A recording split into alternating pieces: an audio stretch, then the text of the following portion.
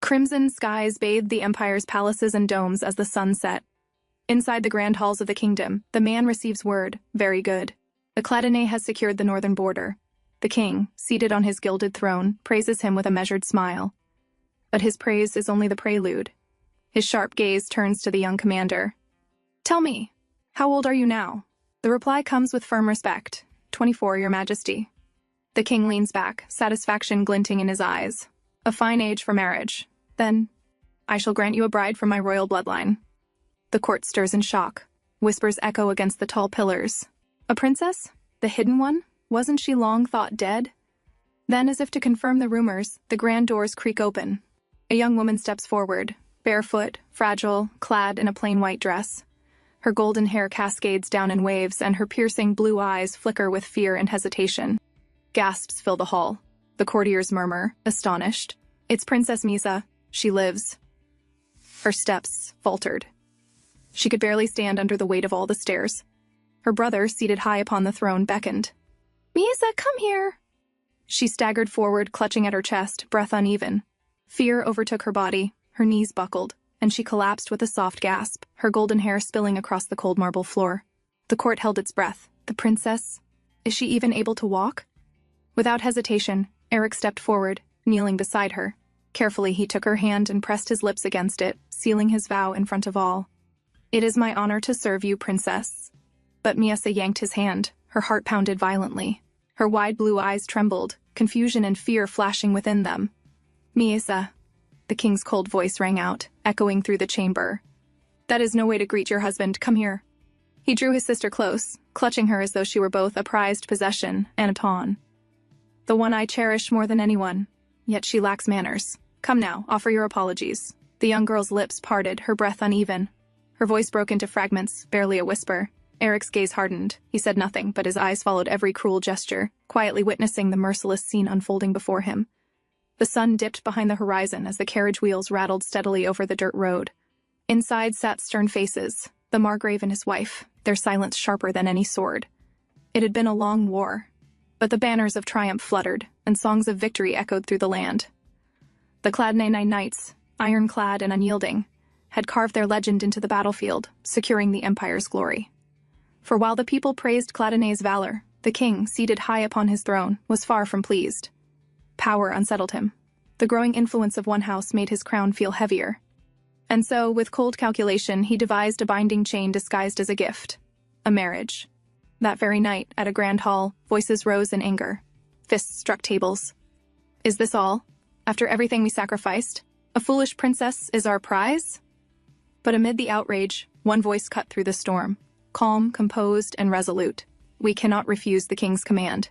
Eric Cladonais, the young lord, spoke with steady eyes. "The wedding is inevitable," he continued, a shadow crossing his gaze. "Even if the marriage is unwanted." Lifting his knife, he sliced through his meal with the same precision he carried on the battlefield. His conviction was clear.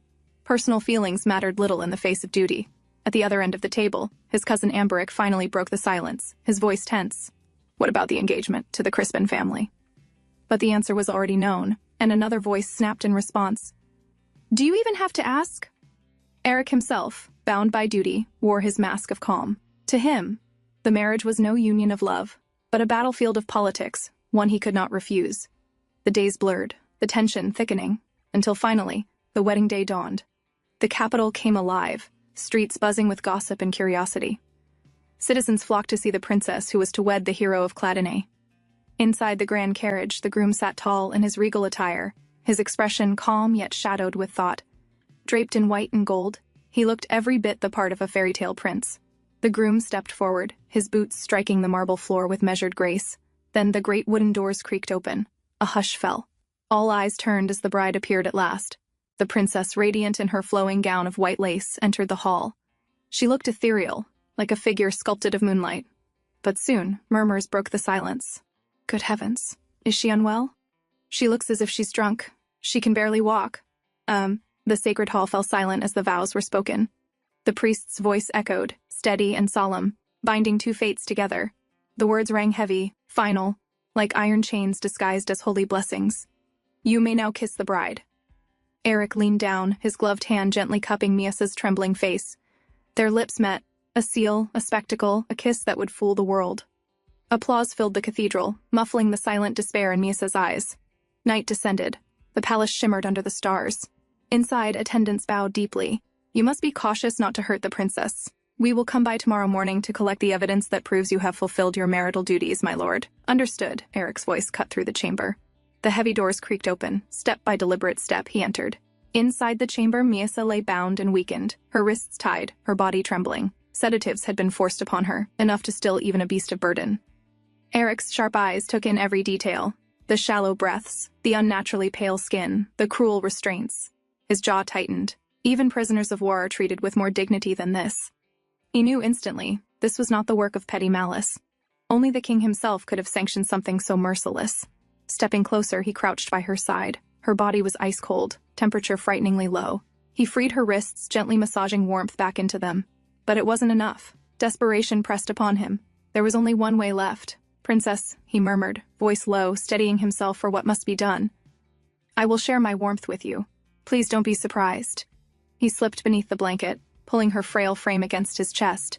Then, as if formally introducing himself for the first time, he spoke with quiet solemnity. My name is Eric, son of the Cladonnet family. I am 24 years old and have no brothers. I once had a younger sister, but I lost her in an accident when I was young. His voice grew heavier. Since then, I've been living on the war front, and yet, the princess is the one who held a wedding ceremony with me today. He looked at her, so pale, bound by cruel fate and sedatives. Doubt flickered in his eyes. Does she even understand any of this? Still, he knew one thing, she deserved to know. Winter in the border is brutal, he muttered. His hands gently reached for hers, icy to the touch. Frostbite begins at the ends of the body. It's more important than anything to get the blood flowing again. The princess stirred faintly, a soft sound escaping her lips, and her pale cheek showed a hint of returning color. Relief washed through him. Good. She's feeling better. Her complexion is returning. Yet another concern pressed on his mind. Proof of the first night was required. Without it, suspicions would rise. He stood, scanning the room for what he needed. His eyes fell on the delicate glass vessels, an idea forming. He sighed quietly, the weight of duty evident. By morning, dressed in simple garments, he stepped out, carrying the stained cloth, symbol of a consummated marriage. With a calm but commanding tone, he handed it to the waiting maids. It is proof of holy marriage, he said. The women bowed respectfully, promising to deliver it to the king. As they prepared to attend to the princess, Eric halted them. Wait, the princess hasn't woken yet. Please do it later. The maids exchanged glances but nodded. We understand. We'll let her rest then. Inside, Eric leaned against the door, exhaling deeply. Later, faint sounds caught his attention. He turned and found the princess sitting on the floor, her golden hair spilling over her shoulders, chewing absently on the corner of her blanket. Eric's brows furrowed. Princess, that is not for eating. But she ignored him, continuing her strange nibbling. Amused yet worried, he retrieved bread from the basket. Kneeling before her, he held it out. Seems you're hungry. Please wait a moment. How about this? The princess blinked, then reached hesitantly. As soon as the warm loaf touched her lips, she nibbled eagerly, her eyes softening as though tasting food for the first time. Eric couldn't help but smile faintly. I'm glad you like it. Later, the palace gates creaked open to welcome them back. Word spread swiftly, Master Eric has returned. But this time, he was not alone. By his side was the princess. At the sight, the household gathered. Nobles and servants alike exchanged glances, yet beneath the polite acceptance. The master of the house clenched his hands behind his back. Moments later, chaos unfurled. The princess, as though moved by some untamed impulse, climbed onto a great stone statue in the gardens, her attendants panicking below. Princess! That's dangerous! Please, come down! They cried, their voices sharp with fear. Margrave's jaw tightened as Eric strode forward, lifting her down with firm, steady arms. Please give the princess to me, one of the attendants begged. You should rest, master. I'm fine, he replied firmly. His voice allowed no room for argument. The princess has become a member of our family today. Since she is under my care, take caution when tending to her. The butler bowed deeply. Understood. We will take care of her, don't worry. Evening descended, and the family gathered at the long dining table. Eric's voice broke the stillness. He addressed the attendants hovering nearby. I'll take care of her during the meal. You may go back to rest. The servants exchanged knowing glances. One of the older women spoke, but the princess has a lot of difficulties, especially when eating, my lord. Slowly, Eric guided a dish toward her. My lady, he said softly, almost coaxing, would you like to eat this? For a moment, she simply blinked at him. Then, haltingly, she opened her mouth. But before he could sigh in relief, she spat the food back out. Shock rippled across the table. Gasps erupted, whispers buzzing like angry bees. The atmosphere shattered. Eric immediately caught her hands, restraining her. "Please calm down, my lady," he murmured. Behind her, the princess's personal maids laughed softly, a mocking glint in their eyes. "Prepare to clean up the lady," Eric commanded. The maids exchanged glances, then stepped forward with rehearsed obedience. "Understood," they replied, their tone laced with quiet disdain. Long ago, in the kingdom of Esquilor, there were 3 houses that were called the 3 pillars of the kingdom. The house of Selekeze, which kept the kingdom's internal affairs stable. The house of Crispin, which kept the kingdom's public order and security. And the house of Cladonai, which protected the kingdom from external threats. Each of them has a powerful influence over the kingdom's affairs and military power. The previous king of Esquilor had 3 queens from each house. The first child born from the first queen, the daughter of Duke Salakes, was Burmalik II, the tyrant king. Burmalik ignored his duties as king and oppressed the land with violence. Under the pretense of protection, he massacred the house of Salakes, his own mother's family. And, still not satisfied, he persecuted the remaining 2 houses as well. So, unable to bear his abuse any further, the 2 houses decided to unite by setting up an engagement between heirs of the house so they could launch a coup as the war ended. However, things didn't go according to plan, as the king decided to take action against this threat to his power. "I heard that child was originally fine, but they say she went mad the moment she saw the people of the kingdom dying. Pitiful, isn't it?" Lady Cladonai added with sympathy. "Do you think we are in any position to pity her?" Duke Margrave snarled, his fist crashing down on the table. "This morning, some vassals said they should put Amberic in your place as the heir." Duke Margrave sneered, swirling his wine. "Is Prince Hagal still hesitating?" His lips curled in disdain. "He is also weak-hearted. The king's cousin, a man of royal blood, the last surviving heir of the direct royal line aside from the king himself. But fate had not been kind to him. One tragic accident had left Hagal crippled, bound to a chair, unable to sire any children and even step into the light. And yet, his very existence made him a dangerous pawn on the chessboard of power." Duke Margrave's temper finally snapped. His fist slammed against the table. "Nothing works. Nothing changes." His rage echoed even after he stormed out. Lady Margrave leaned forward. "That kid," she said softly. "Do not show her affection. There is nothing flimsier than the affection of a man," she advised. "Do not cause that poor child any further pain." Eric was shocked seeing her mother concerned, then nodded in agreement. Later that night, Eric walked down the corridor, his steps firm and steady, but his thoughts heavy. The maids whispered from the side, their words laced with disdain. "Do as I say, you mad woman," one muttered. "Is she energetic because of the good food they gave?" Another added. "But did you see the look on their faces?" They continued until Eric entered. "You did well.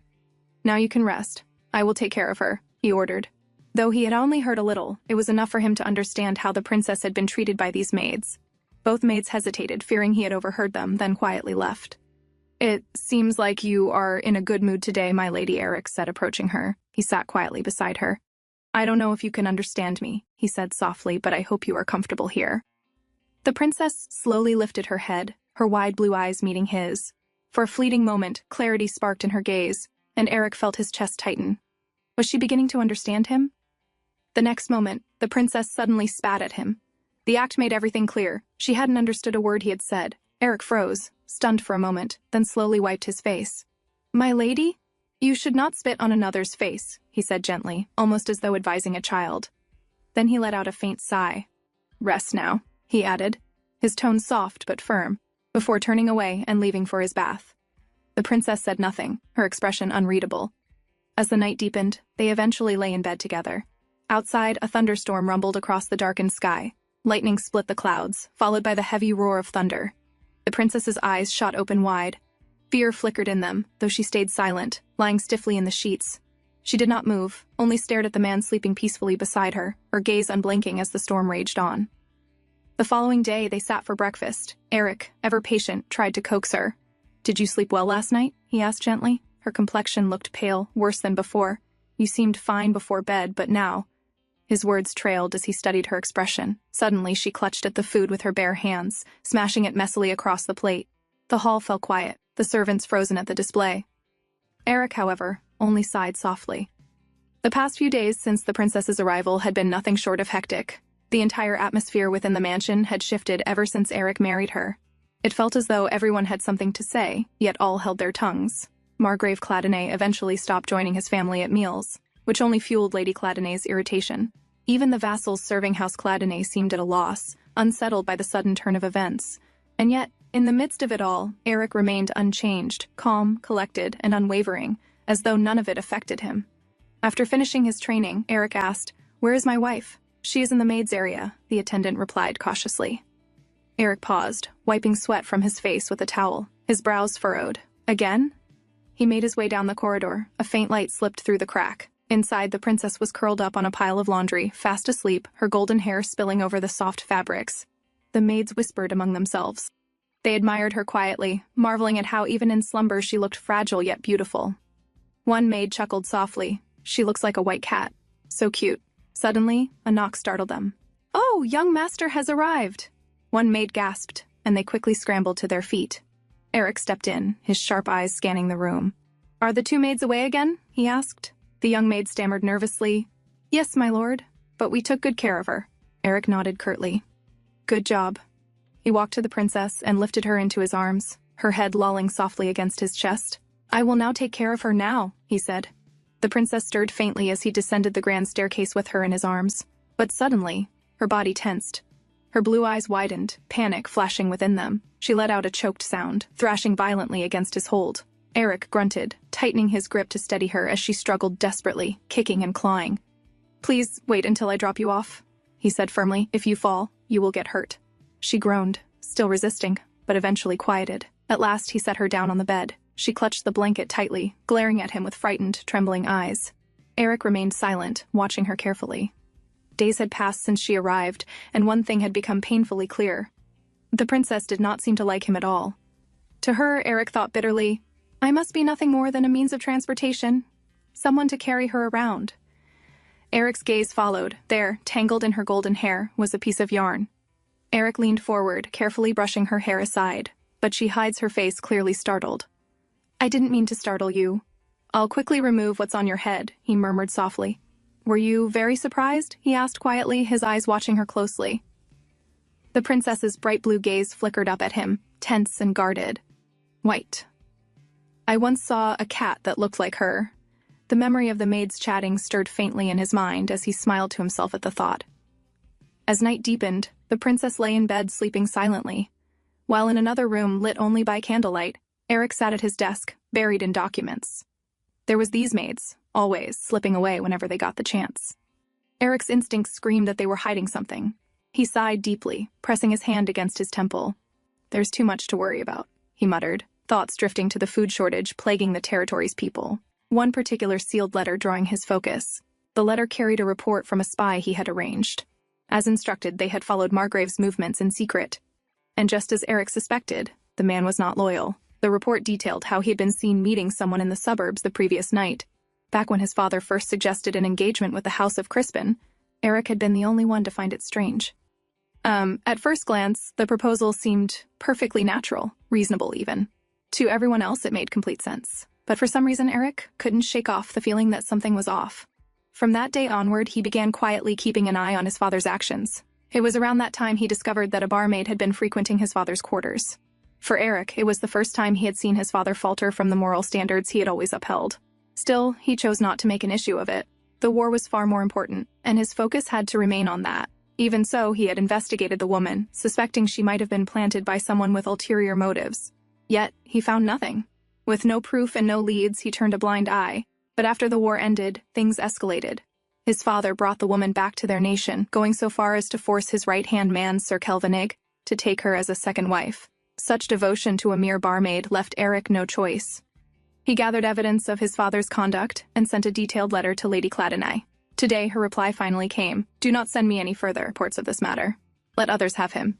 In fact, I feel relieved that I no longer have to dine with him." Those were Lady Cladine's words. Eric sighed deeply, leaning back. He wasn't surprised by her response. In truth, his parents' marriage had always felt more like a business arrangement than anything resembling affection. Perhaps this outcome was only natural. His thoughts drifted as he tried to sort through the mess in his mind. And then, from the corner of his eye, he noticed movement. The princess had sat up in bed, rubbing her eyes like a child waking from a nap. The princess wandered barefoot through the quiet halls. She walked toward the faint glow of candlelight. She approached slowly, and he looked up, startled. "My lady," he said firmly. "Is there anything you need?" Without warning, she rushed forward, clutching at his chest as if seeking warmth and safety, and sat on his lap. Eric's eyes widened in surprise, his body stiffening at her sudden closeness. Her gaze dropped to the papers on his desk. Eric blinked. "Are you curious about that?" he asked. "It probably isn't that interesting." She stared at the papers for a moment, then suddenly began tearing them apart. Eric didn't stop her. He only watched quietly. His gaze lingered on the woman before him. Everything had happened so fast, their marriage, their lives bound together. And now, as he thought about it, this was the woman he would spend the rest of his life with. The day he had accepted his duty as heir, he had also stopped expecting anything from his marriage. It was never about affection or choice. It was responsibility. Miasa's eyes shifted, landing on a particular letter sealed with an emblem. Slowly, she reached out her hand to take it. Before she could touch it, Eric's hand shot forward, catching her wrist midair. His deep voice broke the silence. "Stop." Startled, she looked up, realizing just how close he was. "You can't rip this," he said firmly, raising the letter high above her reach. She stretched out, trying to grasp it, but he held it tighter. "I won't give you this," Eric added, his tone unwavering. "I haven't finished reading it yet." The next morning, Lady Cladonay sat with her attendant, carefully analyzing several reports spread before her. Just then, Miasa came walking towards her, making Lady Cladonay startle slightly. As usual, the princess soon lay down on the floor, falling into a peaceful sleep. "I am not sure how to address her," Lady Cladonay admitted quietly, her eyes lingering on the girl. She turned to Miasa's maid. "How is she greeted at the king's mansion?" The maid, looking slightly annoyed, replied, "Well, I'm not sure." She gave no clear answer. Lady Cladonay's eyes narrowed, suspicion flickering across her face.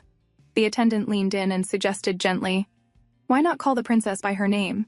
She has such a beautiful name." Lady Cladonay thought for a moment, then nodded. Turning back to the girl, she called softly, "Miasa."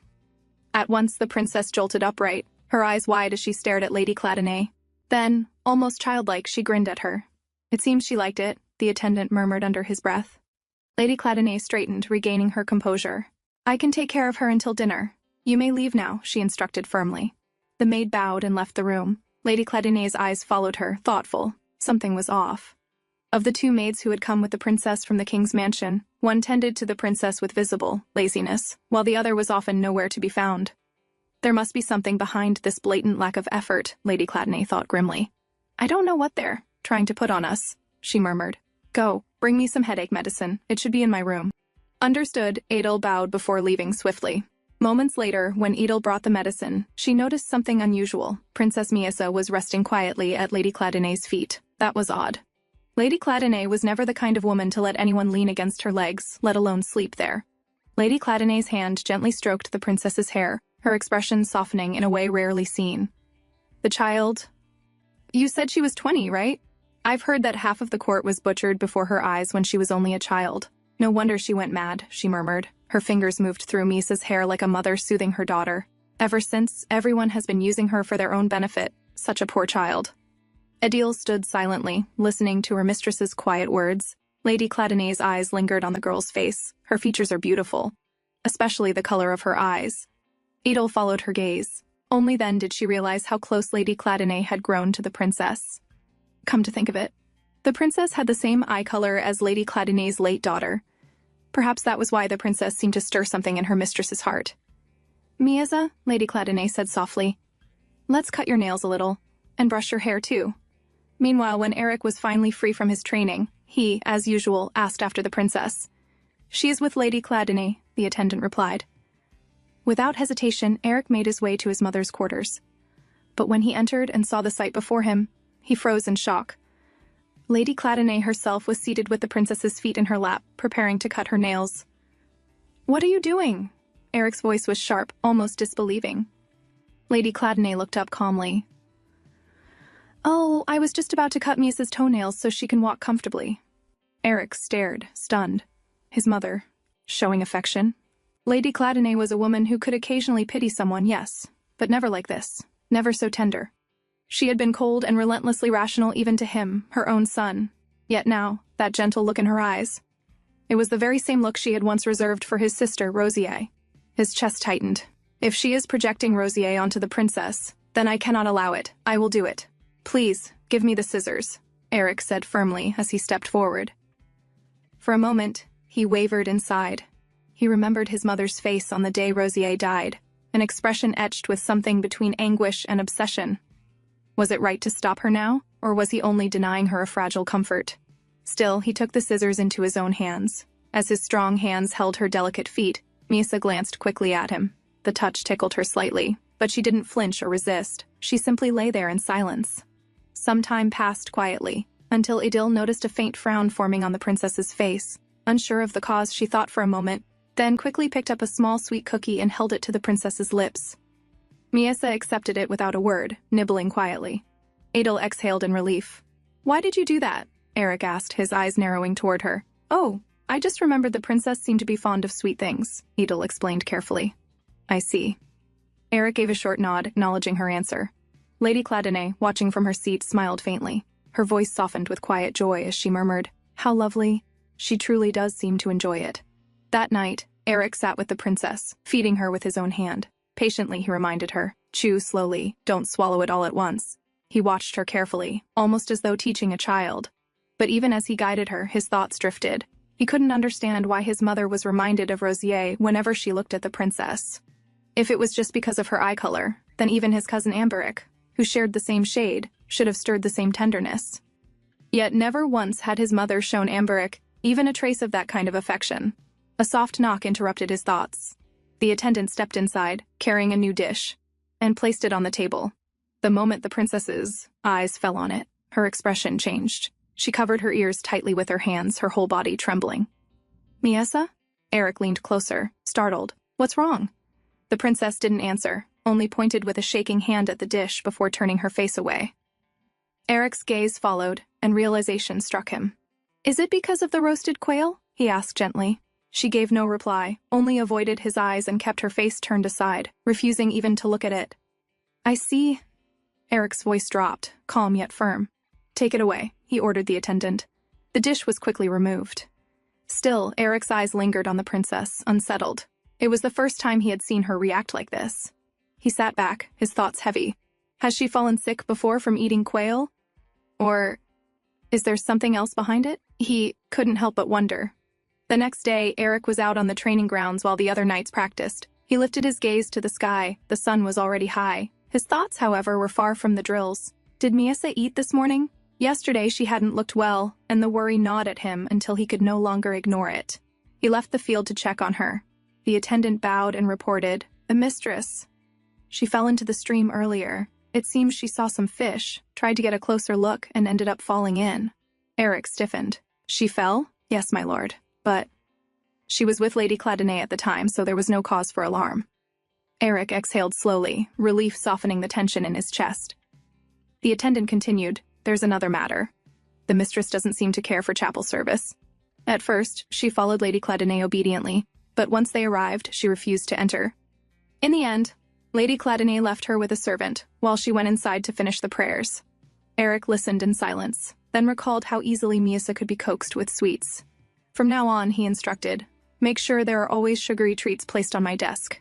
That night, he sat with Miesa again. This time she was in a far better mood, obediently eating as he fed her. Watching her, Eric felt a quiet sense of relief. He lifted a fork with another piece of food and offered it to her. But before she could take it, the piece slipped and fell against her chest. "Don't eat that," Eric said quickly. "I'll give you another one." He reached out, intending to set the soiled piece aside, but his hand paused mid-air. The piece had landed squarely on her chest. For a brief moment, he hesitated. Then, after a small breath, he picked it up. Miesa immediately leaned forward, opening her mouth to take the piece from his fingers. Startled, Eric pulled his hand higher. "No," I said. But she didn't let him finish.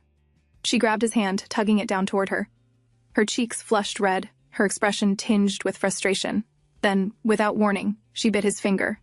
Her teeth pressed hard, but the sting wasn't what made Eric's heart race. It was the heat of her mouth enveloping his skin. His breath caught, and he hurriedly pulled his hand back. The princess blinked at him, startled as well. For a moment she just stared, then her eyes flickered past him. The next instant, her face darkened with anger. With a sudden tug, she yanked at the tablecloth. Dishes and cups clattered to the floor with a loud crash. At the doorway, her maid gasped softly. "What on earth is going on?" she wondered. Finally, she stepped forward and gently led the princess away to prepare her bath. Eric remained seated, silent. His eyes dropped to his hand, to the faint marks where her teeth had pressed into his skin. Later that night, while the princess slept peacefully as always, Eric lay awake. No matter how he tried, he couldn't chase away the lingering warmth that clung to his fingertips. He pressed a hand over his eyes. She's my wife, yet she's more like a child. She doesn't even understand that I'm her husband. I can't— His breath caught. I mustn't think of her in that way. That should never have happened. Never. The next day, Lady Cladine mentioned, "We'll be hosting the poem recitation this Wednesday." Eric frowned slightly. "Is there really any need to go through with it?" "Of course," Lady Cladine replied firmly. "They'll be circling for juicy gossip like hyenas. That's exactly why we must use this chance to show them how well we're doing." The gathering was no small event. Once a month, noble ladies from 3 houses came together to share recitations, exchange views, and, more importantly, gather information. This time, it was House Cladine's turn to host. But what weighed most heavily on their minds was the fact that Marchioness Crispin and her daughter would be attending. It would be the first time their families met since the engagement was cancelled. Though it hadn't been House Cladine's fault, Eric knew the Crispins would surely still hold a grudge. After their discussion, Lady Cladine and Eric took Miasa to the greenhouse. The princess rushed inside with the eagerness of a child, wandering from one corner to another, curiously examining everything with wide eyes. Lady Cladine busied herself with inquiries, while Eric stood back quietly, simply watching Miasa as she roamed. "Mistress, why didn't you come to our quarters today?" one of the maids asked as she approached, carrying a small bird cage. The moment Miasa turned her head, her eyes locked on the fluttering bird inside. Her mind faltered, suddenly dragging her back to that awful night, back to words her mother once whispered, words that still haunted her. The memory struck like a blade, her face drained of color. She let out a sharp scream and stumbled backward, collapsing to the ground in fear. Everyone froze, startled. "Misa!" Eric shouted, rushing forward. He dropped to his knees beside her. "Misa, are you all right? What happened?" "We don't know," a maid answered quickly. "She just got startled." Before anyone could say more, Miasa suddenly clutched Eric, burying her face against him like a frightened child. Tremors ran through her body as she held on to him desperately. Eric wrapped his arms around her, holding her steady. "As you can see," one maid explained stiffly, "the princess does not like birds very much. Then you should have told us that in advance," Lady Cladine snapped, her tone sharp with anger. "We look after her every day," the maid retorted carelessly. "Why are you scolding us for missing such a tiny detail?" Lady Cladine's eyes narrowed, her temper flaring, but she bit back her words. She had been suspicious of these maids from the very start. Still trembling in Eric's arms, Miasa wouldn't let go. Seeing her in that state, he spoke softly. "I'll take her outside to calm her down." Without waiting for approval, Eric carried her out of the greenhouse. His thoughts churned. Could this be the reason she recoiled from roasted quail the other night? He walked until they reached the garden and stopped at a wooden swing beneath the trees. Sitting down, he kept Miasa on his lap, holding her securely. "Don't worry," Eric murmured, his voice gentle. "If any bird comes near, I'll chase it away. You can rest." Miasa tilted her head, studying his face. His profile, calm and steadfast, carried a quiet strength. True to his word, his gaze flicked to every sound, alert to any flutter of wings. At last, reassured, she let her eyes close. Leaning against him, she drifted into sleep, comforted by the man's quiet vigilance. As they sat together, Amberic spoke with a hint of amusement. "I can see you're getting along with your wife." Eric glanced at him, unimpressed, but Amberic continued. "There have been a lot of rumors about the two of you. Even my household has heard what people are saying." Eric's brows furrowed. "Who is it this time?" he asked, his tone edged with annoyance. He knew his uncle was trying to push Amberic as the heir. Such rumors could not be ignored. Amberic leaned back, thoughtful. "Well, there's a maid named Vina. She has red hair. And another servant, Skinny, with brown hair. That's what I've heard." Eric exhaled slowly. He knew Amberic enjoyed his freedom and had no real desire to be heir. Their trust had been forged in battle, from saving each other's lives more than once. "Thanks. I guess I owe you one more time," Eric said with a sigh. "No worries," Amberic replied easily, lowering himself to sit on the ground. His gaze sharpened. "But what's going on with you? Don't tell me you're actually into her, because, seeing you now, it feels like you're overdoing it," he smirked. "People are even saying your wife's feet haven't touched the ground since she arrived, because you carry her everywhere." Eric frowned. "You know she limps. And not to mention the accidents that could happen if I don't take care." Amberic shook his head. "But I don't get it. At first I thought you were just putting on a show to fool the king, but right now there's no one watching. So why are you being so devoted to her?" His voice carried a trace of frustration. His eyes narrowed. "You're not seriously thinking of marrying her forever, are you?" Eric's gaze softened as he stroked Misa's head where she rested. His answer was calm, steady. "It doesn't matter who I marry, as long as they are of help to the House of Cladine. Now that the princess is part of our family, The king will at least leave us alone for a while. And as for my kindness to her, she knows nothing. She doesn't even know whose lap she's sitting in. I don't want her to be mistreated." Amberic let out a long sigh. "Well, I suppose you're right." A few days later, the poem recitation was held. Ladies of various noble connections gathered inside the greenhouse, their voices mingling as they settled into their seats. Among them were Marchioness Crispin and her daughter. Once everyone was seated, Miasa and Eric appeared before them. They offered a few words of greeting, polite and restrained. Yet, under the surface, the air was taut. Eyes lingered on them for too long, silent stares pressing down like a weight. The tension between the two houses was palpable, and everyone's attention remained fixed on them. Eric, however, wasted no time. He lifted Misa gently into his arms, thanked the guests for attending, and prepared to leave. But before they could depart, the daughter of House Crispin followed. "I need to speak with you," she said, her voice urgent. Eric turned, his tone sharp. "What is it? Following me here is an unwise decision." "Then I will be brief," she replied, steadying her gaze on him. "No matter what happens, do not have a child." Her words carried firm resolve. Eric said nothing. He could feel eyes watching them from nearby, and he knew it was best not to respond. The Crispin daughter, who had been clutching a handkerchief tightly the entire time, let it slip from her grasp. "Then, until we meet again," she said before leaving. On their way back, Marchioness Crispin asked, "Did you do what I told you?" "Yes, mother," her daughter replied quietly. All her life, Lacane Crispin had been taught nothing but how to be the perfect lady of a noble house. Yet what she truly wanted, no one had ever cared to ask. That night, Eric sat in his study as usual. His desk was buried beneath documents and reports, his thoughts weighed down. The war had left heavy damage, and now they lacked enough food to last through summer. If they could manage this season, then by autumn the soldiers returning from war would harvest their fields, and things would finally return to normal. Normally, such a crisis should have been eased by the rewards granted to House Cladonay from the king. But what they received were only trivial trophies, a Harlech iron mine, and a single princess. These were the king's rewards. The mine would take time before it became useful, and it could do nothing to fill their stores with food now. Financially, it was not disastrous, but the real burden came from the eyes of the vassals. In his father's absence, they all looked to Eric, expecting him to produce the best possible solution. The responsibility was crushing him more than he had anticipated. As his thoughts tangled, a soft weight pressed against him. From the side, Miasa came quietly and settled herself onto his lap, wrapping her arms around him as she often did. Eric stilled, realizing once again that Amberic's questions had no clear answer. He could not explain it, even to himself, why he let her close, why he cared for her this way. He exhaled and lightly patted her back. Miasa turned, her finger pointing toward a glass bottle on the desk. Eric reached in and pulled out a single candy he had kept there for her, placing it gently in her hand. As she popped it into her mouth, a small smile tugged at her lips. And every time he saw that smile, his own burden seemed to lift, just a little. The comfort this fragile young woman brought him gave him an odd, inexplicable sense of satisfaction. The next day, the maids of House Crispin arrived, asking for the handkerchief their lady had left behind. Lady Cladonay's eyes sharpened immediately. She knew exactly what it meant. In high society, to leave a handkerchief in the house of one's former fiancé, who was now married, was nothing short of a token of love. "Edel," she ordered calmly, though her voice carried steel. "Gather the maids and search for it. And make sure word spreads that the handkerchief belongs to Marchioness Crispin herself. That way, there will be no unnecessary rumors." Inside the greenhouse, Cladonay's maids began their search, joined by Crispin's servants.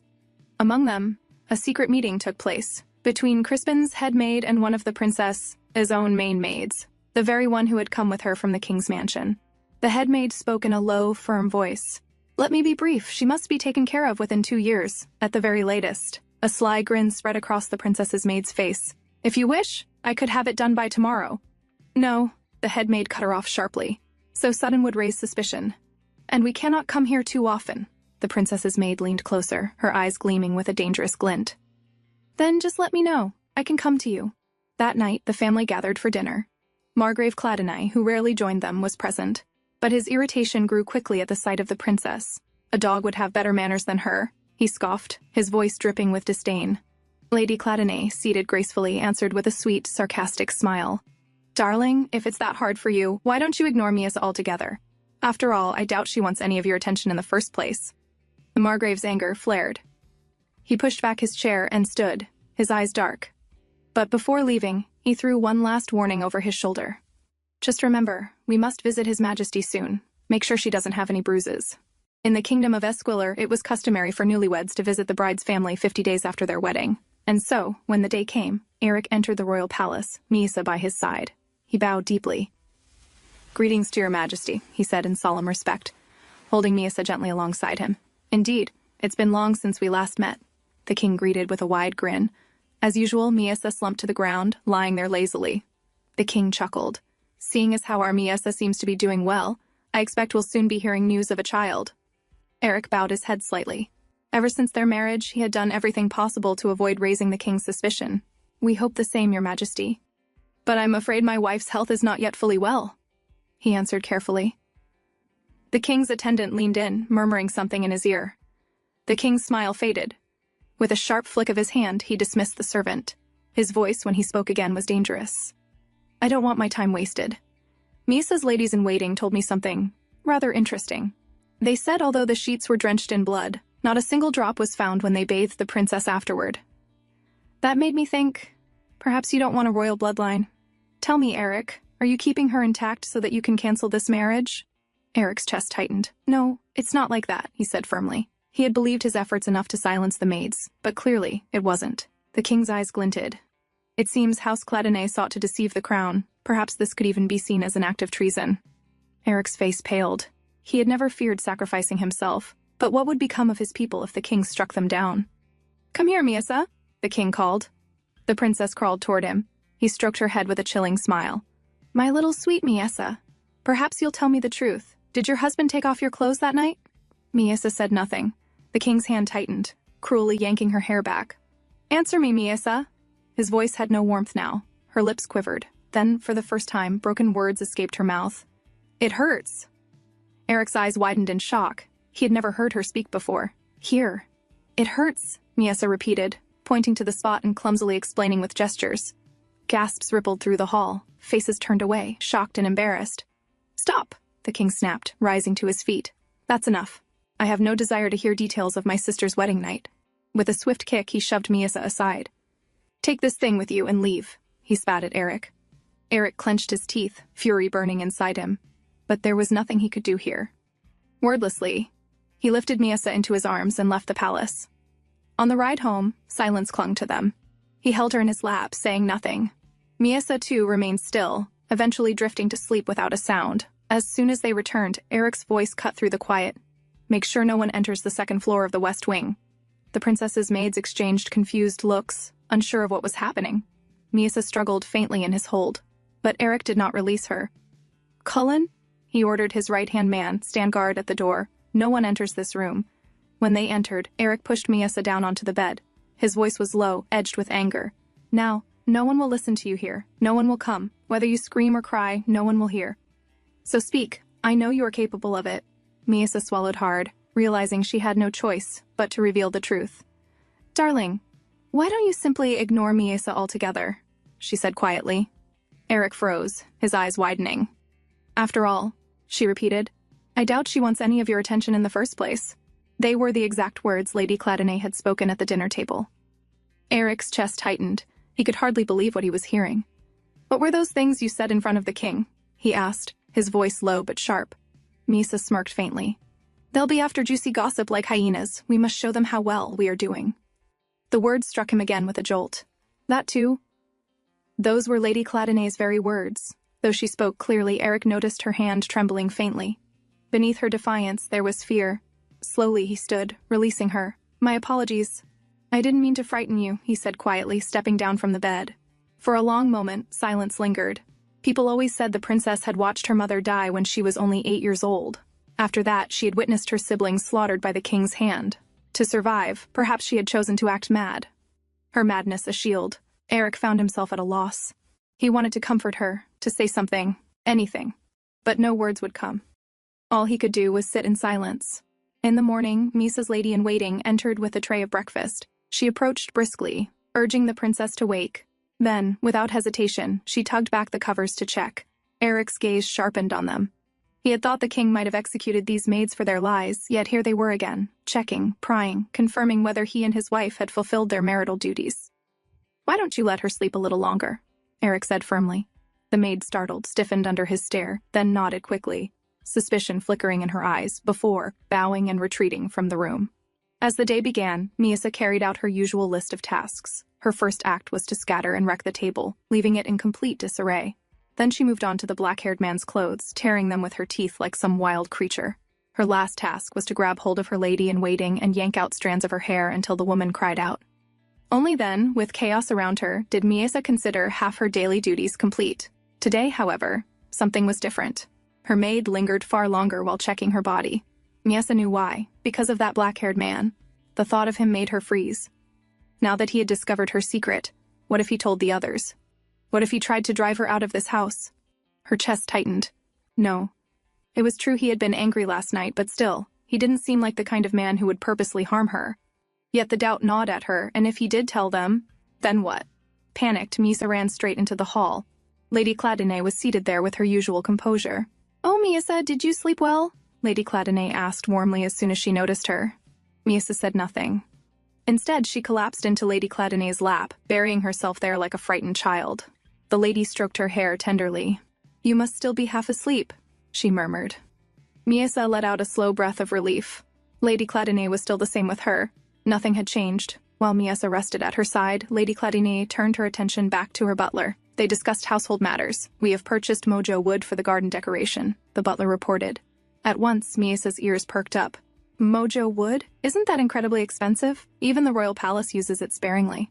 The butler then presented a sample of fine butter. "This quality block costs 20 pesos each," he said. Miyasa's eyes widened. That much money? For such a small amount of butter? Noticing her curiosity, Lady Cladinay smiled faintly and held it out to her. "Would you like to try?" Miyasa took a small bite, chewing slowly. She had overheard before from the maids, with the same money, they could easily buy an entire sack of flour. That night, she remembered, the black-haired man had spoken of the food shortage and his worries about their people. Wouldn't flour be more useful than this butter? She wondered anxiously. But Lady Cladinay was delighted at her reaction. "You seem to like it," she said gently. "Order 5 more barrels of this butter," she instructed the butler. Miyasa sighed quietly. She couldn't understand it. Why did Lady Cladinay and that black-haired man always look so pleased whenever she ate? Was it because they actually cared about her? That seemed impossible. No one had ever cared for her before. Later, as usual, Eric arrived after completing his duties. But this time, Miyasa recoiled, reluctant to go with him. Even Lady Cladinay raised a brow at the sight. Miyasa's wide, pleading eyes seemed to beg, "Please don't make me go with him, help me." Before anything could be said, Eric stepped forward. Without hesitation, he bent and lifted her in his arms as he always did. Miyasa clutched frantically at his shoulders, her body stiff with dread. The man leaned close, his voice low against her ear. "Miyasa," he whispered, "it would be wise to come with me. You see, I haven't told anyone about last night, yet." Her body flinched instantly. Her breath caught in her throat. To her ears, it sounded less like a reassurance, and more like blackmail. At the dinner table, they sat facing one another. "I assume you can dine without my assistance now?" Eric said calmly. Miyasa only stared at him, the same man who had blackmailed her just moments before. Now she was certain she didn't like him. Her eyes fell on the fork and knife in her hands, and her brow furrowed. She hadn't used such utensils in nearly 10 years. Her hands trembled as she tried to cut and lift the food, forcing herself to practice. Eric, watching her carefully, gave a small nod. "It seems you are quite proficient at this." Miyasa frowned deeply at his words, unimpressed. There was nothing proficient about her awkward movements. What a strange man, she thought bitterly. Then, with irritation bubbling up, she dropped the fork altogether and began eating with her hands, munching angrily. Eric studied her quietly for a while before speaking again. "What upset you this time?" he asked. Miyasa glared at him, licking her fingers pointedly. "Wasn't it obvious? If anyone saw the table spotless, wouldn't they grow suspicious? What was the point of raising unnecessary doubts?" Eric leaned his cheek into his palm, exhaling softly. "I understand," he said at last. "So please, stop." Miyasa froze at his tone. Was he angry? Did I upset him? But Eric stood, dragged his chair beside hers, and sat close. She wondered, she had eaten like this many times before, so why was he reacting so differently tonight? Before she could puzzle it out, Eric reached forward, tilted her chin upward, and gently wiped her mouth clean. His voice was quiet but steady. "Do you wish me to keep feeding you as before?" Miyasa blinked, then slowly nodded. Perhaps this man wasn't as oblivious as she thought. So, as she wished, Eric fed her once again. Their dinner ended in silence. After dinner, Miyasa went with her maid for a bath while Eric waited outside. Inside, the head maid harshly poured a bucket of cold water over her, making Miyasa flinch. She lifted her gaze, her eyes narrowing. The maid's anger was sharper tonight. Miyasa knew why. it was because of the man standing outside. So, refusing to back down, Misa clenched a fistful of the maid's hair, pulling hard. If they called her mad, then she would act mad. The maid shoved her to the floor, and the struggle turned into a petty fight. "What are you doing?" Eric demanded as he entered suddenly, having heard the commotion. The maid straightened at once, forcing a smile. "Oh, my lord. As you see, the princess suddenly caused a commotion, so I was trying to restrain her. She often does this, so we have no choice but to handle her." Eric's gaze darkened. "Then allow me to do it." He stepped forward. The maid faltered, her smile stiff. "But my lord, it's too troublesome for you to take on personally." "There is no need for you to trouble yourself with such exhausting tasks." Eric's voice was low, firm. "It is my duty as her husband to take care of her, isn't it?" The maid hesitated, then reluctantly explained the so-called process of bathing the princess, how they were supposed to use shampoo, oil, and cream on her body. Miesa, listening silently, clenched her fists. She knew it was a lie. They had never treated her that way. To them, she was no better than an animal, doused with cold water and left to shiver. Finally, the maid gave her instructions and left, the door closing behind her with a heavy slam. Eric let out a quiet sigh. He had spoken on impulse, but now reality sank in. "What have I done? How am I supposed to manage this?" He glanced at Miesa, then cleared his throat awkwardly. "Are you capable of washing yourself?" he asked, his voice low. The thought of the mad princess tending to herself was absurd. Miesa shook her head firmly. "I see," Eric muttered. His face warmed, ears turning red with embarrassment. Eric began rattling through the items prepared for her bath, arranging them one by one with unusual seriousness. Miesa sat there quietly, glancing at him. She could not understand him at all. Was the man angry again? If he was, then she needed to cooperate as much as possible. For now, survival depended on it. She stood and walked toward him, letting her towel slip to the floor. Eric flinched, quickly turning his head to cover the sight. "What are you doing?" he began, but the words died in his throat. He froze. Across Miesa's back were countless red marks, scars of harsh lashes and punishment. To Miesa, obedience had been decided the moment she first met him. She feared this man. What if, like the king, he also struck her with the whip when angered? The memory made her shudder. Even if she believed he was different, what if she pushed him too far? Her body stiffened, and she lowered herself to the floor, sitting with her back turned to him, preparing herself for punishment. But the blow never came. Instead, a large, calloused hand moved gently over her back, slow and soft. "Who did this to you?" Eric's voice was rough with irritation, yet beneath it there was something else. Worry. Miesa blinked, startled. Pity? She had never heard such a sad voice directed at her before. Slowly she turned and whispered the truth, the king. Eric let out a long, heavy sigh filled with restrained anger. His reaction confused her further. Was he angry at me, or at someone else? Then, without another word, he began to prepare her bath. He tested the water temperature with care. "Let me know if it feels uncomfortable," he instructed. His voice was awkward, but steady. "I've never done this before, so tell me if something feels wrong." Miesa gave a dazed nod. Why was he working so hard at this? He could have treated me like the maids do, dousing me carelessly, but instead, he followed each step of the earlier instructions with unexpected diligence. He washed her hair slowly, carefully working the shampoo through. His touch was gentle, so unlike what she knew, that her eyes grew heavy. She felt as though she might drift to sleep. "Now, I will wash your body," Eric said quietly. His hands hesitated as they moved downward, his ears flushing red. Miesa squirmed slightly, a ticklish sensation running over her skin. She turned in reflex, only to find his gaze locked on hers. They both froze. The madwoman, who should not have cared about such things, suddenly realized the strangeness of it. The emotion in his face, the quiet apologies he murmured for every small touch. It was different, and for the first time, Miesa understood. Normal people would feel embarrassed in a moment like this. And now, she was feeling it too. That unfamiliar heat rising in her chest, that awkward flutter. Was this her first taste of embarrassment? After finishing her bath, Eric was so exhausted, he flopped onto the bed the moment he reached the bedroom. Miesa hesitated, then sat down beside him. "You should lie down too," he said quietly before pulling her beside him. Within moments, he drifted into sleep. Miesa looked at the man lying next to her. He's the one who's tired, so why does he always insist on me resting? Every time she thought she had figured him out, he confused her again. Yesterday, he had threatened her. Today, he had pitied her when he saw the scars on her back. Still, she knew this much. He was better than most people she had met. She raised herself and leaned closer, studying his face carefully. He seemed to be deeply asleep. Quietly, she slipped out of the bed and made her way to the dressing area. Sometime later, Eric stirred awake and found the bed empty. Faint sounds drifted from the dressing area. Following them, he discovered Miesa standing before the mirror, her lips moving as she repeated sentences she had heard throughout the day. When she noticed him in the doorway, she echoed one of Lady Claudinet's phrases, with a strangely bright tone. "Miasa is only trying to practice, darling. Don't say such things to her." The next morning, the maids came to Miasa's room for their thorough check. Because Eric had been present the previous night, they hadn't been able to inspect her properly. They peered between her legs now, frowning. If they really had... Why was it so clean there? It was a routine she had endured many times before, but today it felt different. Yesterday she had learned what embarrassment truly was. She had felt it with the man. And now with the maids, the act felt offensive. Thinking of Eric, she realized he had discovered yet another of her secrets. When she pretended to be mad, she didn't care if others mocked her. But the thought of someone seeing her true self and laughing, especially him, made her stomach tighten. She was sure she looked strange in his eyes. Maybe the sight of her disgusts him. And I can't blame him, one of the head maids said in open disgust. What man would want to give his seed to someone like her? The words stuck. It had been a while since Miasa had hurt herself, but now she felt the need to do something. Something to make everyone frown, to remind them of who she was supposed to be. Later, as she limped through the castle halls, she weighed her options. Should she break an expensive ornament? But she shook her head at once. She couldn't destroy something belonging to people already close to starvation. So she came up with another idea, to hurt herself instead. Waiting until her maid's attention drifted, she prepared to fall deliberately. But before her body could hit the ground, a firm hand wrapped around her waist, holding her in midair. She turned her head. It was him. She hadn't even realized when he'd come. "I will look after my wife. You can leave," Eric ordered sharply, dismissing the maid without looking away from Miasa.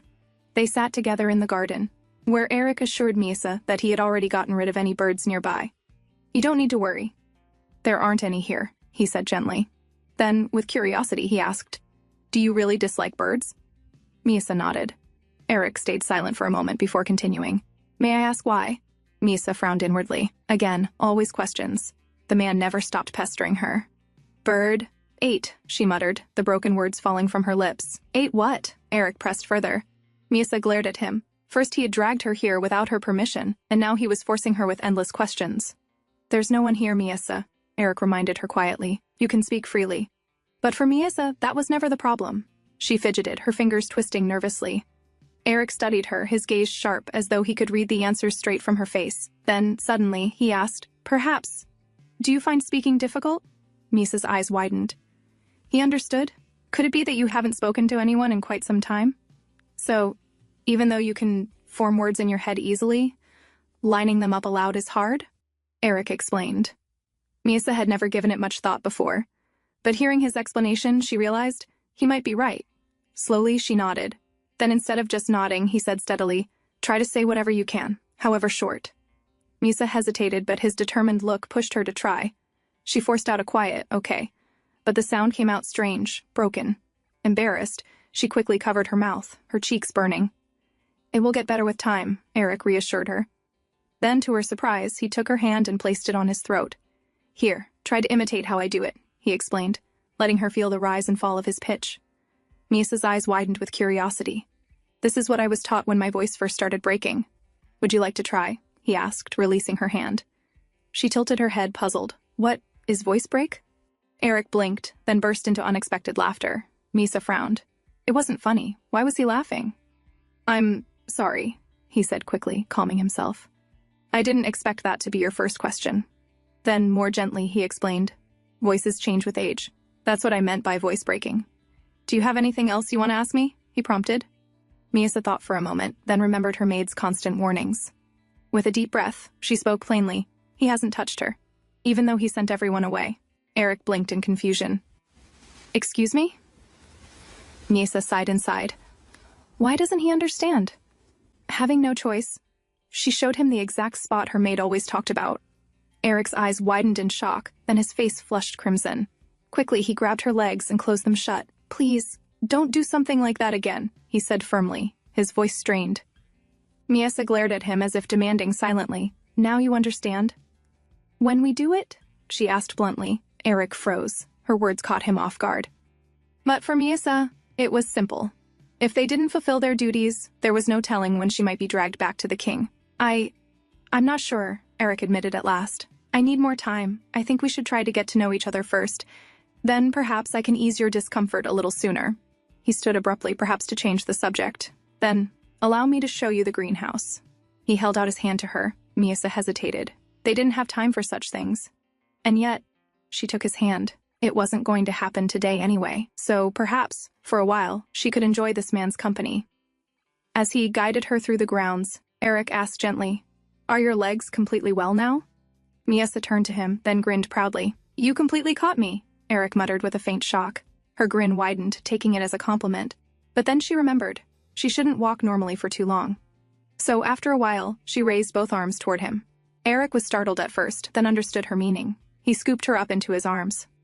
"I suppose you walked more than usual," he said with quiet amusement.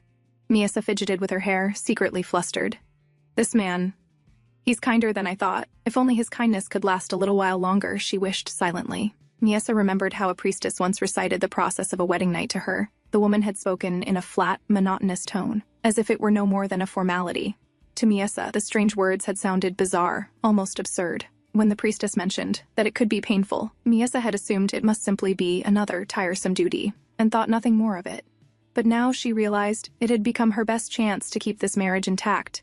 If it were up to her, she would have gotten it over with as soon as possible. Yet it involved him, this man. And since their last conversation about it, several days had passed, with Eric giving her excuse after excuse. The king might execute him if this matter was left undone. Why then was she the only one who seemed to care? Or perhaps he was putting it off because he wanted to end the marriage altogether. "Miesa," Eric's voice called, noticing her dazed expression. But she was lost in thought, hearing again the maid's cutting words. What if the sight of her disgusts him? Could that be the reason? "Miesa," Eric called again, louder this time. She bit her lip. She needed to secure this marriage, because life with the Cladonnet family felt safe, almost like the days when she had lived with her mother. "Miesa!" Eric finally shook her shoulder, forcing her back to the present. "Are you all right? I called you several times." Lowering her gaze, Miesa repeated the maid's words softly. "I suppose. I can't blame him. What man would want to give his seed to someone like me?" Eric stiffened, startled. "What? Who said that?" His jaw tightened as realization struck. Was it the head maid? Now he understood her restlessness. Sitting beside her, his tone softened. "So that's why you're in such a hurry, but as I've said before, we hardly know anything about each other." Miesa looked at him bitterly. This again. "Why don't we get to know each other first?" Miesa repeated his words. "Then perhaps I could take care of your discomfort a little sooner." Her lips pursed into a pout. Eric chuckled, amused. "So you were listening to me that attentively? And now you're saying I should go to bed with you just because you listened to me talk for a few minutes? Don't you think that's a rather overwhelming request?" He leaned closer, his tone teasing. Before she could reply, he suddenly turned away. "I'm afraid I still need more time to prepare for our union. It's not something that can be done in a flash," he declared, almost casually. Miesa frowned. The maids had told her even strangers could do it without hesitation, so what was this man talking about? That night, they sat together on the bed, the tension between them lingering. Miesa wanted to consummate the marriage, but Eric wished to take things slowly. "Why don't you tell me about yourself each night?" he suggested. "And in return, I promise I'll cooperate with your wish. For a start, something easy. What is your favorite food?" "Meat," Miesa answered without hesitation. Eric chuckled. Simple enough. He continued with more questions, and she gave short replies. But after a while, her head began to throb. "Enough, Eric," she blurted suddenly in frustration. He froze. Then his eyes widened. "Was that my mother?" he asked, shocked. Yes. He realized she had been mimicking Lady Cladonet's tone. And then he laughed, loud and free, surprising Miesa. "So this man can laugh at anything?" She wondered. "Oh, pardon me," Eric said at last, still smiling. "But it was nice to hear my name from your mouth. Can you say it again?" It wasn't as difficult for her now, so she quietly said, "Eric." He looked at her with an unfamiliar expression, one she couldn't read. Then, smiling softly, he cupped her cheeks in his hands. "It was pleasant to hear," he said warmly. "And since you were gracious enough to grant my request, I'll have to return the favor." Leaning down, he kissed her gently on the forehead. Miesa blinked, raising her hand to the spot where an unfamiliar heat lingered. It was the first time anyone had shown such interest in truly knowing her. And she was right. Eric was curious about this princess who had worn a mask of madness for so long. Curious about what went on inside her small, guarded head. In truth, he wanted to know not just a little, he wanted to know everything about her. The next morning, Miesa's maids carried out their usual inspection. Once again, they found no proof of any intimacy between her and Eric. The head maid leaned closer, studying Miesa's blank expression. For a brief moment, she wondered if she had seen the girl make eye contact, something unusual for this mad princess. But just as quickly, she dismissed it as her own overthinking. The maids then turned to their own conversation. They spoke in low voices about visiting a certain family tomorrow, and about the advantage they might gain from it. A chill ran down Miesa's spine. One of the maids forced her to sit as the discussion continued. But the unease grew stronger. Her instincts screamed danger. Something was wrong. If they continued, they might uncover her secret. She had to act before it was too late. Without warning, Miesa burst into loud, manic laughter. She twisted her face into strange expressions, cackling like a madwoman.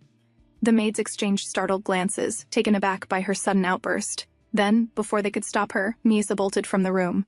Her plan was clear: cause a scene, cause chaos. Hesitation was no longer an option. She ran until she reached a balcony. Checking quickly, she saw enough people nearby to witness what she was about to do. Climbing onto the railing, she leapt. In her mind, the bed of flowers below would cushion her fall. Later, in her room, Miesa lay on the bed after being retrieved.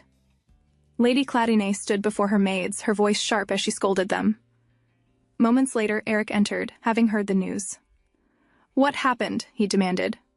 The maids flinched under his gaze, but none dared to answer. Ignoring them, Eric went straight to Miesa's side. At first, he had not taken the incident seriously, but seeing her lying there pale and wounded, his expression hardened. Things had gone far beyond acceptable. He called for Gela, the Cladine family's medic. "Treat her properly," he ordered, his tone brooking no argument. Then he turned to the maids. "From now on, one of Cladine's own maids will stay with the princess." The maids stiffened, their eyes flickering with unease. They hesitated, but under his command they could not refuse. Eric's gaze shifted to his mother. Lady Cladine's face was dark with anger, the kind one might show over her own child. Eric knew well why. His mother had begun to see Miesa as Rosei, his late sister. When Rosei was killed by a drunken knight, Lady Cladine had ordered the knight's entire family destroyed. That decision had driven a bitter wedge between his parents, one that never healed. "Mother," Eric said carefully, "this accident concerns my wife. I believe I should take responsibility for her care." Before Lady Cladine could answer, Gela entered with her report. "The wounds are not severe, my lord. They will heal quickly. Her mobility is unaffected." Lady Cladine exhaled, visibly relieved. That was what she had wanted to hear. "You are right," she said at last, her voice calmer. "You are perfectly capable of handling this matter." She leaned down and pressed a kiss to Miesa's forehead before leaving the room. Eric then turned back to Gela. "From tomorrow, you will serve as the princess's personal maid." The sudden order stunned Gela. She blinked, but then bowed her head and nodded. "Yes, my lord." With that, she quietly departed, leaving Eric alone with Miesa. As the door closed, Eric stepped to the bedside. "I know you're awake," he said firmly, standing over her. "And I also know you must have your reasons, so would you mind explaining?" Miesa trembled slightly but kept her eyes shut, pretending to sleep. Eric exhaled in frustration and sat down beside her. "Miesa, don't be afraid. Just tell me, why did you do what you did today?" After a long silence, Miesa whispered, "There is a reason, but it's hard to explain." Eric leaned closer, his voice suddenly sharper. "Then listen carefully. Do anything you want, but never, never hurt yourself. Do you understand? Promise me." Startled by the sudden intensity in his tone, Miesa nodded slowly. Only then did Eric sigh in relief. "Good. Now, about the maid I chose for you. She's not only a medic, she's skilled in combat and in keeping secrets. For now, you still need to act the same, but with her near, you'll be safer. And do you remember Cullen, my right hand? I intend to have him guard the entire second floor. He's the most trustworthy man I know."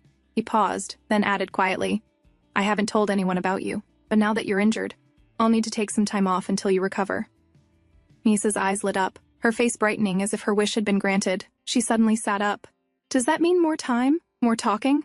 Do it now, or tomorrow?" she asked eagerly. Eric blinked, caught off guard. "What are you talking about? Don't you realize how badly you're hurt?" he said, exasperated. Miesa only pouted, confused at his reaction. She pulled different expressions one after another, and Eric, despite himself, found his eyes following each one. He shook his head. "Don't bring that up again until you've recovered," he said, trying to look away. But no matter how he tried, his gaze returned to her. Finally, he asked, "Why are you so eager about it?" Miesa opened her mouth, repeating some familiar words she had overheard. Eric's eyes narrowed as he recognized them. His cousin Amberic's words, spoken when he advised Eric to cancel his marriage with her. "Listen, Miesa," Eric said firmly, gripping her shoulders. "I have no intention of canceling my marriage with you. You know I've never hidden anything from you. You've even seen my important documents while sitting on my lap. So what else could I possibly hide?" He gently laid her back down. "Rest. If it makes you more comfortable, I'll even call for a maid to stay with you. You don't need to sleep in the maid's quarters anymore." I don't do it for fun, Misa muttered. It's because I can listen to them talk. Eric glanced at her, surprised. I used to do the same in the king's mansion, she explained, her eyes flickering with pride. That's how I learned Lady Malika bribed Lady Nymeria, the head maid. Her face lit up with a bright, proud smile as she recounted it. You're impressive, Eric admitted, bewildered. Behind every strange action of hers, there always seemed to be a reason. Perhaps. He lay down beside her, propping his head on one hand so he could look into her eyes. I wanted to speak with you a little more closely, he said. Misa stiffened, then suddenly beamed, convinced this was it. Finally, the man had agreed. But instead he asked, why did Lady Malika bribe Lady Nymeria? Her smile vanished instantly. She turned her head away in annoyance. Please say something, Eric whispered from behind her. Otherwise, we'll never become closer. Misa grumbled, but finally muttered in broken words, Malika, meet tomorrow. 3 pillars of kingdom. Eric frowned. 3 pillars? Did she mean the 3 main houses of the realm? But the house of Salakis, the king's late mother's line, barely existed in name. His thoughts flicked back to the day Lacan Crispin stopped him, when he noticed Lady Malika listening behind a tree. So, the meeting must be with House Crispin. I suppose I'll arrange some people to trail them both, he murmured, determination settling in his voice. Misa tilted her head, confused. Why was he going this far?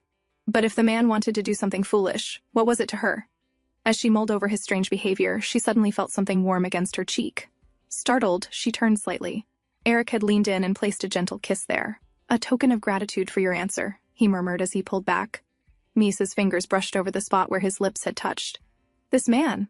He still made no sense to her. The next day, when Eric entered the room, he found Gela in the middle of an argument with the head maid.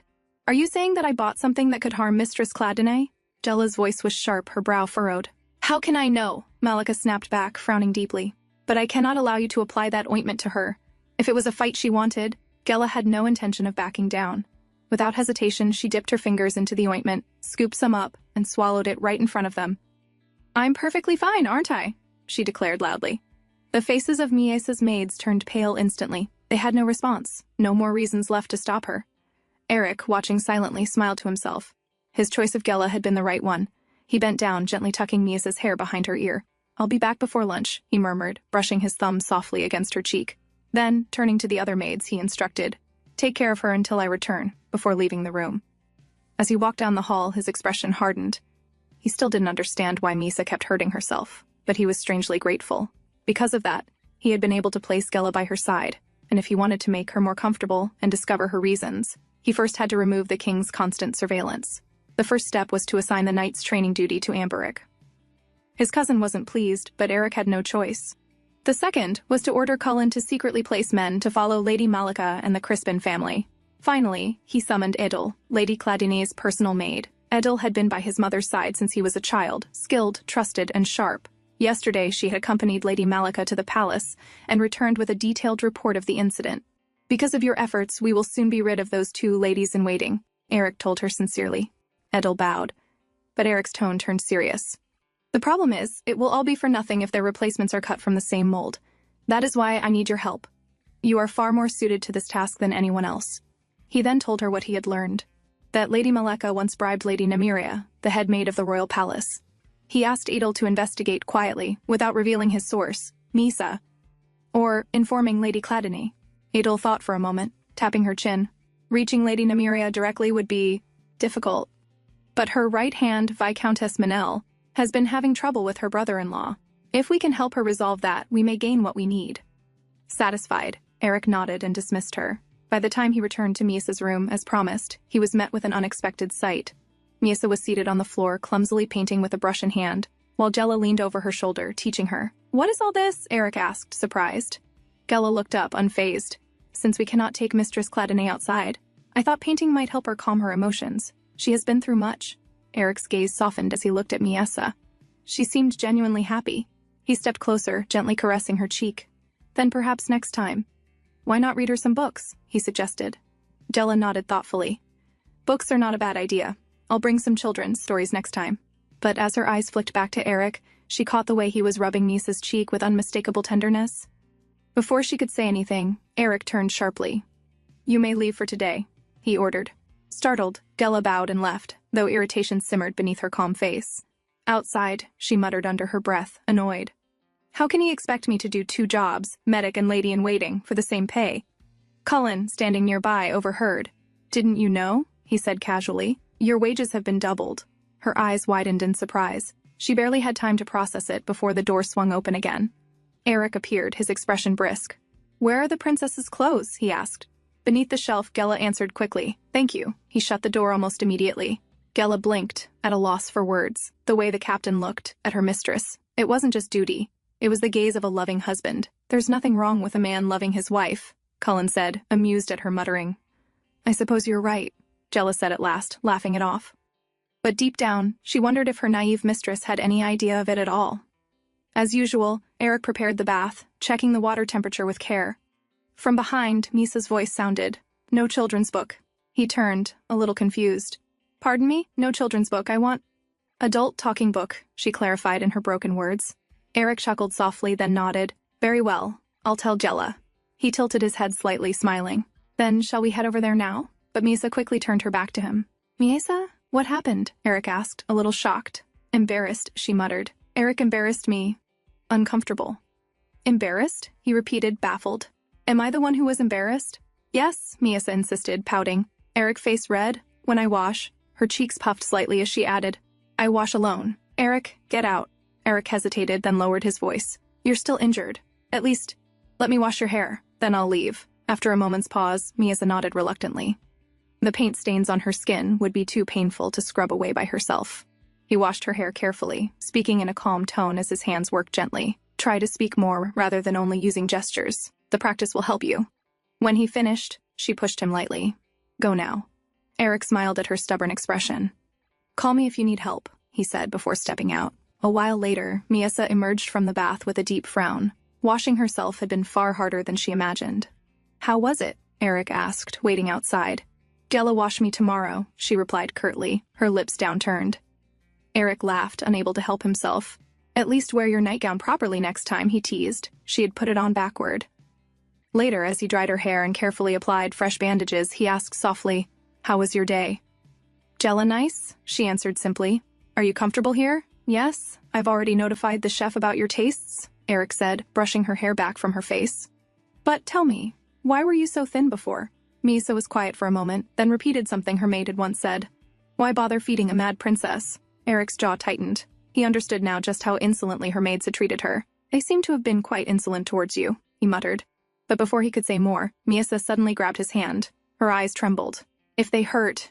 Bearmol no, she whispered, reminding him not to punish them recklessly, afraid he might draw the king's suspicion.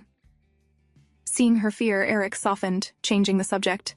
I see your speaking has improved a little. Yes, but I couldn't practice yesterday, Miesa admitted. Why not? He asked. She frowned. I usually practice at night, but yesterday when I tried to leave... Eric, she made a gesture, flop over me, trapped me, couldn't practice. Eric blinked, embarrassed, and rubbed the back of his neck. I must have sensed you might try to leave, he said awkwardly. I talked now. Here, Miesa said, pointing to her forehead. She leaned forward slightly, waiting. Eric laughed quietly, then cupped her face in his hands. He pressed a soft kiss to her forehead.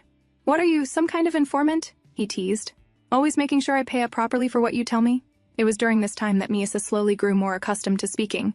Each day she spoke a little more, asking questions. Sometimes they were simple, almost childish. Other times they left Eric struggling to find answers.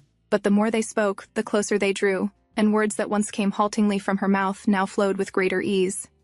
I already know how to talk. I just needed to get it out of my head, Miesa said, her eyes glinting with determination. Now I gave you an answer.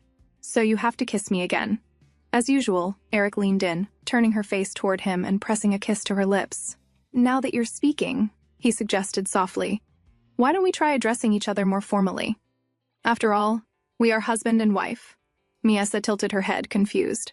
But I am a royal princess, and you are son of Claddenai. Why should I call you formally? Eric burst into laughter at her genuine confusion, then explained, Since you are my wife, that makes you one of the other nobles now as well. Her eyes sparkled at this new piece of information, and Eric found himself completely captivated by the innocent shine in her gaze. Are you disappointed, my lady? He asked, lifting her hand and kissing it gently. Miesa smiled. No, I like living here, so it doesn't matter to me. I'm glad to hear that, Eric murmured, brushing his hand along her cheek. You are nice. I'm glad I saved your life, Misa said quietly. Eric blinked in surprise. What do you mean? I saved your life, didn't I? When the king accused you of treason, she reminded him. Eric gazed at her in silence. If he hadn't married her, he wouldn't have been in danger in the first place. But looking at her beautiful face, her rosy cheeks, and her pure smile, he didn't regret it. You're right, I am in your debt, he admitted at last. Misa laughed playfully. Eric, I'm happy that I married you. Her smile was almost childlike, yet raw and sincere. Seeing those emotions on her face, Eric felt something stir within him. Misa, he whispered, intertwining his fingers with hers. You should close your eyes. He leaned closer, his hands stroking her lips gently. Her face turned crimson at the unfamiliar sensation. Go on. Shut your eyes, Misa. There's no need to be nervous, he urged softly. Trusting his words, she closed her eyes. Eric leaned in and captured her lips, deepening the kiss as he pulled her closer. His heartbeat quickened with every passing second. Misa opened her eyes slightly, startled. Why is he sucking my mouth as if there's food there? But there isn't. She couldn't understand. When Eric finally pulled back, both of them were breathing heavily. Her face showed shock more than pleasure. Eric kissed her forehead, then trailed down to her cheek before capturing her lips again. Does it feel strange to you? He murmured in between kisses.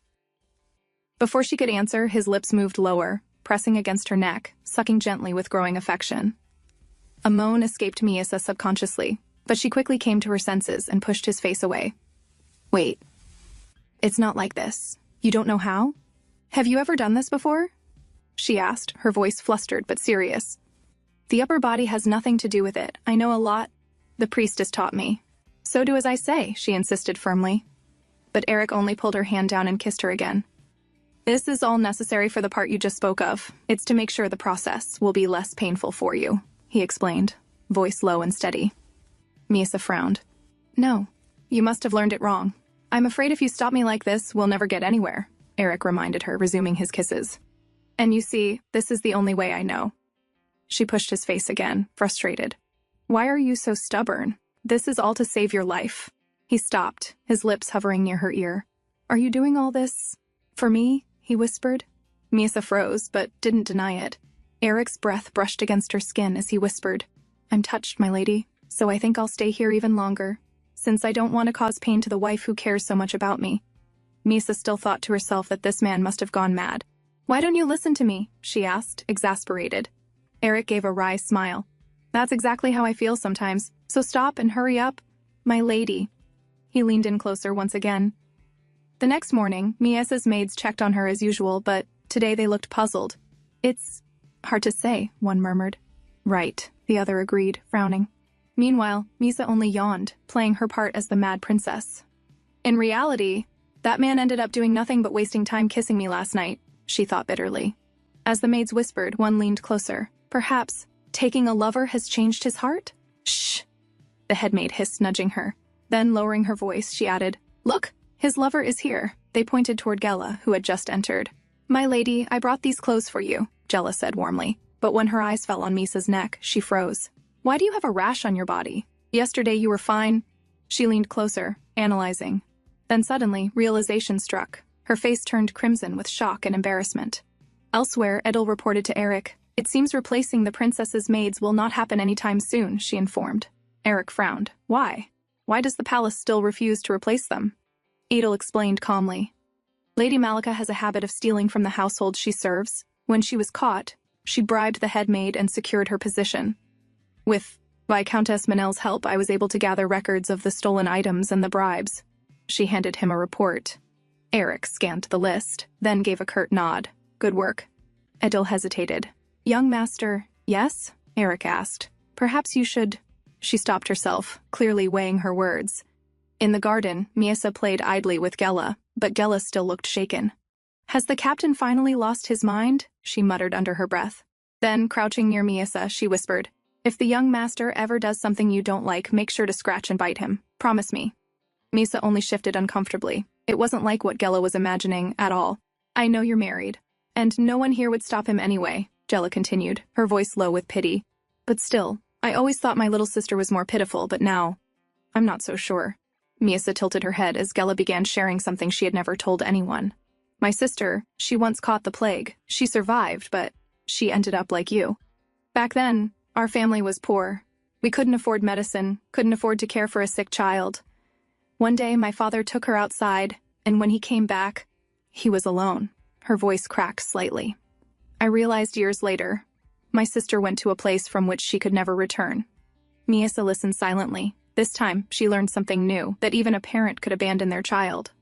Gela smiled faintly through her sadness. Thank you. I've never shared this with anyone before. She hesitated, then added, Mistress Cladene. The truth is, the first time I saw you. But before she could finish, Eric's voice cut in. There you are, my lady, he said, striding toward them. His hand brushed Misa's hair back from her face with gentle familiarity. I'll take care of her. You may leave. Gela hesitated, clearly reluctant, but she bowed and left. Miesa, however, wanted to protest. She wanted to hear what Gela had been about to say. You don't have to come here, Eric, Miesa said quietly, turning her face away. Eric looked startled. What do you mean? You don't like me around? Miesa shook her head. Slowly she explained, not like that. It's just, when you're here, nobody talks. Everyone keeps silent. But with Gela, I can hear people talk. I can learn something from them. I see. Eric's expression softened into something almost pained. I understand. Miesa studied him curiously. Why does he look upset? But then, he smiled faintly. I'm glad. Your complexion looks much healthier. He gently caressed her cheek, and Miesa blinked. He noticed the change before I even did. Being with him, though confusing, made her strangely happy. She hoped he would never change. To her, he seemed almost like the kings in the fairy tales she once read as a child. A king who was fair, merciful, and wise. Shall we return inside, my lady? Eric asked at last, rising to his feet. That same night, Eric's voice dropped low as his lips brushed against Misa's neck. Please, continue what you were saying, he murmured, holding her close as she clung to him on his lap. What else do you like among the things I do for you? He asked softly. Miesa trembled. Again. This man keeps doing these strange, meaningless things to me. Why doesn't he just give me what I want already? Her breathing quickened. She didn't understand why it felt so hard to breathe when he touched her like this. I like it when you carry me in your arms, she finally replied. Eric's gaze deepened, his questions relentless. Why? Why? Miesa frowned. Isn't it obvious? We only need to do this to avoid being killed, so why does he keep asking? But when Eric suddenly pulled away, her heart jolted. Take your time, he said gently. Answer me. I can wait. Miesa blinked, stunned. He refuses to touch me unless I answer him. How underhanded. I've never met anyone as stubborn, or as scheming, as this man. Gritting her teeth, she gave him the truth. When I walk, I limp. It makes it hard to move. So I like it when you carry me. As expected, Eric smiled at her answer. Miesa, however, was left even more confused. Why is he so reluctant when they could just get it with?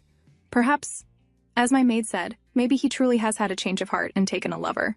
Remembering those words, she suddenly grabbed at his collar, her eyes wide and searching. We are lovers, right? Lovers are when a man and woman are special to each other. We are that, aren't we? She asked desperately, repeating herself. Eric stilled, then his gaze softened. We are not lovers, he said, his voice steady. We are a married couple. Her heart lurched. Then, could it be that you're married to me? But lovers with someone else? She asked, her face tight with tension. Eric's eyes hardened. What did your maid say to you this time? Miesa avoided his gaze, but her silence was answer enough. There are cases like that, yes, Eric admitted quietly. But I am not one of those people. You are the only one to me, and the same goes for you. His words carried weight, an oath rooted deep inside him.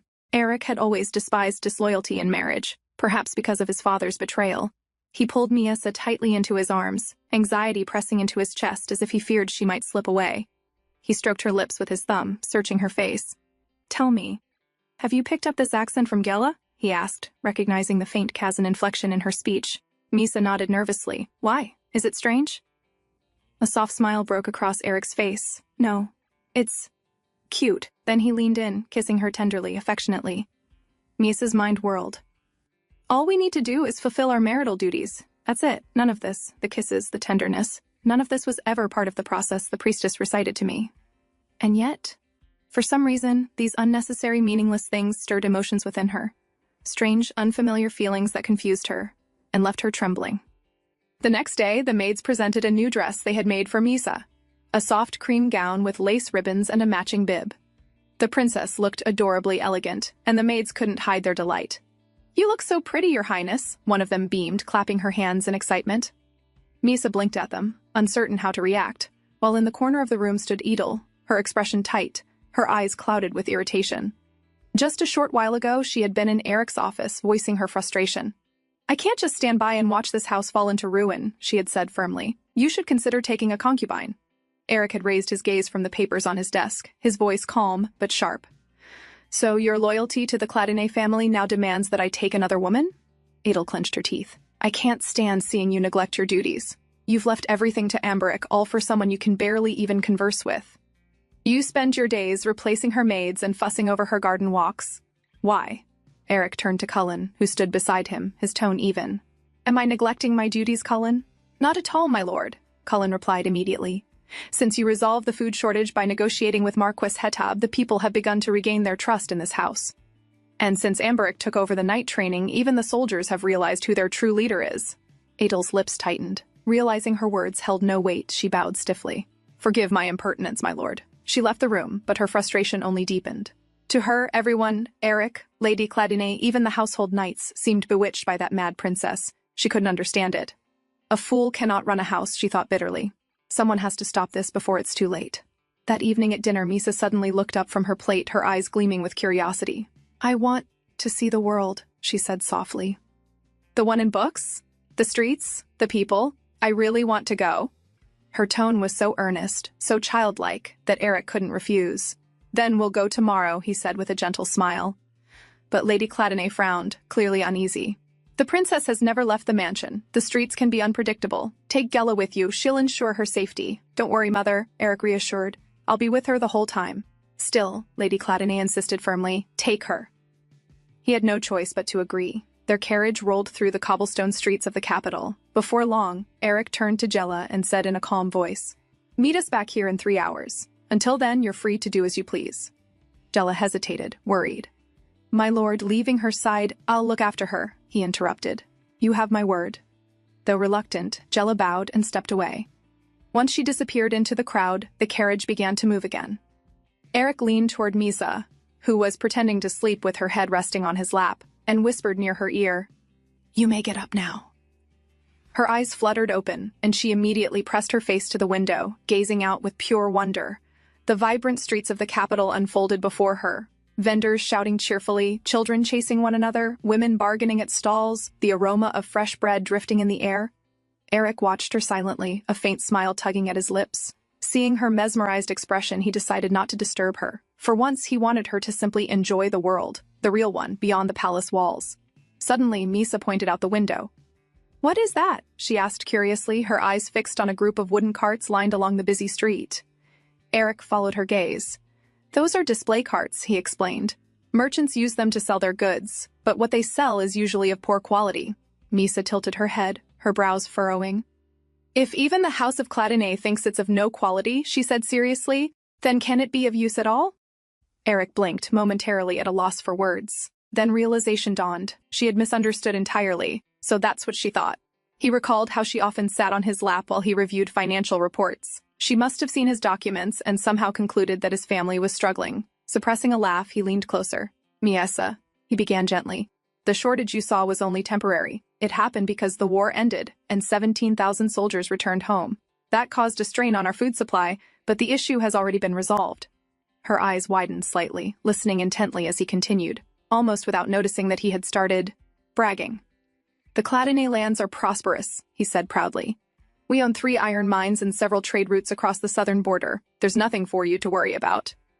Only after finishing did he realize how self-satisfied he must have sounded. Clearing his throat awkwardly, he asked, "Are you displeased?"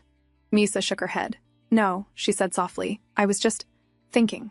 I used to leave my snacks unfinished, thinking there wasn't much food left. Now I wish I had eaten them all." Eric froze for a moment. So that's what she worried about, and he had no idea. As the carriage rolled past a confectionery, he suddenly tapped the wall for the driver to stop. "Stay here," he said, opening the door. "Don't unlock it until I return." Without waiting for her reply, he stepped out. Inside, Misa sat quietly. A faint sense of embarrassment crept up her face as she thought about her misunderstanding. She had once lived in the Celia Palace, small, isolated, yet the only home she had known, before being dragged to the royal palace against her will. There she had worn her title like armor, proud of being royal, because it was all she had left. But only after leaving that palace did she realize what peace felt like. She had never imagined that marriage, The one she had thought would end in misery would bring her any measure of calm. As she gazed out the window, a group of women caught her attention. They were whispering among themselves, their fans half covering their mouths as they giggled. "Look, it's Lord Cladony," one murmured. "The hero of the Western Front. Such a handsome man." "Yes," another sighed. "It's a pity he's trapped in that marriage with the mad princess." The words struck Misa like a slap. Through the glass she saw Eric exiting the shop, a box of sweets in hand. Every woman's gaze followed him, some admiring, others pitying. She recognized those looks. They were the same looks she'd seen before, from Amberic, from the servants, from everyone in the house who pitied Eric for being tied to her. As Eric approached, the murmurs died down. He climbed into the carriage, as if nothing had happened, his expression composed. "I apologize for keeping you waiting," he said simply, settling the box on his lap. Misa looked down, her hands clutching her gown tightly. For the first time, she realized that the marriage that brought her peace had only brought him pity. People saw him as a victim, and she was the reason why. And then another thought crept in, a cruel, lonely one. If everyone feels sorry for him, then who will ever feel sorry for me? "I bought the most popular sweets in the South," Eric said cheerfully, opening the lid. "The shopkeeper said they're his finest. Maybe Hallett tarts?" Misa turned her face away. "No," she said abruptly. "Don't open it. I don't like sweets." Her voice came out sharper than intended. She didn't even know why she was upset. At herself, at those whispers, or at the kindness that made her feel even smaller. Eric blinked, pausing mid-motion. "What happened while I was gone?" he asked calmly. Misa turned away, her tone cold. "I told you I don't like sweets." Eric sighed softly, then reached out, gently taking her chin to turn her face toward him. "Misa," he said quietly. "I don't care if you like sweets or not. What concerns me is your mood. Something changed while I was away. We haven't been married long, but I can tell when something's wrong." His voice wasn't demanding. It was calm, almost patient. Misa stared at him in silence, surprised. He should have ignored her, dismissed her. But instead, he was trying to understand her. And somehow, that only made her chest ache even more. She ended up falling into his lap. Eric didn't say anything. He simply held her there, silent and still. But as time passed, Misa grew more and more embarrassed. Why did I do that? The question lingered in her mind, tightening in her chest. Even if they now held each other's lives in their hands, the man clearly had the advantage. He knew her secret, and she needed his cooperation to survive. And yet she had acted like a child. "Maybe I've gotten too used to being treated like a human," she thought bitterly. "So much that it's starting to affect me." Still, she reminded herself, no matter what, she needed to stay on good terms with him. When they arrived at the meeting point, Jella rejoined them. But as she climbed into the carriage, the air felt strangely heavy. She glanced between the two and felt a chill. Neither spoke a word. As they neared the palace, Eric noticed another carriage leaving the gates. His father's. From the direction, he could tell exactly where the man was headed, again, to visit his mistress. Edel's words from earlier echoed in his mind. "You've neglected your duty." Maybe she wasn't entirely wrong. He had ignored his father's affair for far too long, and one man's corruption could tarnish the entire house if left unchecked. "Young master," Jella called out as the carriage stopped. "There's a box inside. Would you like me to bring it in?" Eric turned to her, grabbing Misa in his arms. "No, you can keep it," he said, his tone distant. Then he paused. "Also, Gella, you're familiar with daggers, aren't you?" Gella blinked, startled by the question. For a moment she thought of denying it, but lying to Eric never seemed wise. She nodded hesitantly. "Good," he replied simply, then turned away, carrying Misa toward the mansion. Gella stood there, completely puzzled. She shrugged after a moment, picked up the box of sweets from the carriage, and left. From the balcony above, Misa's maids watched the entire scene unfold. "He's spending so much time with his lover," one whispered. "Strange taste for a man of his rank," another replied coldly. "But as long as she keeps him satisfied, what does it matter?" Inside the bedroom, Eric laid Misa carefully on the bed. Sitting beside her, he waited for her to say something, but she remained silent, her eyes turned away. Finally, he sighed and reached out, patting her head gently. "Sleep well. I'll let you know when dinner is ready," he said softly, beginning to stand. But before he could leave, she grabbed his hand. "Eric, are you angry with me?" He looked back at her, puzzled. Misa knew the man likes it when she talks about herself, so she hesitated, then spoke in a low voice, choosing her words carefully. "The sweet you bought, it's from Halieti. That's my mother's homeland. I don't like it." Eric froze. He hadn't known that. "I see," he said quietly. "The third and last queen of the former king, Misa's mother, had come from an insignificant noble family. When the king died, she gave birth to her first child, Misa, and was cast aside, banished to the small Celia palace, forgotten. Later, when Barmel ascended the throne, he destroyed her mother's family completely. From then on, the queen's name vanished from records, and few even remembered she had existed. "I'm sorry," Eric said finally. "Do you hate everything from there?" "Yes," Misa replied softly, her voice calm but firm. He sighed. "That's why I keep asking about you," he explained gently. "If I know you better, I won't make mistakes like today." She still held on to his hand. "I understand," she murmured. He studied her face, then asked quietly, "But there's something else, isn't there? Something that made you upset earlier." Misa turned her head away. "I already told you," she said quickly. "That's all." Eric frowned slightly. "Misa!" But before he could finish, she shut her eyes and pretended to sleep. He sighed, recognizing the act instantly. "You're pretending again," he muttered under his breath. Reaching down, he pinched her nose gently, but she didn't react. Sitting there, he exhaled deeply. He hadn't expected her to open up overnight, but still, it weighed on his heart. Her way of avoiding confrontation, the way she buried her pain as if it didn't exist, it frightened him. He had seen soldiers lose their minds on the battlefield after tragedy, men who smiled one day and broke down the next. Lately, Misa had been so calm and nonchalant that Eric almost forgot how tragic her past truly was, and he feared that one day, all that buried pain might erupt into an irreversible tragedy. A few days had passed since that incident. That night, Eric gently pulled the covers over Misa, tucking her in as she casually told him what she liked at dinner. "I liked the soup today," she said softly. "And the bread, it wasn't too hard." Eric nodded, smiling faintly. "I'll let the kitchen know." But when he looked down, he froze. Misa was staring at him intently, her eyes wide, waiting. With a sigh of amusement, he leaned in and gave her a small peck on the forehead. As he pulled away, she spoke again, "And today the sun was too strong, so I couldn't play outside. But I like it when the weather's good, and I can play outside." Eric chuckled under his breath and leaned in once more. "I see," he said, pressing another gentle kiss to her cheek. Yet, even as he did, a strange heaviness settled in his chest, a feeling he couldn't quite name. "Is that all?" Misa asked, watching him expectantly, as though waiting for something more. "That depends," Eric replied, meeting her gaze. "Is there anything else you can tell me?" "What you said, that's something you could say to a stranger too." Misa frowned, clearly irritated by his demand. Eric quickly looked away, avoiding her gaze. The emotions stirring in him, affection, guilt, longing, felt unfamiliar and uncontrollable, and he found himself retreating without meaning to. After a moment, Misa turned to him quietly.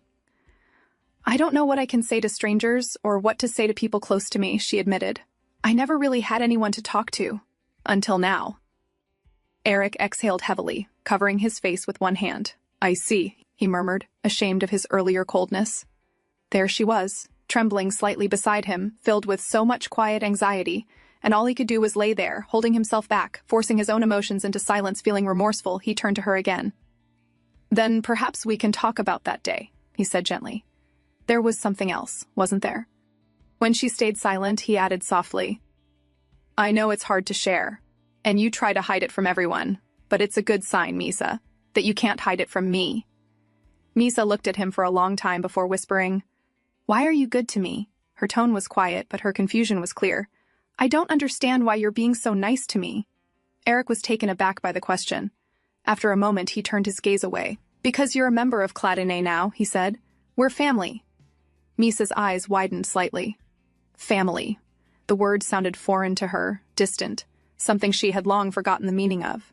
"And because we're family," Eric continued softly, "you can be yourself with me. You can talk to me about anything. Just promise me two things. Stay faithful to me, and remember that we'll always be on the same side." "Of course," Misa said quickly, nodding without hesitation. But Eric could tell. They were thinking of different things. To her, it meant protecting each other's lives. To him, it meant something deeper. Trust, loyalty, a bond he hoped would someday become real.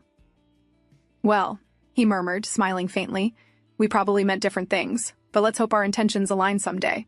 He pulled her gently into his arms and pressed a soft kiss to her forehead. Within moments, Misa's breathing slowed as she drifted off to sleep. It had been a long time since he had held her like this, and as she lay in his embrace, she could feel it, even without words, that the man beside her was trying his best to tell her something she couldn't yet understand. She had once thought Eric was only kind on the outside, but now she began to realize he was kind on the inside too. The next morning, Eric once again carried Misa gently in his arms as they prepared to leave for another outing. "I hope you have a good time again today, Misa," Lady Cladine said warmly, her tone carrying the tenderness of a mother.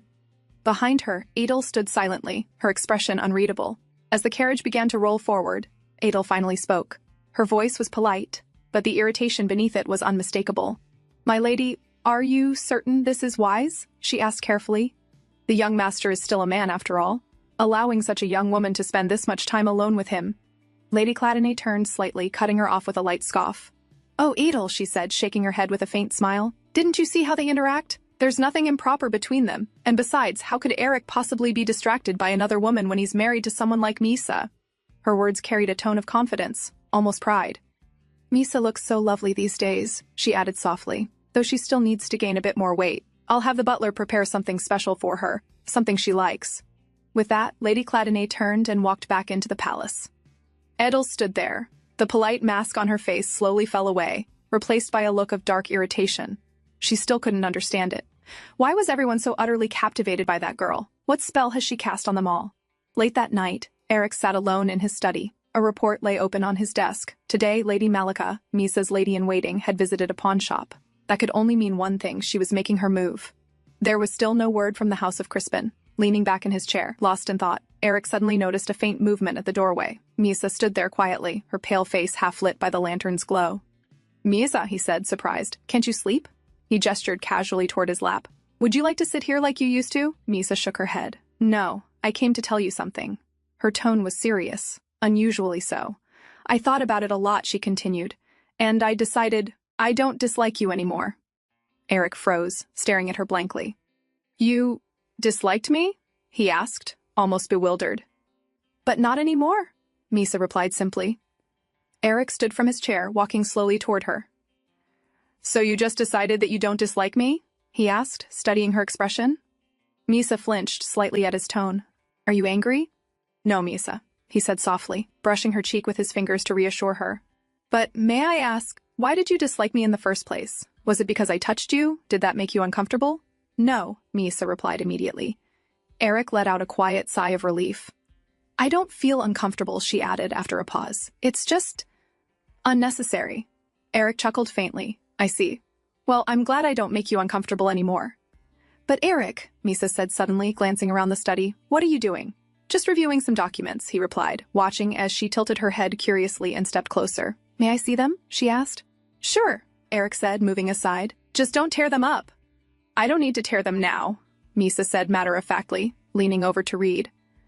To his surprise, she read quickly, her eyes moving with ease over the text. She must have spent more time reading than speaking all these years, Eric thought. "You hired someone to tail my lady-in-waiting?" she asked without looking up. "Yes, I did," he replied. "What about the House of Salakizi?" she continued, flipping a page. "Didn't they only exist in name?" "Yes," Eric said, leaning back in his chair. "But there's talk of an illegitimate heir. If it's true, he might revive the family line." Misa took her time finishing the report, then looked up at him. "I've read everything. Do you still have work to do?" "Yes," Eric said, glancing at the remaining papers. "I believe so." "Then," Misa paused, her voice soft but certain, "I want to sit on your lap." Eric blinked, caught off guard. "You may," he said after a moment. Without hesitation, Misa climbed onto his lap, sitting neatly, as she always did. "By the way, Eric," she said suddenly, tilting her head, "do people only kill when they're in bed?" Eric froze. "What?" "Now that I think about it," she continued innocently, "it's not just that I stopped disliking you, I think I like you now. So can we start to—" Before she could finish, Eric placed a finger under her chin, tilting her face upward. His tone turned low, suspicious. "What is it this time, Misa?" he asked. "Because, to be frank, your performance isn't very convincing." He leaned closer, sliding an arm behind her head, forcing her gently to recline against him. "So tell me the truth," he murmured. "What made you act this way tonight?" "But I came to tell you something important," Misa protested, "and I just wanted my reward, like always." Eric frowned. Her reasoning was strange, but not entirely wrong. "Well," he said slowly, a faint smile tugging at his lips, "I suppose you did tell me something important." He shifted his hand behind her neck, then leaned forward and pressed his lips against hers. Misa's eyes widened in surprise, her body stiffening for a moment at his sudden change in mood, but as his hand cradled her head, his lips deepening the kiss, she slowly relaxed, her arms wrapping around his neck, pulling herself closer until she was leaning over him, returning his kiss with the same quiet intensity. As their lips parted, both of them breathing heavily, Eric spoke first. "So, is that your only reason?" he asked quietly. Misa lowered her gaze. We need to do it to save your life, she murmured. Have you forgotten? If we keep putting this off, the king will— Before she could finish, Eric caught her hand. That won't happen, he said firmly. The king already used that excuse once. If he does it again, he'll have to admit that his previous judgment was wrong. Misa blinked, trying to process his words. If that was true, then he had been calm all along, while she had been the only one growing desperate. But even so, if not this reason, there were countless others the king could use to destroy him. If something happened to him, she would lose everything, the only man and family who treated her as human. And if that happened, she had to make this marriage unshakable before it was too late. Her fingers fumbled clumsily at the knot of his robe, trembling from urgency more than courage. Eric sighed softly. My lady, can you tell me why you're doing this? Something inside her snapped. The man kept finding ways to step back, always reasoning, always avoiding. Do I need a reason? She asked, her tone rising in frustration. Why won't you just say it? That you don't like my body. Her voice broke, angry and trembling. If it disgusts you, then close your eyes and get it over with. Eric looked at her in disbelief. What on earth are you talking about? Do you really think I wouldn't like it? Before she could respond, he tugged at the front ribbon she had been struggling with, loosening it with ease. By the time they reached the bedroom, Misa's thoughts were tangled with the cruel words of her ladies-in-waiting. How they mocked her scars, how they claimed no man would ever want to see her. But Eric didn't stop. He leaned over her, undoing the tie of his robe, the same one she had fumbled with earlier.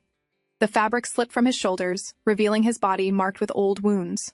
As you can see, he said quietly, hovering above her, I have plenty of scars myself.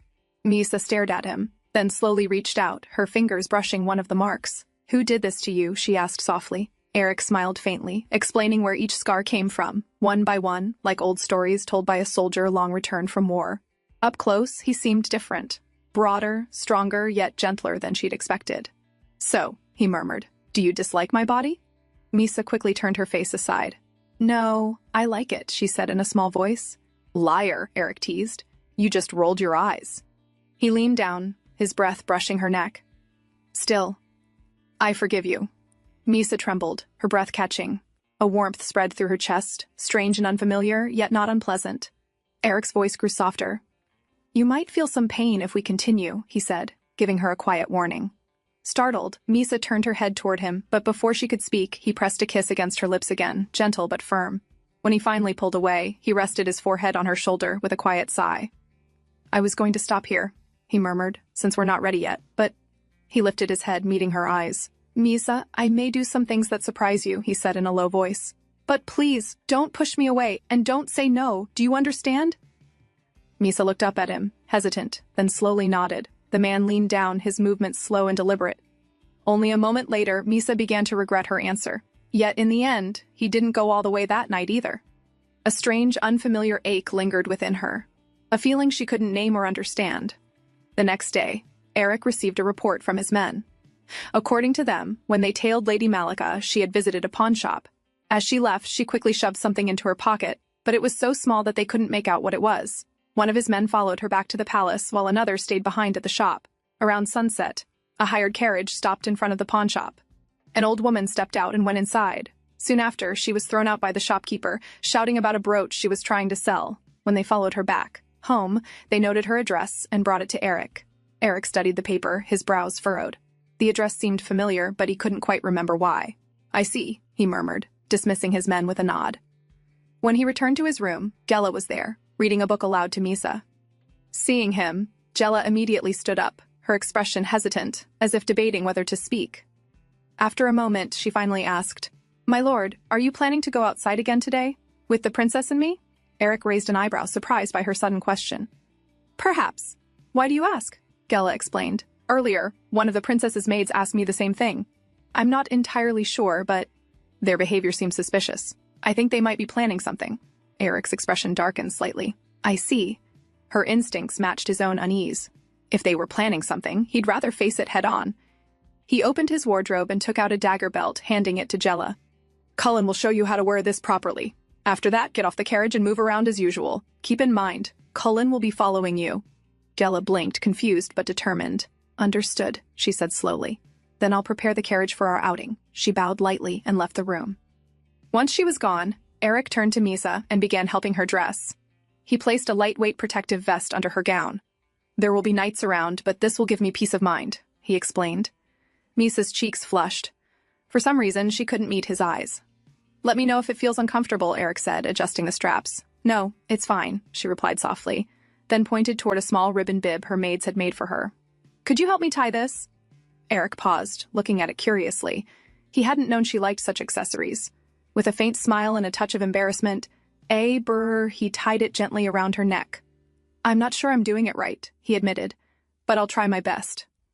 When he finished, he brushed a hand over her shoulder and said quietly, "Let's just hope all these precautions turn out to be unnecessary." For a long time, nothing happened. Their carriage moved steadily through the streets, and their outing passed peacefully, just like before. Eric began to think perhaps the tension had been for nothing. But when they returned to the meeting point after 3 hours, Gela appeared, disheveled, bruised, and clearly hurt. She climbed into the carriage, breathing heavily. "I'm assuming," she said dryly, "that I'll be getting paid extra for this." Eric stared at Gela's disheveled appearance, his brows knitting with concern. "Are you hurt?" he asked, his tone firm yet worried. "Yes, I am," Gela replied with a sigh, brushing the dirt from her sleeve. "But my feelings are hurt the most, and all because of Sir Cullen." Her expression darkened as she said his name. Eric frowned slightly. "What happened?" Gela exhaled, clearly irritated, and began to explain. "After I left, I wandered around the market like usual, picked up some herbs, stopped by a bookstore. Then, out of nowhere, some man bumped into me. I was about to yell at him, but before I could, he just ran off without even apologizing. A moment later, I realized he'd robbed me." Eric listened quietly, his gaze steady. "So, naturally, I ran after him," Gela continued, gesturing animatedly. "But the bastard led me into a dark alley. That's when I realized he wasn't working alone. A whole group was waiting there." Her voice grew tense. "Disgusting men. And what annoys me more is that I fell for something so obvious." She paused, scowling. "At first, I stayed still and listened. They were talking among themselves. And that's when I found out their real plan wasn't just to rob me. They wanted to kidnap me." Eric's eyes narrowed. "They attacked me," Gela went on. "One came straight at me, but I knocked him flat on the ground. Then another tried to throw a sack over my head from behind. That was it. I lost my temper." She scratched her cheek, a little embarrassed. "Well, I could have gone along with their plan and found out who sent them, but I was too angry to think straight." Eric sighed quietly. "I see. But here's the strange part," Gela continued. "There were plenty of them. Yet they didn't all come at once. They came one by one. I couldn't figure out why. Until I looked around and saw who was behind it." She took a deep breath. "It was Sir Cullen, sending them at me, one after another, like it was some kind of twisted training session. And every time he sent someone in, he muttered a number under his breath. So I got little ahead of myself thinking he was ranking me." Eric rubbed his forehead. He was probably comparing your skill to his younger brothers at that age, he said, understanding the pattern immediately. "Yes," Gela burst out. "And he had the audacity to explain that to me afterward." She threw her hands up. "When I finally knocked them all down, he asked me, what's the point of having a dagger if I'm just going to use brute strength? So, you know what I did? I showed him the point of a dagger, by interrogating those men myself." Eric's lips pressed into a thin line. He was about to stop her, worried the story might be too much for Misa, but when he glanced at her, he froze. Misa was covering her mouth, her shoulders trembling, not in fear, but in suppressed laughter. Puzzled, Eric turned back to Gela. "Captain?" Gela said, noticing his mind wandering. "Yes, go on," Eric replied, clearing his throat. Gela shrugged her hand. "Anyway, after a little persuasion, they confessed. They were hired through a thieves' guild. The instructions were specific." Her voice grew heavy. "They were to kidnap me, keep me captive for months, and then send me back to the Cladonay estate, pregnant." Eric's jaw tightened. He didn't need to hear more to guess who was behind it. Gela crossed her arms again, trying to regain her composure. "So, I hope I'm getting paid extra for this," she muttered. Eric finally exhaled. "I heard you were saving to buy a blacksmith shop in your hometown," he said calmly. "I'll purchase it with my own assets. It may take a few weeks, but by next month, the title deed will be in your hands." Gela's eyes widened. "Seriously?" she said, stunned. Eric nodded once. "Thank you," she said quickly, then looked down at her torn clothes and messy hair. "Well, since I'm in this state, I'll return with Sir Cullen." She gave a short bow and stepped out of the carriage, leaving Eric and Misa behind in the quiet that followed. Eric's expression darkened, his jaw tightening. "They're playing dirty," he muttered under his breath. "They wanted to spread rumors about me and Gela." Misa lifted her head, her tone calm as ever. "Now that I remember, they once said Gela was your lover." Eric let out a slow sigh. "I expected as much," he said, shaking his head. Then, softening his tone, he turned toward her. "Anyway, are you all right, my lady?" he asked gently. Misa blinked at him. "About what?" About what Della said earlier, he clarified, a hint of confusion in his eyes. I thought it might have disturbed you. Oh, that? She said with a faint shrug. I guess I really was scared when I was young. But now? I'm used to seeing blood. Eric's brows furrowed slightly. You've seen it that often? He asked quietly, his tone unreadable. Actually, Misa began, looking away as if recalling something distant. I kind of had a habit of laughing like a mad person. Sometimes I even had to sleep beside dead bodies. When I was young, I didn't have much choice. I had to prove I was truly mad. Eric said nothing, his gaze fixed on her. She continued in her usual matter-of-fact tone. But about 2 years ago, the ladies-in-waiting started, suspecting that I was gaining my senses back. By then, everyone close to me was already dead, so I couldn't sleep with dead bodies as often as before. Her voice lowered slightly. After that, I came up with other crazy things, just to make sure they'd still believe I'd lost my mind. For a long moment, Eric simply stared at her. His chest felt heavy. He couldn't begin to imagine the kind of horror she'd endured since childhood. The loneliness, the fear she had disguised behind that false madness. There are still things you dislike and fear to this day, aren't there? He asked softly. Misa's eyes flickered toward him. I don't want to remember my childhood, she said quietly. And I don't want to talk about it. She leaned forward suddenly, her fingers brushing his cheek. May I ask why you're asking me that? Eric didn't flinch. Because I'd like to understand you better, he replied calmly. Misa tilted her head, her expression unreadable. That depends, she said slowly. This is a very big secret, one that requires an equally big reward in return.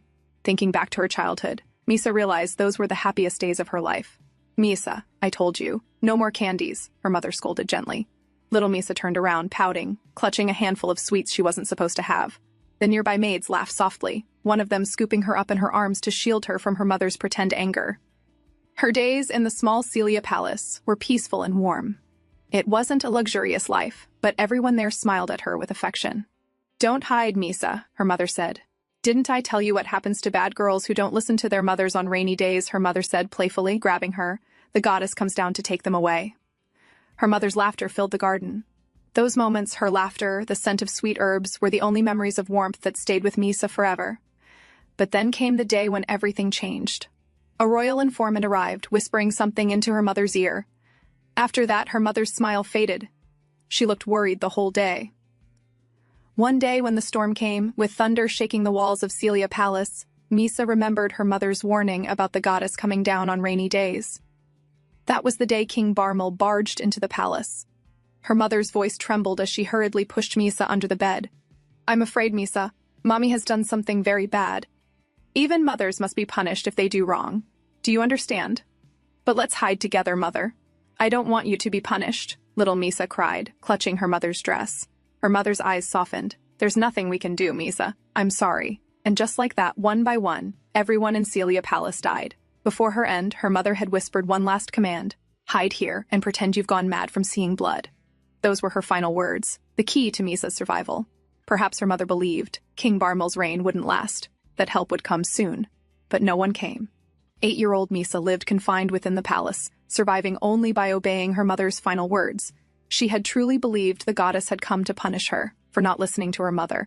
Her life turned into nothing but pain. Following her mother's advice, she did whatever it took to stay alive. She hid among corpses.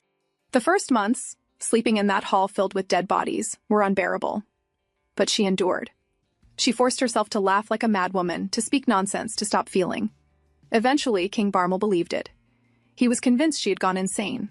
At first, she would still think of her mother and cry quietly in the dark. But after a while, she realized the tears no longer came.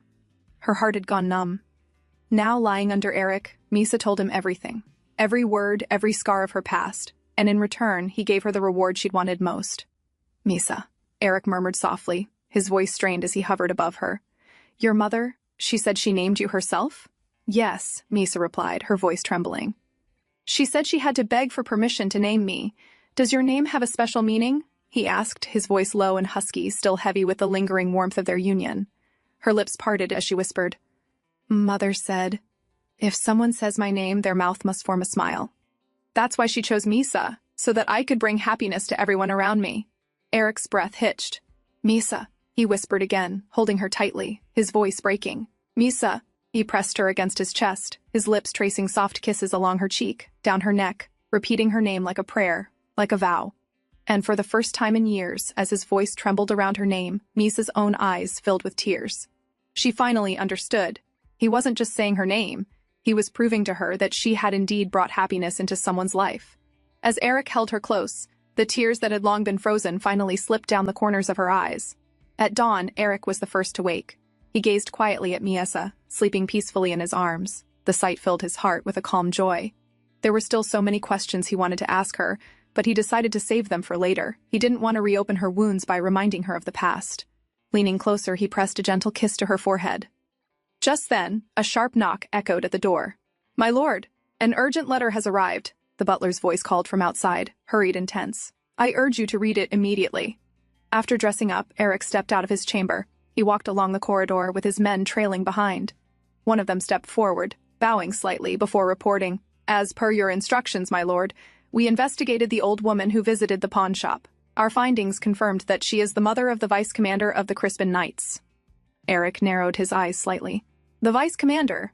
I've heard of him," he murmured. The soldier continued, "Yes, my lord. He's known for his skill, but because of his commoner blood and his brutality, he was never promoted to commander. Furthermore, the family has been involved in questionable activities for years, dirty work done on behalf of the House of Crispin.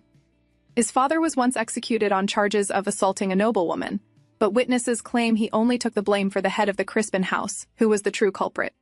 Eric's gaze hardened. "So the same bloodline continues its loyalty through corruption. We also discovered that the old woman maintains connections with a certain thieves' guild. The men who attacked Lady Yahello were members of that very guild. It's led by her own younger brother," the soldier added grimly. Eric's steps slowed as the pieces came together. "So the House of Crispin is behind it all," he said, his voice low and controlled, but still, the logic didn't settle right with him. "Even so, why go to such lengths? To taint my father's name with rumors of a mistress? To try and dishonor my household by targeting Gela? Are they simply after the position of the next Lady of Cladine? Or do they mean to destroy our house entirely?" He stopped in the middle of the hall, his tone firm. "Cullen," he called out. "Yes, my lord." "Bring me all records of the House of Crispin's past activities, their trades, alliances, and connections." "Everything," Eric ordered. As Eric resumed walking, his thoughts tightened into unease. The Crispin family scheme had been sloppy, too easily uncovered, their network collapsing in mere days. But the mystery surrounding his father's secret lover, despite his best efforts, remained completely hidden. The contrast unsettled him. Their methods, their timing, it all felt too mismatched. Was the House of Crispin truly the mastermind, or merely a pawn? Just then, one of the attendants hurried toward him. "Young master, Mistress Cladine is awake now," he reported. Eric paused. "I see," he said softly. "I'll go to her now." As he turned down the corridor toward Misa's chambers, one thought echoed in his mind with chilling clarity. If the Crispins were not the true hand behind all this, then there was only one other person with enough power to manipulate them all: the king. Inside the bedroom, Misa's ladies-in-waiting stood around her as usual, observing her closely, analyzing every small detail of her appearance. From their looks, it was clear they had already deduced what had taken place the previous night. Misa, laying quietly on the edge of the bed, felt uncomfortable under their scrutiny. Yet at the same time, she thought perhaps it was a good thing. If they go and report this to the king, maybe he'll finally stop interfering, she reasoned to herself. "It's perfect timing," Lady Melika said suddenly, clapping her hands lightly. "Let's begin our plan. I'll bring out the things." She walked over to a cabinet and began rummaging through it. "The door is locked, right?" asked one of the other maids, glancing anxiously toward the entrance. "Yes, it's locked," Malika replied curtly. "Now hold her up and let's finish our work before anyone interrupts." Misa's eyes followed their every move, confusion creeping into her chest. Her messy hair brushed across her face as she watched Malika pull out a new dress and several items from the chest. She turned toward her with a bright, practiced smile. "You finally managed to capture your husband's attention, didn't you? So now, let's make sure you don't lose it so easily." Her tone sent an uneasy chill through Misa. She didn't understand what they were really intending, but the way Malika's eyes glinted as she approached made her tense. Meanwhile, outside the door, Jella approached in her one good arm. "Good morning," she greeted Valak, Cullen's younger brother, who was standing guard by the entrance. "You're late today," Valak remarked, glancing at her bandaged arm. "Well," Jella said dryly, raising her brow, "it's not easy moving fast with a broken arm." He nodded. "Fair enough. Anyway, go on in. Those two ladies went inside a while ago." "Those two?" Jella frowned slightly but nodded. "Got it." She pushed open the door slowly. The room was empty. Her eyes darted across the chamber. No sign of Misa anywhere. The bed was still unmade. A faint sound of something shuffling came from behind the closed bathroom door. "Mistress Cladinay?" Jella called out quietly, but no one answered. Then she froze. From behind that door came the distinct sound of muffled voices. Jella's posture stiffened immediately, every sense on alert. Something wasn't right. Inside the bathroom, chaos filled the air. Everything lay scattered across the tiled floor, cosmetic boxes overturned, broken brushes rolling underfoot. Lady Malika stood near the sink, a red lipstick case clutched tightly in her hand. Her tone was sharp and commanding. "I told you to hold her properly," she snapped. Below her, Misa, now dressed in a new gown, struggled and breathed heavily as the other maid pinned her down by the hair. Misa's body trembled. Something felt terribly wrong this time. Usually her defiance would have earned her a slap or a scolding. But today, they were calm. Too calm. As if they had a clear, deliberate purpose. Malika crouched down, twisting the lipstick open. "Now then. Let's make you more, presentable," she said coldly. She dipped the small brush into the red pigment and reached toward Misa's lips. In a sudden motion, Misa jerked her head, and the brush flew from Malika's hand, clattering against the floor. For a brief moment, she thought she had won, but the woman only smirked. "I guess I have no choice," Malika muttered. "My fingers will do just fine." She dabbed her finger into the lipstick and reached forward again. A deep, instinctive fear struck Misa. Her heart pounded violently. Something about this felt more dangerous than any punishment she'd ever faced. "If I don't stop them now, I might die here." Just then, a familiar voice called from outside the door, firm and clear. "Mistress Cladinay, are you in there?" It was Jella. The door rattled once, followed by her voice again. "Why is this locked?" Misa's eyes widened. This was her chance. Gathering every ounce of strength, she screamed as loudly as she could. The sound echoed sharply through the room, before a rough hand clamped down over her mouth. But it was too late. Outside, Gela froze for a second. Then she began pounding on the door with her fist. "Mistress Cladinay, are you all right?" she shouted, hitting it again and again. Her injured arm throbbed painfully, but she didn't stop. Inside, panic flickered across the younger maid's face. "Lady Malika, what do we do? What if they break in?" "Move your hand," Malika said darkly. "But I said move your hand," she barked. "We'll finish this before they come in." The frightened maid hesitated. "What if she screams again?" "Let her," Malika hissed. "We'll tell them she was hysterical, and we had to lock her in for her own safety." Meanwhile, outside, Valak had joined Gela, throwing his shoulder against the door again and again. "It's solid oak," he grunted. "It's not giving way." Inside, Malika glared down at Misa. "It won't open easily," she sneered, "so stop wasting our time." She brought her stained fingers closer to Misa's lips. Before she could touch her, Misa spit, straight at her face. "You little brat!" Malika's voice shook with rage. "You looked me in the eyes just now, didn't you?" Misa froze. "No! You're not acting like a mad woman at all," Malika said, her tone low and venomous. She tilted her head, eyes narrowing as realization dawned. "So that's it. You've been pretending all along." Misa's blood ran cold. She quickly lowered her gaze, but it was too late. Her trembling hands gave her away. "Well, well," Malika said, wiping her cheek slowly. "What do we have here?" Outside, Gela and Valak were still struggling with the door when a sharp, commanding voice cut through the hall. "What's going on here?" They turned to see Eric approaching, his eyes like steel. Gela immediately stepped forward, breathless. "Captain, something's wrong," she screamed. "And the door's locked!"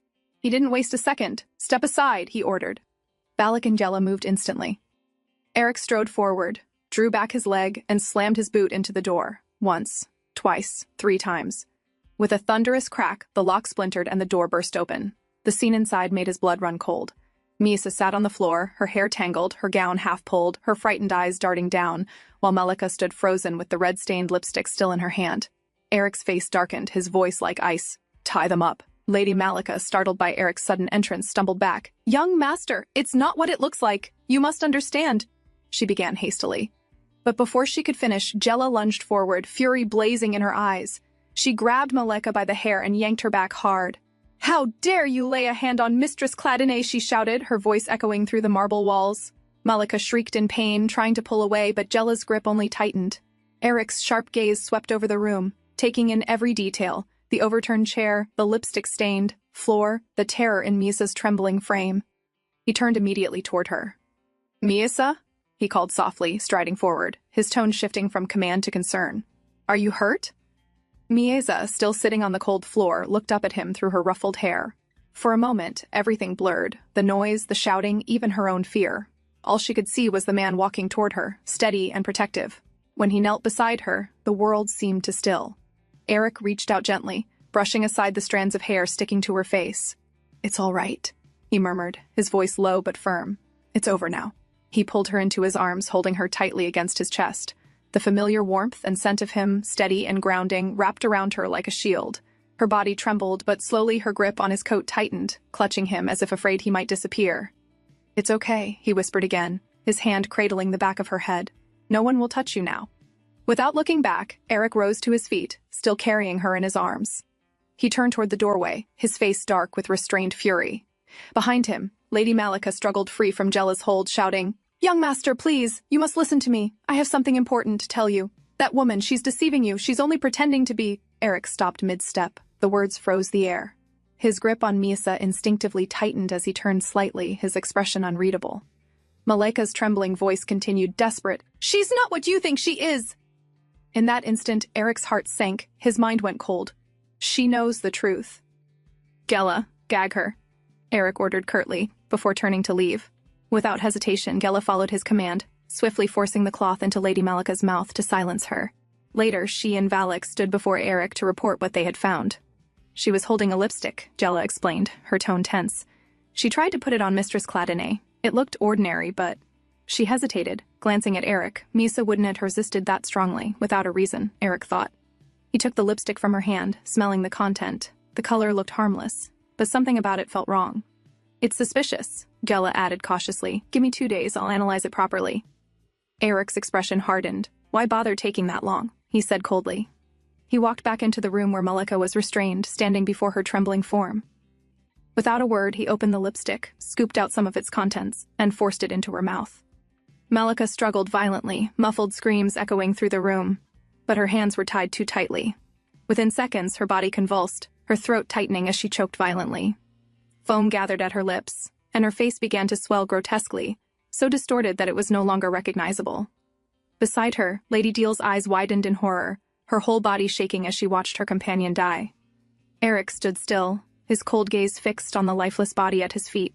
So it was poison, and judging by how Misa had reacted, they likely intended to poison her slowly, just enough each day for it to look like illness. No immediate suspicion, no direct evidence. A quiet death, perfectly staged. It was a calculated move, one designed to pit House Cladine against House Crispin, driving the two powerful families apart. Eric clenched his jaw. It all reeked of the king's handiwork. But the question remained, how far did the king intend to go? Did he plan to punish them for failing to protect the princess? Or simply watch both houses destroy each other for his amusement? Eric turned to the trembling maid beside the corpse. "Lady Deal," he said calmly, his voice sending a chill through the air. "Care to explain?" As expected, she immediately broke down. It was Lady Malika," she cried desperately. "She forced me. I only did what I was told." Eric's expression didn't change. "I see," he said simply, turning toward Cullen. "Report this incident to the royal palace." Then, glancing toward Gela, he added quietly, "Prepare another room for Mistress Cladine. I don't want her staying here anymore." Later, Eric brought Misa to Lady Cladine and explained everything that had happened.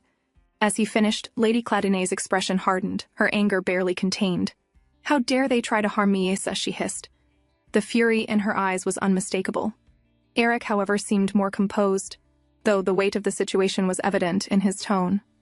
"Mother, one of the ladies-in-waiting from the king's palace has died. That means they'll send someone to investigate soon. We'll need a witness, someone credible from our side. Otherwise, the king will twist the narrative and turn this incident against us." Lady Cladine took a deep breath, realizing the truth in his words. "You're right," she agreed after a pause. "If we leave it to the palace alone, they'll make it look as though we were the ones at fault." She thought for a moment, then said firmly, "The new head of the House of Salakis should be the one. He only just inherited his position and isn't yet tangled in court politics. That makes him the safest choice, less likely to be influenced by the king." Eric nodded in agreement. "I'll arrange it immediately." Before long, Doid Salakis arrived at the Cladine estate. Born the illegitimate son of the former head of Salakese and one of his maids, he had survived the king's purge of his family by sheer luck. Years later, after coming of age, he had approached the palace and reclaimed his family's name. Eric welcomed him into the sitting room and explained the situation in detail. Doid listened with a polite but rather detached expression, occasionally nodding as if struggling to keep up. "So," he said slowly after Eric finished, "you want me to serve as a witness for your side?" "I see." He reached for his teacup, taking an unhurried sip before adding, "Well, I don't have much going on these days. It might even be a good chance to strengthen ties between our houses." Eric studied him for a moment, recognizing that Doyd didn't fully grasp the gravity of the situation. Still, that didn't matter. His lack of awareness meant he wasn't playing any deeper game, and that made him useful. "Then I'll count on your cooperation, Lord Selekes," Eric said calmly. As they were speaking, a servant announced the arrival of a royal envoy. Moments later, a man in the king's livery entered the hall with a measured stride. "How is Her Highness the Princess?" he asked immediately, his tone polite but tinged with genuine concern. Eric rose to greet him. "Thank you for your concern," he replied evenly. "My wife is safe and currently resting with my mother." The royal knight, Commander Tilburg, bowed slightly in acknowledgement, his gaze flickering for a moment, almost as if relief crossed his face. Eric noticed it, though he set the thought aside for now. "Commander Tilburg," Eric said, "allow me to introduce Lord Doyd Selekes, the current head of the Selekese family." Tilburg inclined his head respectfully, and after brief formalities, the three men proceeded to the adjoining chamber where the body of Lady Malika had been laid out for inspection. Inside, the air was tense. Lady Deal sat restrained in the corner, her face pale, eyes darting nervously toward the royal knight as if she had just seen her savior. "I never imagined we'd be meeting again under such circumstances, Lady Deal," Tilburg remarked coldly as he entered. His words made her tremble visibly. He knelt beside Lady Malika's lifeless body, studying the grotesque swelling that had disfigured her face. "We'll analyze the substance found in her system," he said, his voice detached. Eric stood behind him and added calmly, "My men will conduct the initial examination. It should take 2 days. I understand the palace will be running its own separate investigation." Tilburg rose to his feet. "That won't be necessary," he replied curtly. "Once your report is ready, deliver a copy to the palace. That will suffice." Then, turning his gaze to Lady Deal, he said, "Now, explain everything you know." Lady Deal's entire body shook. It was all Lady Malika's doing?" she began quickly. "She was the one who planned this. She had dealings with the House of Crispin, and I was only following her orders." Tilburg's eyes narrowed. "And what was the purpose of this?" he asked, holding up the lipstick tube between his fingers. Lady Deal froze, her lips trembling. After a moment, she stammered out, "The young master and Her Highness have been spending much time together lately. Every morning, their room is in disarray. I don't think I need to say more. Lady Malika said this would be a good excuse. We were to make it seem as though we were only trying to help the princess maintain her husband's attention." As she finished, Eric glanced toward Lord Selekes, giving him a subtle signal. It was time for him to intervene. Lord Selekes cleared his throat, trying to sound authoritative. "That's quite a claim," he said slowly. "But to be fair, perhaps we should also hear testimony from Lady Cladine's other attendants." Tilburg nodded once. "Yes, of course." Gella stepped forward, composed and confident. "What I saw," she began clearly, "was very different. When I entered the room, Lady Deal was holding Mistress Cladine by the hair, like a hostage. Lady Malika was standing over her with the lipstick in hand. "That's not—" Lady Deal tried to interject, panic flooding her face, but Tilburg didn't let her finish. His voice was sharp and final. "Take her in." The palace knights immediately moved forward, seizing Lady Deal by the arms. She screamed in protest, but her words were drowned out as they dragged her away. Eric exhaled silently, watching her disappear through the doorway. His plan had worked flawlessly, everything resolved without scandal. As Eric was preparing to return to Miesa, a servant entered hurriedly. "My lord, the lady of House Crispin has arrived," he announced. Eric exhaled, his patience thinning. "I ask that you be brief, Lady Crispin," he said curtly, taking his seat, "as I must return to my wife once she wakes." Lady Crispin removed her hood with a trembling hand. "I've come to ask for mercy," she said softly. Her voice was steady, though her eyes betrayed the weight she carried. She bowed her head before continuing. "My parents, they were greedy. They let themselves be tempted by treason, though I assure you, their intentions were far from noble. My father is dull and slow-witted, unable to win the king's favor. In his frustration, he grew to resent his majesty. That resentment was what made him so easily swayed. It all began with Countess Carlyle," Lady Crispin explained. "She's the one who devised the plan that caught my mother's interest. They always feared the king. Anyone could see where this was headed. But my mother, her excitement blinded her, and she led our house straight into this disaster." Eric nodded slightly, his tone calm but unyielding. "I understand your position, but I'm afraid I have no choice but to hold the House of Crispin accountable. Unless," he added pointedly, "you would prefer that I hold the king responsible instead." Lady Crispin gave a bitter, knowing smile. "That would be impossible, Lord Cladine. I came here only to do what little I could, as their daughter." Eric studied her carefully, then asked, "One more thing. Was your family behind my father's affair?" Lady Crispin shook her head quickly. "No. But if you wish, we can investigate the woman and report back to you," she offered. Eric stood up, his voice cool but decisive. Very well. I can treat this incident as a trivial political misstep. But I'll require compensation. You'll send it along with your report. And, he added firmly, we also expect restitution for the attempt your family made to harm one of my people. Lady Crispin bowed her head. I understand. I offer my deepest apologies.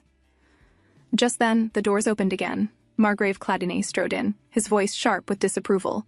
You didn't even glance at each other when I arranged the marriage, and now you're meeting in secret? Lady Crispin immediately rose and bowed. My lord, she murmured before taking her leave with her knight, leaving father and son alone. Eric turned to his father with a cold stare. What took you so long? He asked flatly. I heard, the Margrave said, his tone rising with anger, that for that mad woman you killed one of the king's attendants. And now you're favoring the knights. Do you intend to hand the commander's position to Amberic next? Eric let out a mirthless laugh. You're one to talk. Tell me, father, how much do you really know? For instance, were you aware that the king was behind this entire incident, that all of it was orchestrated by him? The Margrave's expression faltered, but Eric didn't stop. His voice grew louder, sharper. Or perhaps you didn't know that the barmaid you've been meeting at this late hour came with a proposal from the king himself to bind our two houses in marriage. The older man's face turned pale. His silence was answer enough. Did you at least apologize to mother? Eric asked quietly, almost weary. For putting this family in danger? The Margrave's jaw tightened. You wouldn't understand, he hissed. I've lived my whole life with a woman who scorned every decision I made.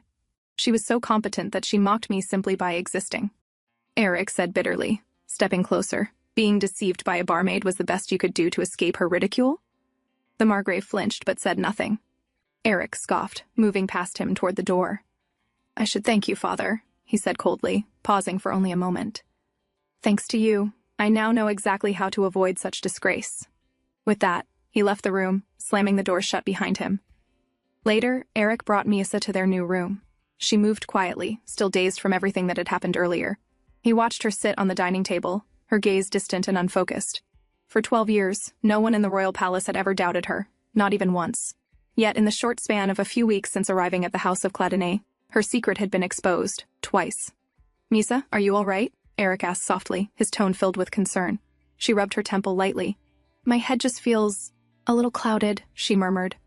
Eric brushed his hand gently over her hair, his touch comforting as he hugged her. Then you should rest, he said. But as she leaned slightly against his arm, the tension in her body eased. The moment his hand touched her, all her tangled thoughts began to blur away. To help her clear her mind, Eric led her to the balcony.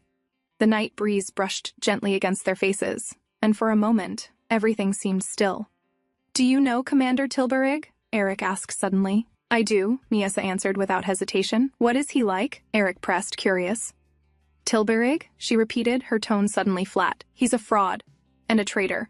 Eric blinked, taken aback. A fraud? He echoed. He'd just met Tilburg earlier that day. The man had seemed disciplined, confident, and loyal. Hardly the kind of person one would call a fraud. Misa, Eric asked carefully, you know what a fraud is, right? Yes, she replied simply. Someone who deceives others to get what they desire. Then why are you calling Tilburg one? Eric asked, his brow furrowing slightly. Misa tilted her head. Why are you asking about him? He was here earlier, Eric said. He came to conduct a palace investigation. The moment he said that, Mia's expression changed completely. The dull emptiness in her eyes was replaced by sudden brightness. Tilburg was here, in this house? She asked, her voice full of excitement. Eric blinked again, taken off guard by her reaction. You said he's a traitor, he reminded her. Why are you happy to hear about him? He is a traitor, she replied honestly. But he's also my friend. We're close. Your friend? Eric repeated slowly. You know what a friend is, right? Yes, she said with a faint smile. He used to play with me. Eric hesitated, trying to make sense of her words. Then what did he do? No. First, tell me this. Why do you say he's a fraud? What did he desire, and who did he deceive? Misa looked at him quietly for a moment, then turned her gaze away. Will he be back? She asked instead, ignoring his question. Misa, Eric said gently but firmly, answer me first. But she didn't. Her expression softened, as though she'd withdrawn back into her own thoughts. Then, as if to change the subject, she murmured in a small, almost teasing voice, But we already did it together, didn't we? Eric blinked, taken aback again. Wait, are you refusing to tell me because of that? He asked. Just because we spent the night together? He sighed and added, You know, we can always talk again another time. It's not. Before he could finish, Misa looked up at him, blushing furiously. Is that something you can do more than once? she asked in a quiet, almost innocent tone. Then, realizing what she said, she quickly covered her mouth, embarrassed. But I didn't talk that much. I still haven't told you about Tilburig. Eric exhaled deeply, rubbing the bridge of his nose. I have no intention of doing anything tonight, he said at last. You're tired. You should rest. Miesa nodded and leaned against his chest. You're right, she murmured softly. I'm tired. Let's go to sleep. All right, Eric replied quietly. Let's get back inside, his gaze lingering on her calm face. What on earth was she hiding this time, he wonders. That night, Miesa saw a terrifying dream. Eric sat at the edge of their bed, his body drenched in blood, his eyes distant and lifeless. Startled, she jolted awake, her heart pounding violently in her chest. For a brief, horrifying moment, she couldn't tell if it was real. Her trembling hand reached out toward him. He was there, lying beside her, breathing softly, peaceful in sleep. She exhaled shakily, her chest tightening with relief. It had only been a dream. Carefully, she lay back down, inching closer until she could feel his warmth. Pressing her forehead against his shoulder, she whispered softly, Don't die. Please don't leave me. He had saved her, comforted her when she was scared, and not long ago she had only wished for him to stay alive, to not do anything reckless. But now she realized that wasn't enough anymore. She wanted to live longer with him, to stay by his side, no matter what. For the next few days, Miesa spent all her time wandering through the mansion. She didn't rest, always moving from one corridor to another, as if afraid something terrible might happen if she stopped. Eric watched her quietly, realizing her sudden cheerfulness was only a fragile mask, something she wore to hide the lingering fear in her heart. One evening, while Miesa and Gela were resting in the changing area, tired from their endless walking, they suddenly heard raised voices echoing from inside. It was Lady Cladonay and Margrave Cladonay. Gela froze. They weren't supposed to overhear that conversation, but when she saw Miesa curiously tilting her head toward the sound, she panicked and handed her a clean cloth. Bite this, mistress, she whispered urgently, and don't make a sound. Through the half-open window, the argument grew clearer. Margrave Cladonay had finally brought up the matter of his affair, his voice trembling between guilt and anger. Lady Cladonay, however, remained calm, cold even. I don't care, she said plainly. I've never expected anything from this marriage. You played your role as husband, and for that, I'm grateful. But it's time you hand your position to Eric now, Margrave stammered, trying to justify himself, but she cut him off sharply. We'll begin the preparations tomorrow, and don't worry, your lover will be safe. With that, Lady Cladonay turned and left, leaving her husband standing there, pale and defeated. Gela's hands trembled slightly. She knew they'd heard something they shouldn't have. Without another word, she quickly lifted Miesa onto her back and hurried down the hall before anyone noticed. As they passed a group of maids, one of them stopped them suddenly. Ah, Gela, she called. Do you know what kind of product Mistress Cladonay uses during her monthly period? Her ladies-in-waiting used to handle it, so we never intervened. But now that they're gone, we'll need to take care of it. Gela froze in her tracks. Her eyes widened. She hadn't even thought about that before.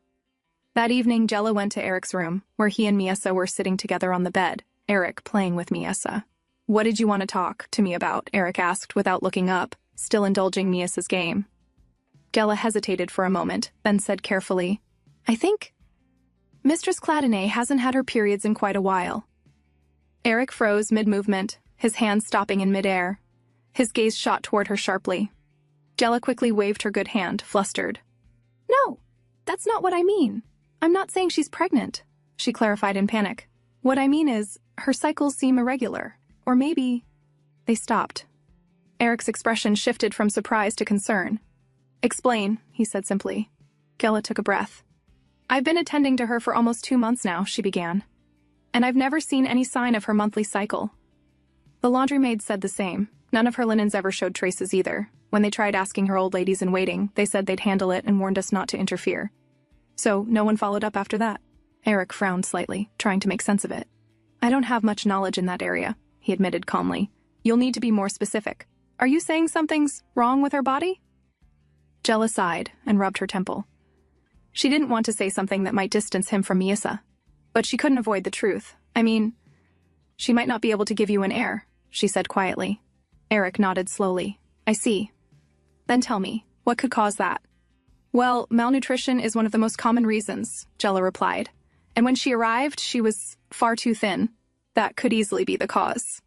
Miesa, resting quietly on Eric's lap, listened in silence.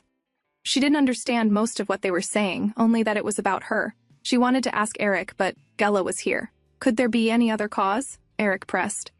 Jella nodded grimly. There could. Judging by how her previous maids behaved, it's possible they were poisoning her slowly over time. Eric's expression darkened. If that's true, can we find out what they gave her? Jella scratched her head, thinking. Normally, we'd ask the person directly, but that's not an option here. We'll have to identify it ourselves. And depending on the kind of poison used, some foods could be catastrophic for her. At that, Misa suddenly raised her head. Catastrophic? She echoed softly. Is it dangerous? Both turned toward her in surprise. Gella's eyes widened so much that she stumbled backward, nearly falling over. You spoke, she stammered. You really spoke. Eric turned to Miesa. Are you sure about this, my lady? He asked gently. Miesa nodded. We can trust Jella, she said firmly. But Eric wasn't entirely convinced. Now that her secret was out, he had to take precautions. Then I have no choice, he murmured. I'll take her family as hostages. Before he could finish, Miesa quickly grabbed his hand, eyes wide. Don't do that, Eric. Her sister is getting married soon, to someone she loves. Don't ruin their wedding, she pleaded. Besides, I feel much more comfortable when Jella is around. Eric let out a slow sigh. Who could say no to that face? All right, he conceded quietly. Jella, still frozen from the shock of hearing her mistress speak, blinked rapidly. Miesa turned toward her and said softly, Jella, get yourself together. You have to prove to Eric that you can be trusted. Jella rubbed her forehead and finally managed a weak laugh. I guess I need a little time to process all this, she muttered. Miesa giggled, spinning lightly, holding Eric's hands. Then tell us when you're ready, she said cheerfully. Once you are, I'll explain what kind of drink they gave me. Later, as the three of them sat together, Miesa recounted in detail. 3 days before the wedding, they made me drink something thick and brown. My stomach hurt a lot after that, and they also forced me to take some medicine that made me sleep. Did you ever experience any bleeding after that? Jella asked cautiously. Miesa thought for a moment, then shook her head. No, never much. Jella sighed deeply and stood. At this point, she wasn't sure whether it was the result of poison or a defect in Miesa's body. Either way, she needed proof, so she gently took a strand of Miesa's hair. Then, turning toward Eric, she used subtle gestures to inform him that she would conduct the examination soon and report the results as soon as she had them. After that day, Jella buried herself in books, medical records, but no matter how much she read, she couldn't find anything that matched the description of the substance Miesa had drunk. If it truly was poison, it could have a long incubation period, and though Miesa seemed fine now, that didn't mean she was safe. Jella needed answers, and soon. She was so consumed by her research that she lost track of time and arrived late to attend to Miesa. By the time she reached the garden, Miesa was sitting with Lady Cladany, playing quietly. The moment Jella stepped closer, her eyes instinctively lingered on Miesa. But her gaze was so sharp, so obvious, that Miesa glared at her as if saying, "Stop staring at me like that." Lady Cladany immediately noticed. "What's wrong, Jella? Why are you looking at her like that? Is something wrong with Miesa?" Jella froze for a moment. Oh no, my lady, it's nothing like that," she stammered, forcing a smile. Miesa, sensing the tension, leaned lazily from Lady Cladany's lap and stretched her arms toward Jella. Without saying a word, she silently mouthed, "Carry me." Understanding at once, Jella bowed. "It seems Mistress Cladany is getting sleepy. I'll take her to her room so she can rest." As they turned to leave, one of the maids nearby watched them closely, her gaze fixed on the two of them with quiet suspicion. Once they reached Miesa's room and the door shut behind them, Miesa immediately pouted. "Jella, I'm starting to regret telling you my secret." Jella sighed. "Was I too obvious?" Miesa didn't answer. Instead, she hopped down from Jella's back, walked across the room, and climbed onto her bed with a small huff. Jella froze. "Wait, your legs, are they fine?" she asked in shock.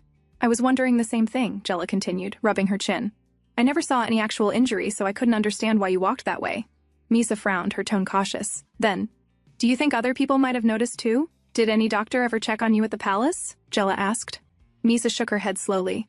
"Everyone who took care of me died that day," she said quietly. A chill went down Jella's spine at her words. For a moment, she didn't know how to respond. She simply reached out and held Miesa's hand. "Don't worry," she said gently. "No one's noticed.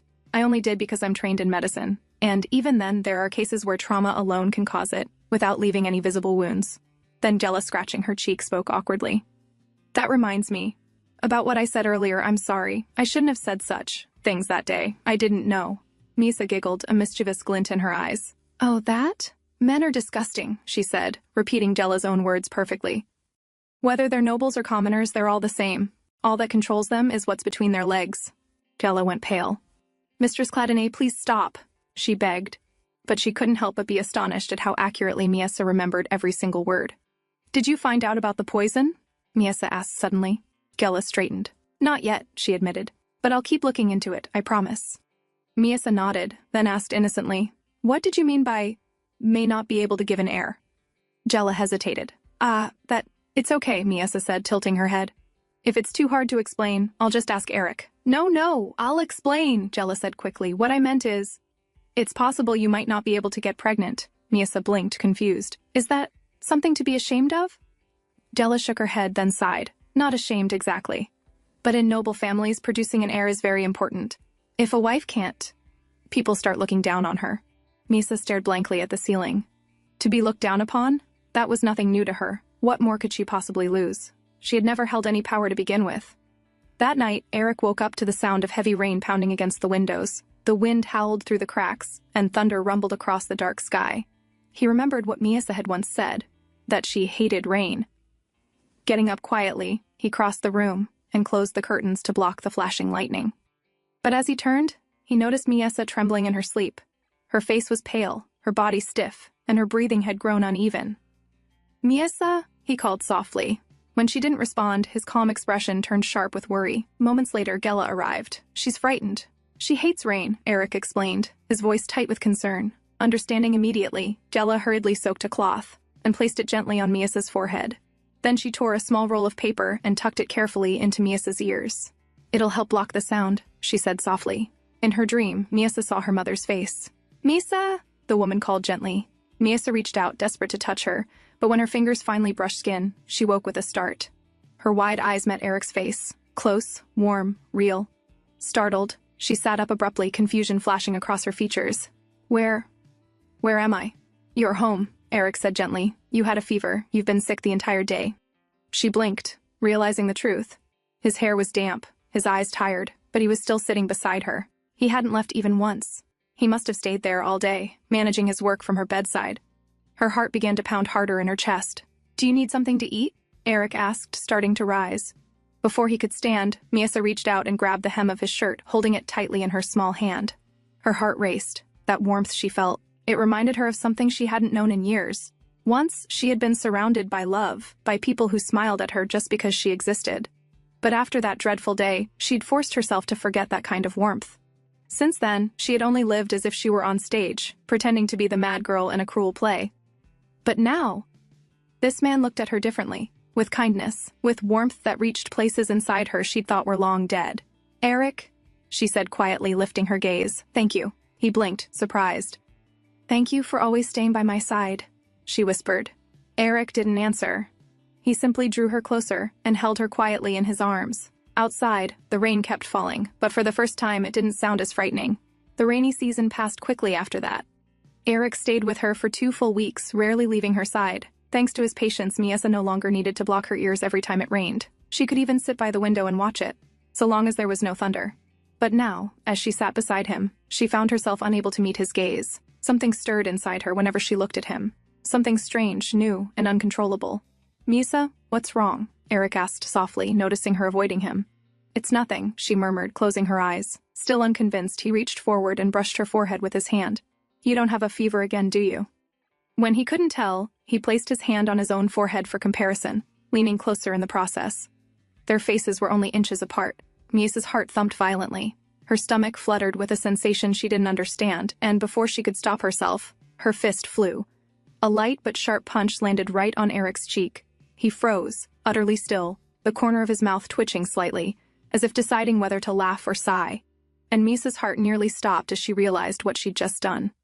The next morning, Gela entered Miesa's room carrying several newly delivered dresses, the ones Eric had ordered for her. "Mistress Cladonay," she said cheerfully, setting the boxes down, "the clothes have arrived. Would you like to try them on?" But Miesa stood quietly, her eyes distant. The guilt from last night still weighed on her. The memory of accidentally striking Eric's cheek wouldn't leave her mind. Eric was admired by everyone. People always praised how handsome and graceful he was. Even Gela and the maids sometimes whispered about him with admiration. And yet, he was the one who had seen her at her worst. The thought of that disgusted her. Why did she care so much about what he thought? She didn't understand it herself. He had said he was only kind to her because she was part of his family now. And though they had shared their wedding night, that too had only happened after she'd begged him, pleaded with him. So what exactly did she want from him? Her heart ached when she realized she wanted him to want her, not out of duty, not out of pity, but because he truly desired her, and lately, he hadn't even kissed her.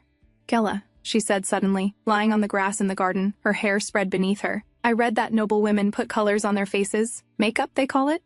"Yes," Gela replied, adjusting the hem of Misa's new dress. "Why are you suddenly curious about that?" Misa's heart jumped at the question. Why indeed? Why did she want to know something like that? Embarrassed, she quickly diverted the topic.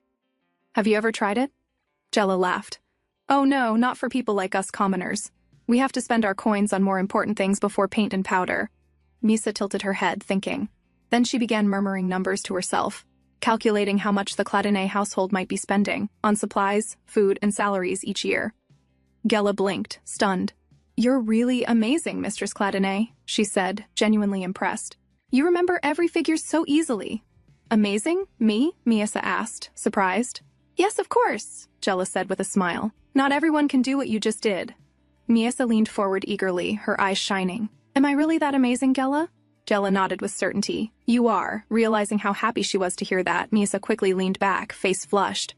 Why did she enjoy the praise so much? Trying to hide her embarrassment, she changed the subject again. "Gela, could you teach me those signs you used to talk with Eric sometimes?" "Sign language?" Gela asked. "Wouldn't it be better to ask the young master to teach you himself?" Miasa shook her head quickly, smiling shyly. "No, let it be our secret. I want to surprise him." Gela chuckled. "As you wish, Mistress Cladonnet." Meanwhile, Eric sat in his study, resting his chin on one hand, his fingers brushing the faint red mark still lingering on his cheek. The memory of Miasa's startled punch kept returning to him. That night, as he tucked Miasa into bed, he asked gently, "What did you do today?" Relieved that he didn't seem angry, Miasa avoided his gaze. "I tried on the dresses with Gela. Then we walked in the garden." Eric leaned in a little, closer, his voice low. "And?" She turned her face away quickly, tugging the blanket higher.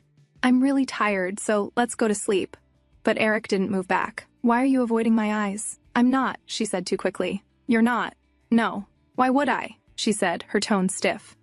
Eric studied her quietly for a moment before asking, "Then why won't you look at my face? Does my touch make you uncomfortable?" Her heart skipped.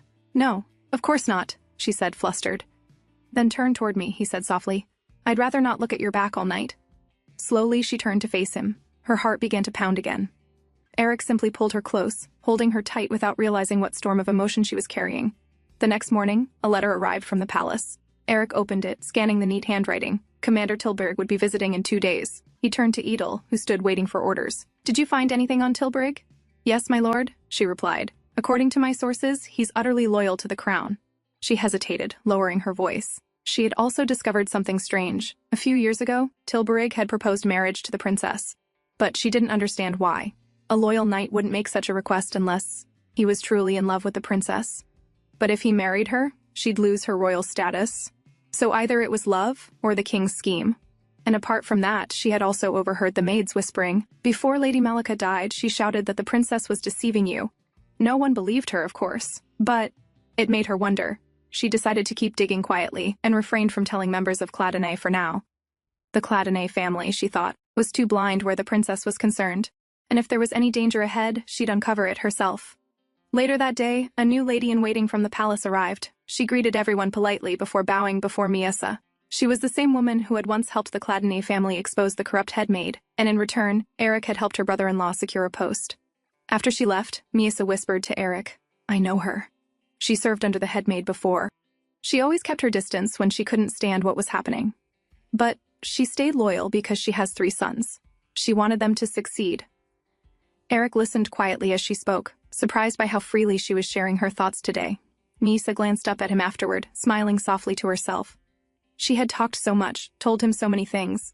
Maybe tonight, he would finally kiss her. 2 days passed. Yet the kiss Miasa had been quietly waiting for never came. Instead, Commander Tilburg arrived at the Cladonnet estate. He presented a small gift. Eric accepted it, a delicate statue of the goddess. "It's for the princess?" Tilburg added, his tone formal yet faintly hesitant.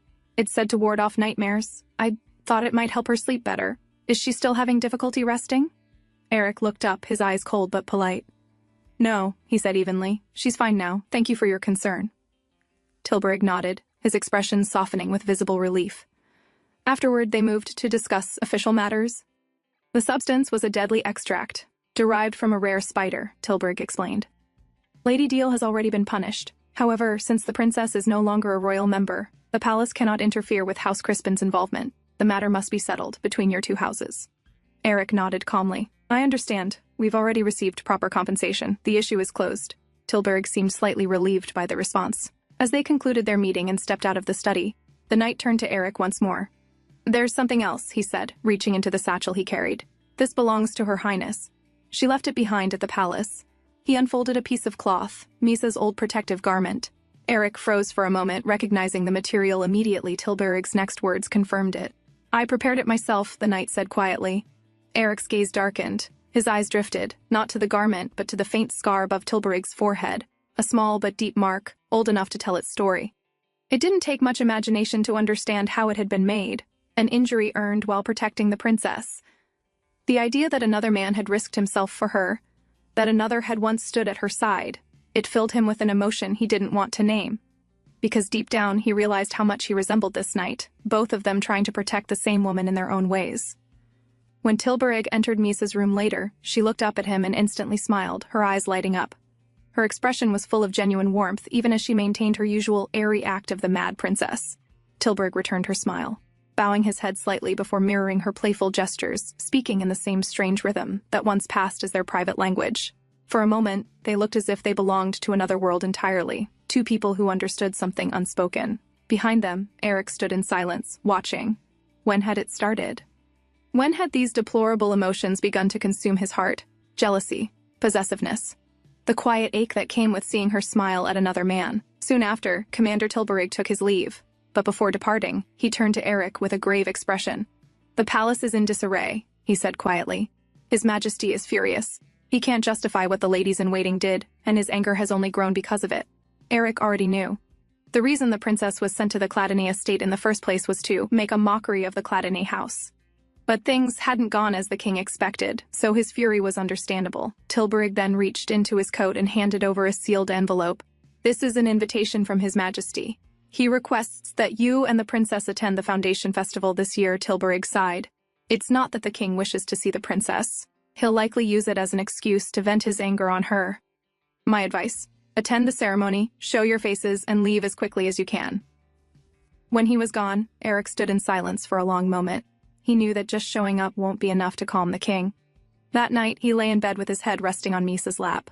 She looked down at his thoughtful expression. What are you thinking about? She asked softly. Tilburg, he replied after a pause. I'm not sure what kind of man he really is. But didn't I already tell you? She murmured. You said he's a fraud and a traitor, Eric reminded her.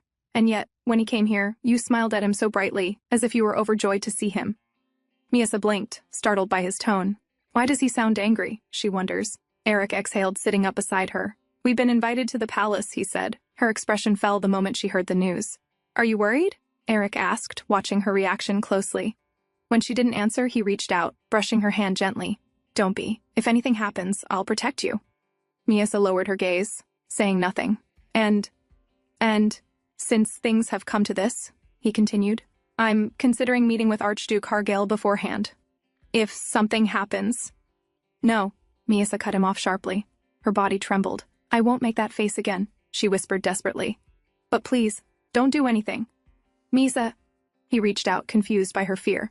What are you afraid of? The king? He may be powerful, but he can't harm the House of Cladonay without reason. She shook her head hard. No, she repeated, her voice trembling. She wrapped her arms around him. Please, she pleaded again, her voice breaking. Don't do anything dangerous.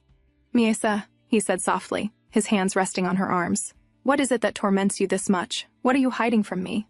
But Misa didn't answer. She just shook her head and clung to him. After a long silence, she whispered, I just want you to smile and be happy. And with that, she slowly drifted to sleep in his arms. Eric sat awake for a long while afterward, staring down at her peaceful face, the way she trembled when he mentioned the king, the way she avoided every question about Tilburg. It all lingered in his mind. The day of the Foundation Festival arrived, a grand 3-day celebration where nobles from every corner of the kingdom gathered at the main palace.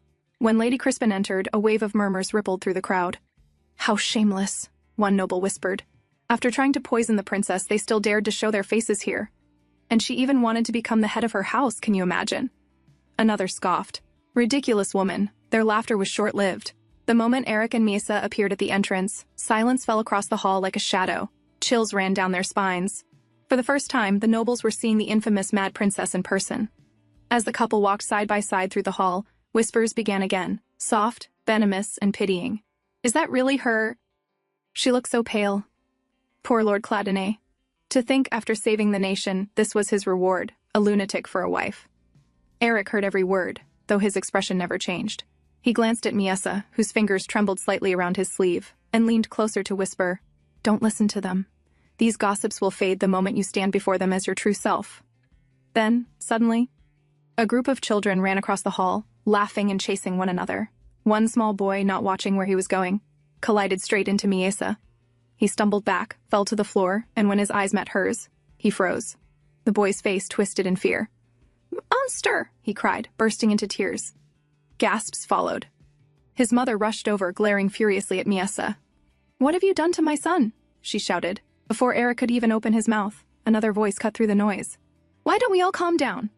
Said Lord Doyd of Salakize, stepping forward with a bright smile. He held out a small plate of dessert toward Miesa. Here, Mistress Cladonay. Try some. These sweets are quite popular today. But the woman turned on him instantly. And who are you to interrupt, you illegitimate son? She spat. Know your place. A ripple of cruel laughter spread through the hall. Look at him, even dressed like that, one noble chuckled, trying so hard to stand out. Eric sighed quietly. The scene was degrading on every level. But when he turned to Miesa, he saw her trembling behind him, her head bowed low. Without a word, he bent down and lifted her into his arms. We're leaving, he said curtly, turning away from the crowd. As he began to walk toward the exit, Lady Crispin suddenly stepped into his path. Lord Cladonay, she said, bowing slightly, I hope you've been well. I wanted to apologize again for my earlier discourtesy. Eric's voice was calm but clipped.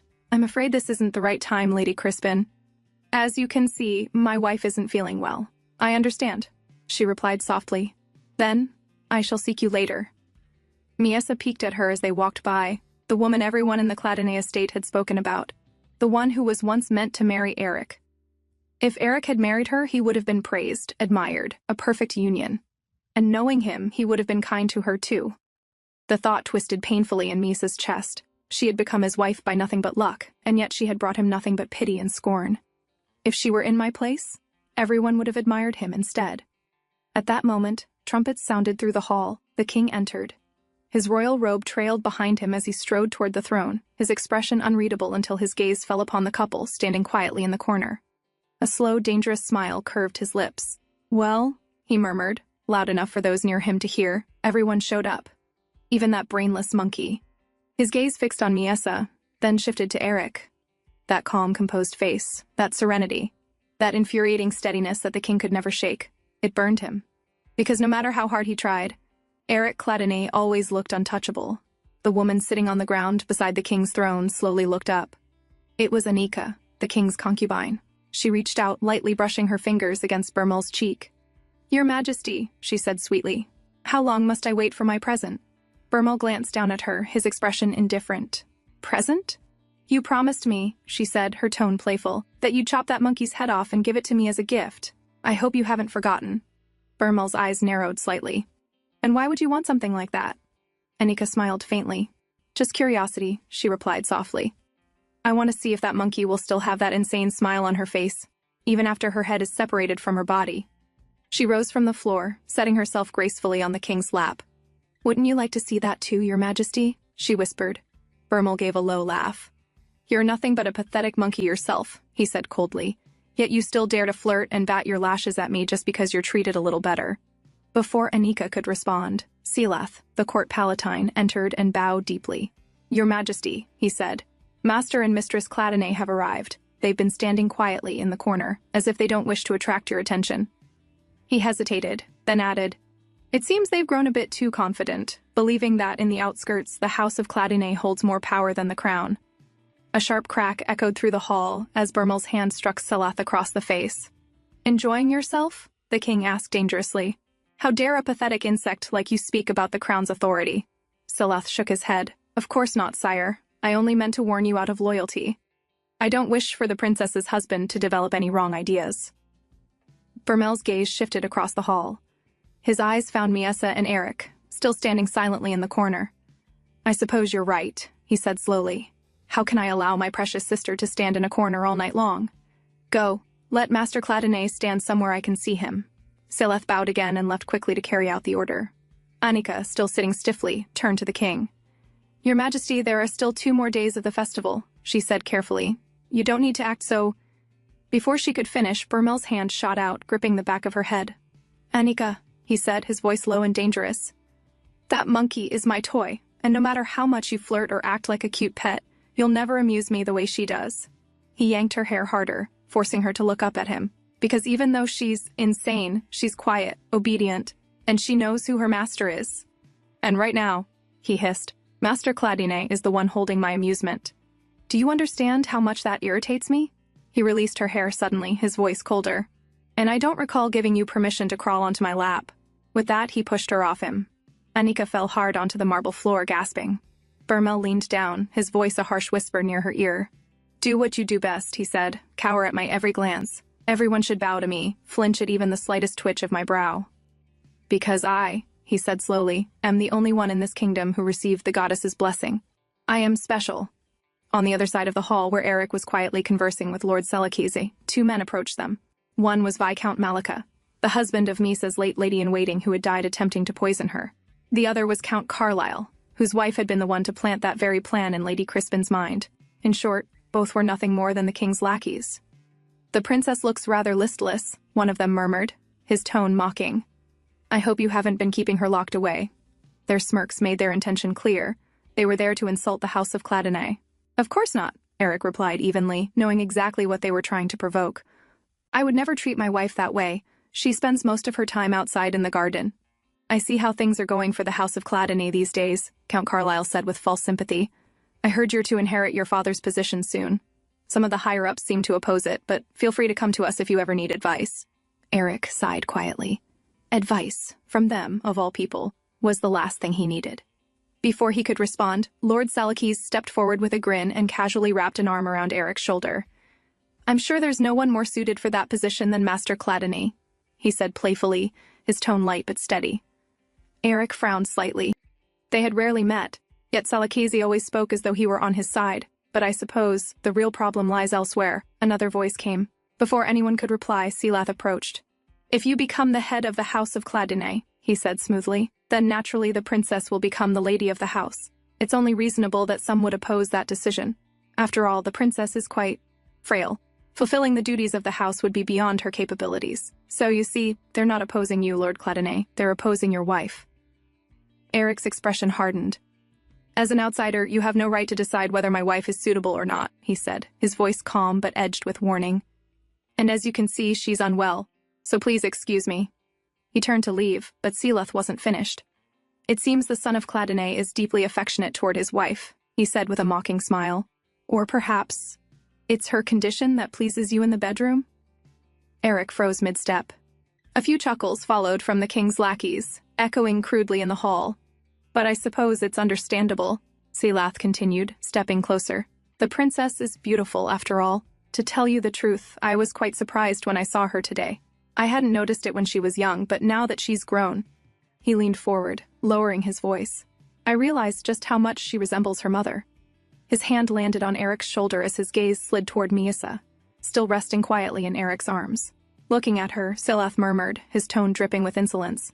Brings back memories of those days. The late queen was truly a beautiful woman.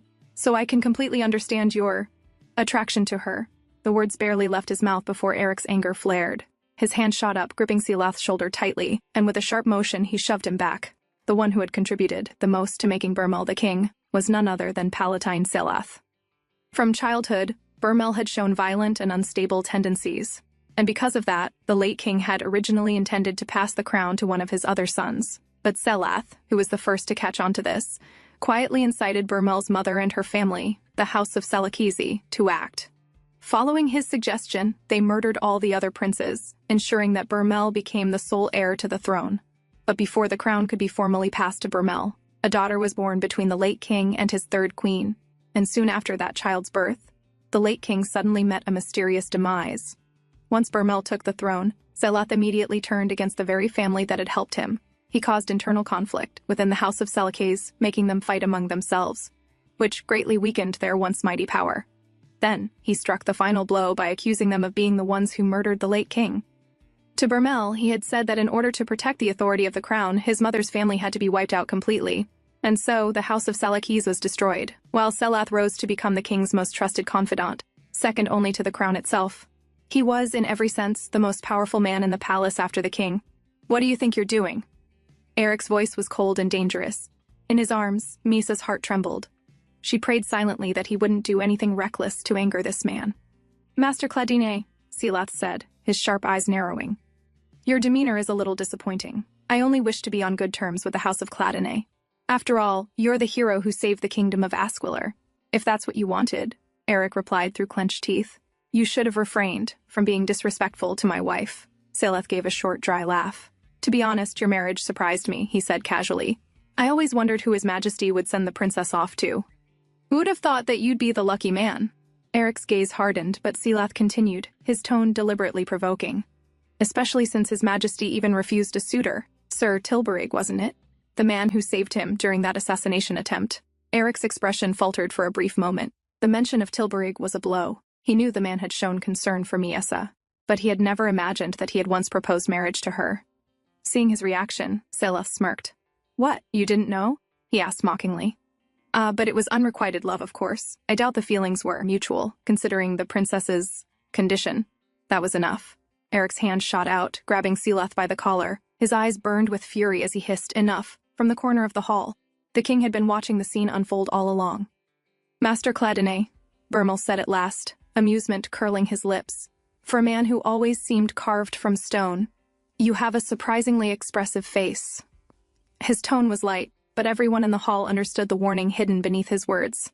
"However," Bermel continued lazily, "it would be a pity if such a joyful occasion were interrupted like this." It was an indirect command to back off.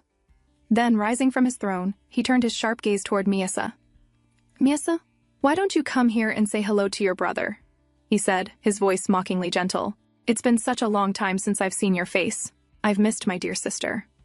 Misa flinched at his call. Her body stiffened in Eric's arms, and she knew she needed to act quickly. In one motion, she pushed Eric away and limped toward the king. "Misa!" Eric called after her, but she didn't look back. Her heart pounded as she walked forward, silently praying, "Please, don't take the House of Cladine away from me." As she neared the throne, her eyes caught the goddess statue standing tall behind Bermel. It was the same goddess she had always believed was punishing her. Her knees weakened. Trembling, she finally gave up and fell at Bermel's feet. Bermel smirked, leaning down and patting her head as though she were his pet. "Good, Misa," he murmured. "You're still as obedient as ever." "Just as you should be." Misa stayed there, her forehead pressed to the floor, her hair spilling across the marble. Her back was exposed. Bermel's eyes drifted to it. Just then, Eric stepped forward. "My apologies, Your Majesty," he said evenly. "But as you can see, she's not feeling well.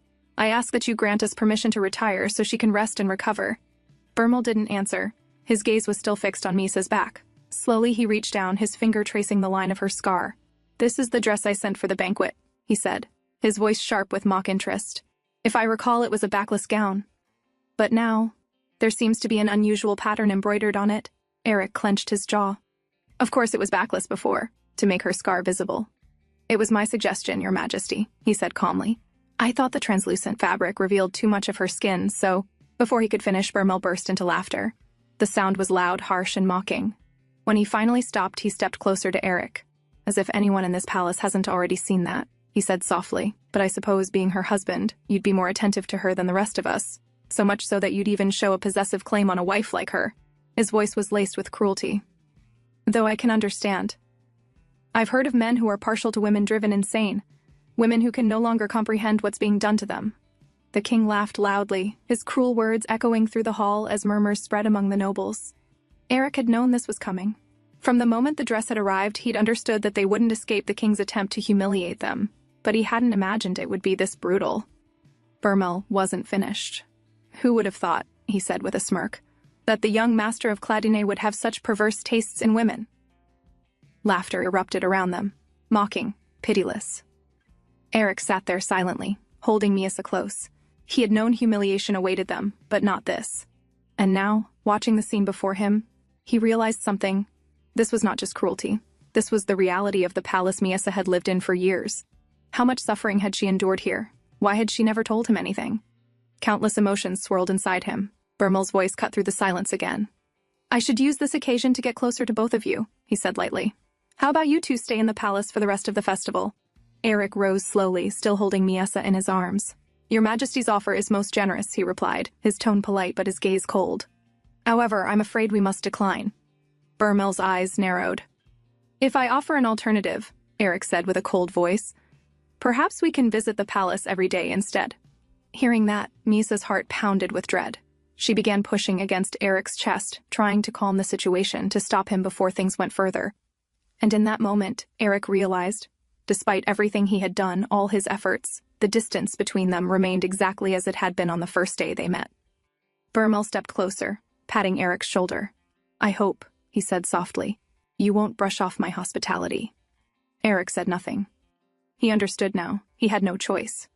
And that helplessness burned inside him like acid. For the first time, he thought that if Misa truly were the senseless madwoman everyone believed her to be, perhaps, he wouldn't feel this hollow, this betrayed. "Since both her ladies-in-waiting are gone," Bermel said suddenly, smiling, "I've decided to assign her a special attendant during her stay, someone who knows Misa better than anyone." He turned toward the entrance. A woman stepped forward and bowed gracefully. "Good day. I am Namiera, the head lady-in-waiting of the palace," she said with a smile. "I look forward to serving you, Mistress Cladine." In Eric's arms, Misa trembled. Though she continued her act as the madwoman, her body stiffened completely at the sight of the woman. And in that moment, a chilling thought struck Eric. If Misa were ever to tell him everything that had happened to her, would he truly be able to handle the truth? At night, Eric and Misa returned to their assigned room, but Misa's mind still wouldn't calm. Bermel had let them off easily today, but what would happen in the days to come? And when she remembered the head maid, she trembled, but she wouldn't be able to treat her the way she used to. She wasn't the princess anymore. She was now Mistress Cladine, and Eric was with her. But deep inside, what concerned her the most was Eric. She was used to being stared at like that, but Eric wasn't. It must have been shocking for him. If he had married someone else, he wouldn't have had to experience any of this. So what if he regretted marrying her? What if he grew tired of her? All kinds of questions swarmed her heart until she could barely breathe. Suddenly Eric spoke, pulling her back to reality. "Misa, remember I asked you to promise you'd always be faithful to me? Until now, I thought what happened to you was too painful to talk about, but now, I can't shake the feeling that you're hiding something, that I still haven't gained your full trust." Misa flustered. No, it's not like that." "Then tell me everything," Eric pressed gently. "Tell me why you called Tilburg a fraud, and why you keep avoiding certain things." "Eric, She tried, but no words came out. She studied his face. Was he angry? But no, it looked more like pain. "I intended to wait," he continued quietly, "until you were comfortable enough to share. But if this creates misunderstandings between us, I can't simply wait forever." Misa tried to calm herself. As long as she could explain, everything would be okay, she told herself. "Tilburg always pitied me," she finally whispered. "He wanted to save me. He took me away before Bermel tried to kill me." "Then why call him a fraud?" Eric asked. "Traitor. Fraud." Those were the words someone had screamed at Tilburg that day, and to Misa, those words had sounded like praise, for a hero, because when everyone else was brutally executed for treason, he was the only one who survived by becoming a traitor. "So, you're going to remain silent?" Eric asked when she didn't continue. But Misa hesitated. If she told him, what if Eric got ideas of treason? He had already killed her maid to save her. He had been angry earlier. What if knowing what Tilburg did pushed him towards something dangerous? So in the end, Misa chose silence. Eric exhaled tiredly. "Misa, I don't want to pressure you. But to protect you, I need to know more about the palace." At those words, Misa's face drained of color. She grabbed his sleeve desperately. "No, Eric. I told you not to do anything." As she clung to him, trembling, Eric sighed softly and held her shoulders. "I understand, Misa. Calm down." Every time she reacted like this, the fear in her heart hurt him too. But he decided not to push the matter further. Morning came. Palace maids walked through the hallway, whispering under their breath. "I saw the princess yesterday. She looks so much healthier. They must be treating her better now, especially compared to how they forced her to eat food off the ground." "Keep your voice down," the other warned anxiously, then added, There were times they starved her for days, and then gave her whatever filthy scraps they could find. I once saw her eating dirt and bones. Both maids shuddered in disgust, but their supervisor shouted for them and they hurried away. Behind a pillar, a man who had overheard everything stood frozen. Slowly, his hand clenched into a fist, shaking with rage. 1 week before the festival, head maid Namiera had been summoned. "Miesa will be attending the Foundation Festival this year," the king said, reclining lazily on his throne. "And I trust you understand why I sent my precious sister to the House of Cladonai." His smile sharpened. "Unfortunately, it seems she is not fulfilling her purpose very well, so I'm thinking of other ways to have fun. I wonder, Namiera, do you have any suggestions?" There was a glint of amusement in his eyes, a glint that made her stomach twist. That conversation led Lady Namiera straight to the dungeons, to the maid currently imprisoned for attempting to poison the princess. The moment the maid saw her, she cried out desperately for help, insisting she was only following Lady Malika's orders. Namiera grabbed her collar and slammed her against the bars. "After causing such a disaster, you dare claim it wasn't your fault," she hissed. Then she leaned in closer, voice cold. "If you want even a sliver of mercy, prove your worth. If you learned anything useful inside the Cladonai estate, now is the time to speak." A flicker of hope lit the maid's terrified eyes. I have something important," she stammered. "Right before Lady Malika died, she said something strange. She said the mad princess was acting like a real person."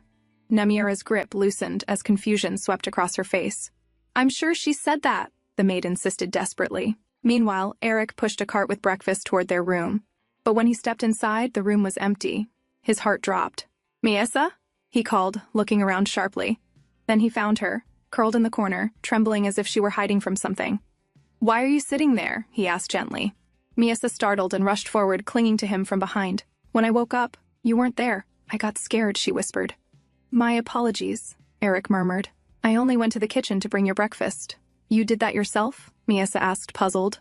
Eric exhaled. "Yes. They won't allow Cladonai servants inside, so I thought this would be safer than risking someone tampering with it." He gently removed her hands from around him. "You should eat before the headmaid arrives." Misa's heart sank. She grabbed the back of his shirt, stopping him from stepping away. The things you asked about, Tilburg? I want to talk about it," she said quietly. Only then did. Eric turned fully toward her. Miesa looked up at him, still unsure how much to say, but knowing one thing clearly. She was terrified he might leave her. "I was just happy to see Tilburg because he was kind to me," she began, voice small. "But I never wanted to go with him. His kindness actually made me uncomfortable, and I never liked him that way." She swallowed, sweating from nerves. "And I didn't tell you because he once asked for my hand in marriage, so I thought it wouldn't be polite to speak of him to you. But you don't have to worry about him, Eric. He's not important to me." Eric listened in silence. Feeling him quiet, Miesa panicked and continued, desperate for him to understand. "You are the one important to me." Eric finally spoke, voice steady but heavy. "I understand. If that is the answer you wish to give me, then I accept it." He turned back to the cart, ready to move it. But then he added, without looking back, "While I'm glad you're trying to be considerate, you don't need to force yourself to say things just to please me." Miesa froze. "That won't do any good. For me, or for you, or for this relationship," he continued. "And more than anything, if you were to be hurt because I remained unaware of something I should have known." He finally turned, eyes shadowed with frustration and worry. "How do you think I would feel then?" His words pressed heavy onto her heart, mirroring the weight she felt in her own chest. Later, Miesa sat at the dinner table. With Lady Namiera standing nearby, she kept her mad princess facade firmly in place. Namiera watched her sharply, her jaw clenched. If Eric weren't glued to her side, she thought bitterly, I would have uncovered the truth by now. Malika had been cunning to her very last breath. If she had said something was strange about the princess, then it meant something. Namiera couldn't dismiss it. Miesa, who had been quietly eating, suddenly felt Lady Namiera's stare boring into her. Panic surged. She immediately began flinging food, knocking dishes, and scattering everything across the table like a frightened animal. Namiera's eyes narrowed. She still doubted whether the princess could truly be sane. Because if she was, then it meant she had endured all that torture with her mind completely intact. If so, what kind of darkness must she be carrying inside her? Namiera thought with a chill. After breakfast, Lady Namiera instructed them to prepare for the day's luncheon. But Miesa sat frozen in her chair, mind drifting. The moment she had felt Namiera's gaze earlier, something cold had passed through her. Something wrong. Did I make another mistake, she wondered? Did I do something again like last time? Fear squeezed her lungs. Her hands trembled. Eric, noticing, placed his hand over hers, steady, warm, silently telling her to breathe. Lady Namira continued coolly. The servants will be here shortly. You, my lord, will prepare in this room. I will take Mistress Cladonay to another chamber and escort her to the luncheon myself. Her smile sharpened with calculation. Eric's brow furrowed. I cannot accept that. Namira bowed slightly, though her eyes glinted. My apologies, but I'm afraid it is His Majesty's order. He decreed that lords and ladies shall hold this luncheon separately. Both Eric and Miesa froze. They were trying to separate them, by force if needed. Namira smiled wider. Do not worry, my lord. The luncheon is being held for the princess. She will be the guest of highest honor. We will devote ourselves to serving her well.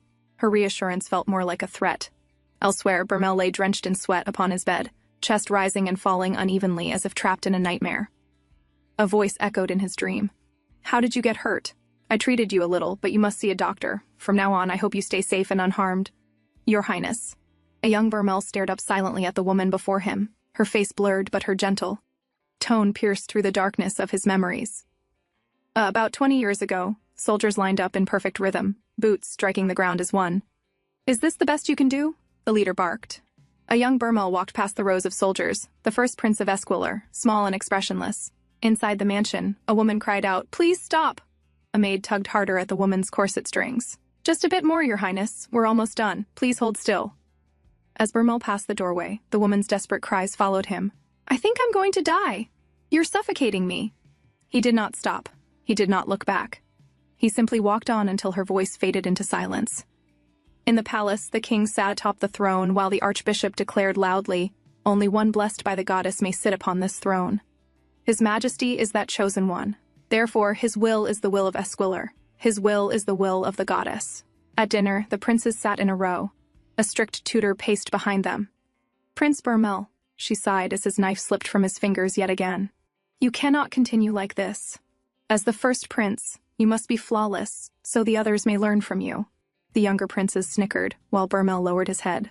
I have no choice, the woman said sharply. I will report this to His Majesty. Later, in frustration, a woman hurled a glass toward Bermel. It shattered near his feet. His Majesty has abolished the rule of the firstborn's right to the throne. Do you understand what that means? She shouted, voice trembling with rage. Young Bermel knelt on the floor, clutching his bruised knee, eyes lowered. I warned you not to lose His Majesty's favor, his mother spat. You are the eldest son. You could have become king without effort, and now you've ruined everything. Do you think my family will pity you just because you are my son?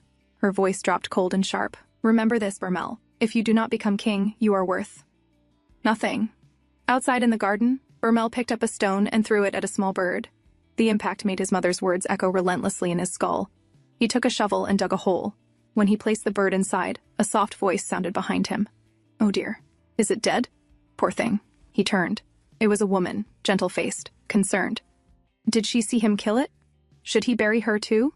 But the woman smiled sadly, unaware of his thoughts. You must have loved that bird very much to bury it with your own hands. I once lost a pet bird too. I know how lonely it feels. It was Misa's mother. She later guided him inside and showed him her new pet bird. After seeing how sad I was, His Majesty gifted it to me, she said warmly. A child's cry echoed from behind. She rushed over, lifting a small girl into her arms. There, Misa. It's all right. I love you always. Bermel watched the mother and child frozen. Love? The word was foreign. Had anyone ever loved him? Faces flashed in his mind, people yelling, scolding, striking. No. No one. Darkness festered inside him, deeper and deeper, until one day it consumed him entirely, driving him into committing an unforgivable sin. Who knew His Majesty would pass so suddenly? Apparently he suffered from some mysterious chronic illness. Those murmurs filled the palace halls. One by one, the princes were killed. His siblings, eliminated. Bermel ascended the throne everyone claimed he didn't deserve. Mia's mother had cried at her husband's funeral, and that expression, that anguish, haunted Bermel to this day. Bermel jolted awake from his nightmare, drenched in sweat. Beside him, the woman rose quickly. Your Majesty, what happened? He clung to her like a frightened child. I'm scared. It's all right, Your Majesty, she soothed, gently touching his arm. But he kept trembling, muttering, It's their fault, all their fault for looking down on me. They're the ones who started it. She tried to calm him. It was only a dream. Suddenly, he pushed her aside and staggered to the window. It's not my fault, he whispered harshly. I did nothing wrong. As he stepped near the window, his eyes widened as he spotted Eric and Miesa in the hallway below. I understand now, he breathed. Why I cannot sleep peacefully. His fingers gripped the window frame. It's because I let that couple of rats into my palace. Outside, Eric tried his utmost to remain by Misa's side, but Lady Namiera blocked him yet again. Lord Cladonay, she sighed, irritation dripping from her voice. Haven't we gone through this already? It is His Majesty's decision. You must part ways here. I won't do anything, Eric insisted. I will only stay beside her. The luncheon can proceed as usual. Lady Namiera's jaw clenched. For a moment, it looked as if she would refuse, but eventually she exhaled sharply.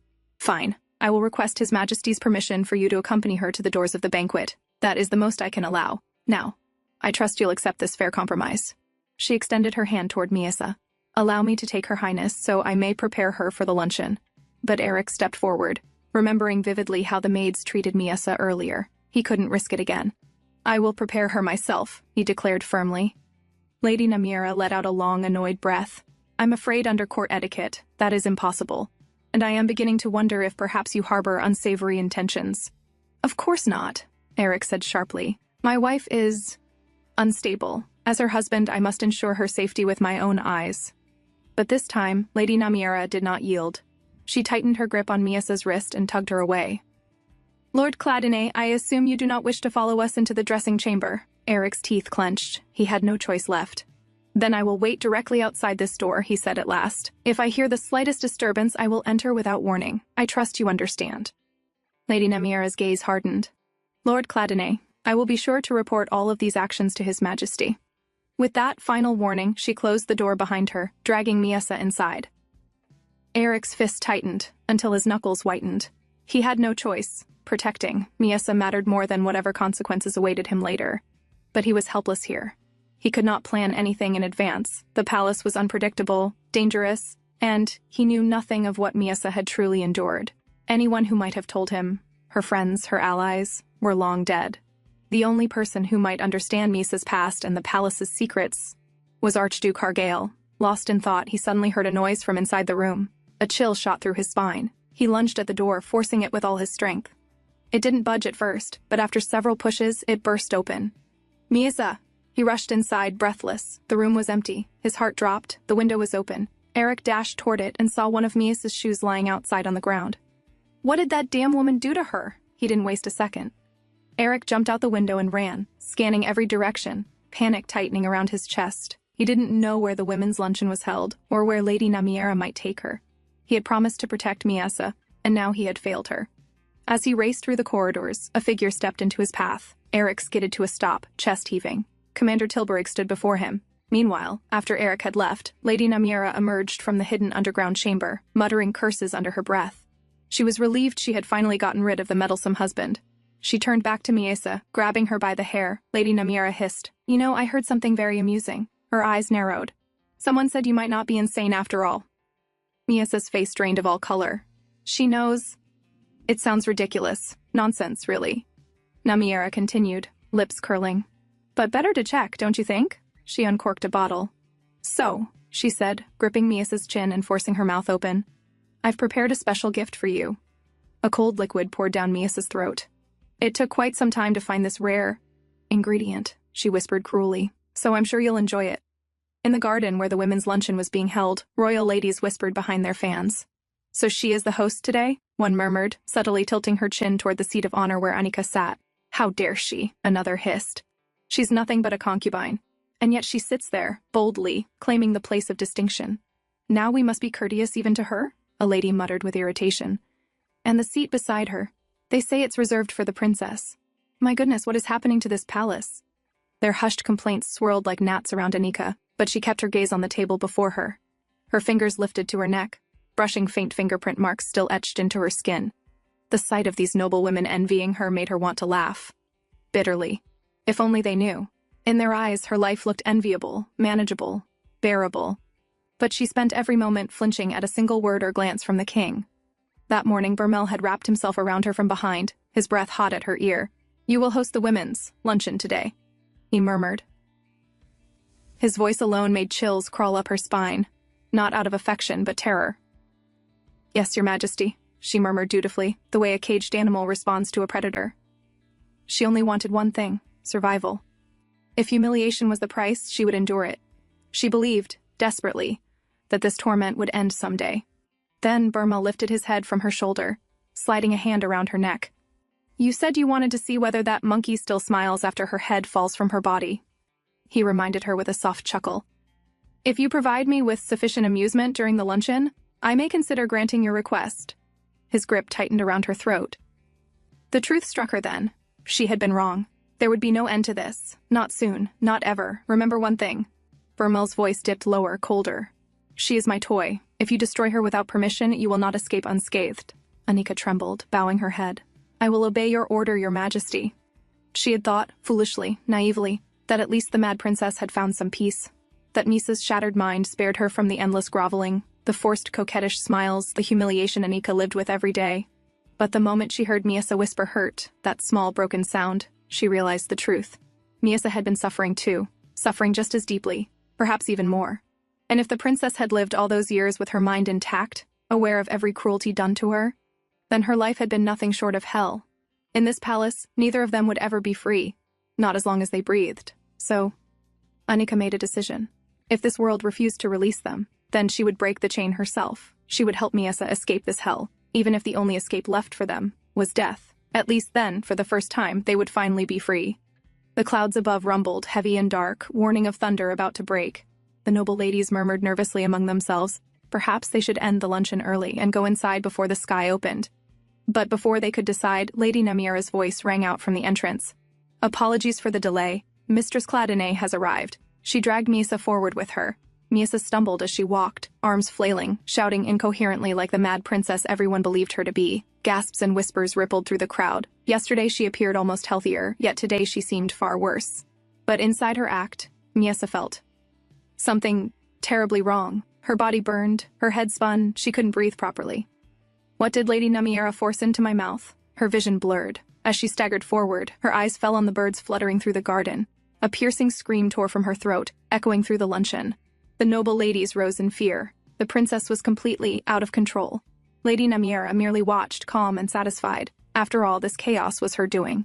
Miesa collapsed to the ground, tears spilling as her body trembled uncontrollably. Anika stepped forward. Lady Namiera, she said firmly, please gather the ladies and adjourn the luncheon. Without waiting for a reply, Anika took Miesa's hand. I will take Mistress Cladine somewhere quiet and calm her down, she declared. Then she lowered her voice gently, looking straight at Miesa. It won't take long. Let's get you up. Miesa lifted her tear-filled eyes. Because of the drug clouding her senses, she didn't see Anika at all. She saw Eric. His warm, steady face overlapped with Anika's, making her chest ache. There's something I need to tell you, Princess, Anika whispered. Let's go somewhere quiet and talk. Hearing Eric's voice in her haze, Miesa beamed faintly. She tried to call his name, but Anika quickly covered her mouth. No fuss, Princess, she murmured, aware that Lady Namiera was still watching. Do you understand? Miesa nodded obediently and let Anika lead her away. As they walked, Miesa struggled to keep up, breath trembling. Eric, please slow down. Anika finally turned toward her, and Miesa, still thinking she was speaking to her husband, continued anxiously. I'm sorry, Eric, I didn't mean to complain, but are you still angry with me? The words froze Anika. So it was true. The princess was sane. Miesa looked down, voice quivering. I was so scared. Your eyes looked cold. I was afraid you'd be angry with me forever. Anika listened in silence, telling her to calm down, but inside, her thoughts churned. If the princess was sane, then the House of Cladine was no refuge. From suffering, from fear, from anything. Perhaps there was no escape for women like them. Only one exit remained, death. Determined, Anika slipped a dagger from her sleeve. If the princess wished for someone to finally end this torment, then she would help her. They would escape this hell together. But then, Miesa's trembling voice halted her. I'm still a member of the House of Cladine, right? Anika paused. Miesa continued, desperate. You always took care of me, no matter how much I upset you, because I am a member of Cladine. And you were doing your duty as my husband. That made me happy. Anika stared. Husband. Every time I saw how much you cared. I wanted to stay a member of Cladine forever. Miesa, pouring her heart out to the man she loved, who wasn't here, reached out and touched Anika's cheek, hand trembling. Coming to the Cladine mansion. Meeting you. It made me dream of a future for the first time in my life. A future where you and I could stay together in that mansion. Forever and ever. Anika stood frozen, wide-eyed, dagger hovering in her hand. But then I grew terrified, Miesa whispered, crying softly. Because with each day, my feelings for you grew stronger. So strong I felt that if I reached out, everything would shatter and disappear completely. She bowed her head, sobbing. That's why I can't stand it anymore. Eric, I love you. The confession broke from her like a plea torn straight from her heart. Annika slowly hid the dagger behind her, her mind spinning. The princess loved her husband, loved him deeply, loved him enough to endure anything, even this hell. I don't want to be alone anymore, Eric, Miyasa cried. I want to live with you, grow old with you. So please, don't do anything reckless. No matter what the king does, I can bear it, as long as you are there. So please, don't leave me. The dagger slipped from Annika's grasp, clattering to the ground. And Annika stood there, stunned, shattered, realizing everything she believed until now was wrong. On the other side of the palace grounds, Eric stood face to face with Tilburig. Why are you still here? Tilburig asked, puzzled. The men's luncheon isn't in this direction. I'm looking for my wife, Eric replied sharply. The head maid disappeared with her. Where is the women's luncheon? Tilburig exhaled calmly. I believe His Majesty decreed the luncheons to be held separately this year. It would be wise to obey his command.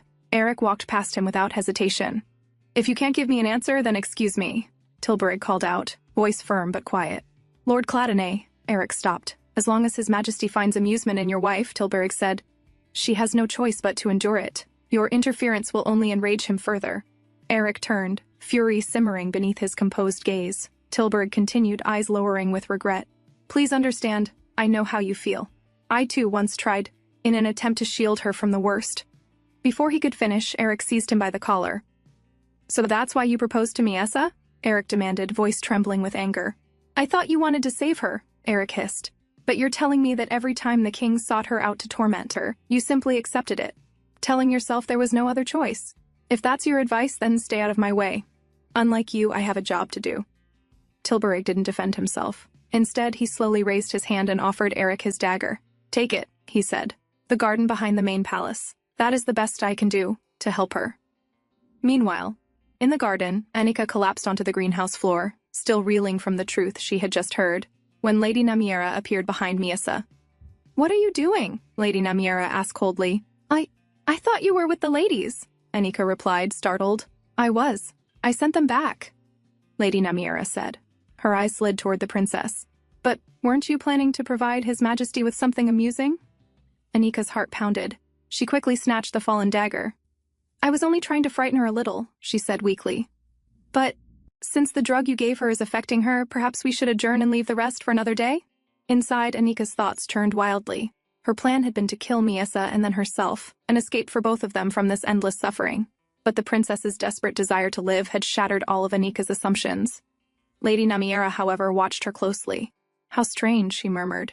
You headed toward the greenhouse with such determination. Yet now you want to end the proceedings? Very unlike you. It's because of the drug, Annika argued. She used to have seizures at just the sight of birds. If His Majesty is disappointed, you will be held responsible. Lady Namiera picked up a bag of birdseed and tossed it toward her. Then how about this? Scatter them. If she isn't reacting, we'll simply force it out. Thunder rumbled overhead. Miyasa's breathing worsened. Her mother's distant voice echoed in her memory. Miyasa, thunder means the goddess is coming down to punish the wicked. Terrified, Miyasa lunged toward Annika and clung to her tightly, still seeing Eric through the haze of the drug. Lady Namiera's brows drew together.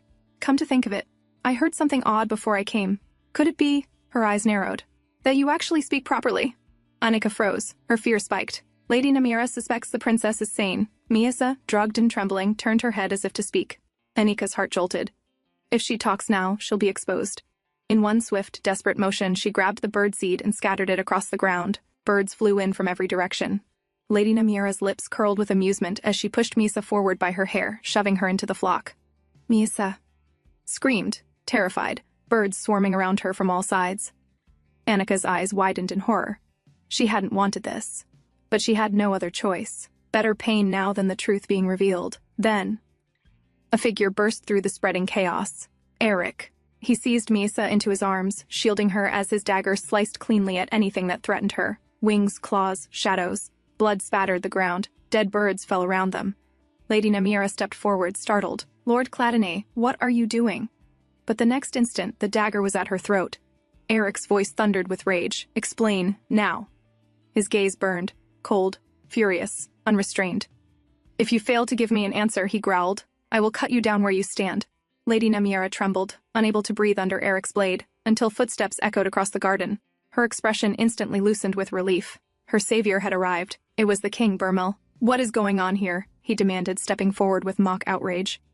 I came to see how the ladies' luncheon was proceeding, and what is this mess? And why is Lord Cladonay here? Then he laughed sharply, eyes glittering. Could it be that you refused to heed a royal command? Eric lowered his weapon slightly as he stood on the garden's lower step, Misa trembling in his arms. Inside, Bermel laughed. So, the arrogant young master of Cladonay finally bows his head. Eric's composed demeanor had always made his insides twist, but the king knew. Eric was nothing more than a pawn on the grand chessboard he himself controlled. A pawn who would move exactly as he wished. His grin widened. If Eric treasured his little toy, then let him show some fury. Let him make a mistake. Let him strike out in rage. Give the king the perfect excuse to topple the house of Cladonay. Come on, Bermel thought eagerly. Hit me. Kneel. Beg. Do anything humiliating. Let me see that cold face break. Eric stepped forward, carrying Misa steadily. Bermel leaned in slightly, hungry to witness the destruction of that serene calm. But Eric only bowed his head and spoke, voice even. Your Majesty, I believe you misunderstood. I would never dare go against a royal command, not even in my dreams. Bermel's lips curled in satisfaction. Perfect, he would beg, exactly as Bermel had foreseen. But Eric continued, his tone respectful, yet sharp enough to cut. I came only to check on my wife's condition and encountered this scene. Lady Malika once informed me that my wife is terrified of birds, that the mere sight of them triggers convulsions. Yet it was this garden, filled with birds, that the headmaid chose to bring her to. And not only did she disregard that, Eric went on, she failed to protect her at all, resulting in my wife nearly sustaining serious injury. He paused, letting the words sink in. Given that she must have known about my wife's condition, I can only conclude that this was intentional. Bermel's eyes narrowed, and on top of that, Eric added smoothly, though my wife was perfectly fine this morning, she suddenly fell ill. Therefore, I request permission for the House of Cladonay to lead the investigation into this matter. A clean strike. A move the king did not foresee. Lady Namiera's eyes widened in furious disbelief. What a laughable effort, considering all of this had been carried out by the king's own orders. You wish to investigate this yourself? Bermel asked, voice dangerously calm. Eric replied sharply. My wife is first and foremost a member of the royal family. Any harm done to her is a grave affront to your Majesty's honor. Therefore, I will ensure this incident is fully investigated, so that your honor suffers no stain. A perfect argument. One the king could not refuse without appearing incompetent. Bermel stared at the sky, jaw tight. This was no fun. Nothing had gone as he wished. Instead of Eric walking into his trap, he, the king, had been pushed into a corner. Finally, through. Clenched teeth, Bermel spoke. You are right. He drew his sword and let it drop to the ground with a heavy clang. Lady Namiera flinched as the sound echoed through the garden. It is unacceptable, Bermel said slowly, for a mere lady-in-waiting to dishonor royalty. Lady Namiera paled. No, this wasn't the plan. He walked toward her. She stumbled backward. Your Majesty, please, I have been loyal. I only did as ordered. But Bermel's expression had already soured. She had failed him, and failures had no value. With a swift, merciless slash, his sword cut through the air. Lady Namiera's body dropped to the ground. Anika trembled violently, blood splattering across the stones. But Bermel simply wiped the blade, amused once more. Turning to Eric, is there anyone else who wishes to dishonor the royal authority? I thank your Majesty for your swift judgment. Eric answered. He did not flinch. He did not blink. After that day, Eric and Misa finally returned to the House of Cladonay. The moment they entered, Lady Cladonay and Jella rushed into Eric's bedroom. What happened? Lady Cladonay demanded, her face pale. Jella didn't wait. She hurried straight to Misa, who lay unconscious on the bed. Why is she suddenly ill? Lady Cladonay pressed, anxiety rising. Don't tell me that wretched king did something to her. Eric clenched his fists, his expression tight with restraint. We can discuss that later, he said quietly. Right now, Misa comes first. Her fever had worsened overnight. Faint purple marks had surfaced across her body, marks none of them recognized. Days passed with no improvement. Finally, after more than a week, Misa's eyelids fluttered. She blinked slowly, vision hazy, but the room was familiar. She was back in Cladonay Mansion. But where was everyone? Her throat tightened. She tried calling out, but no sound came. Her voice wouldn't come out. The last clear memory she had was Lady Namiera forcing something down her throat. And after that, her eyes flew wide. She remembered clinging to someone warm, someone she desperately needed.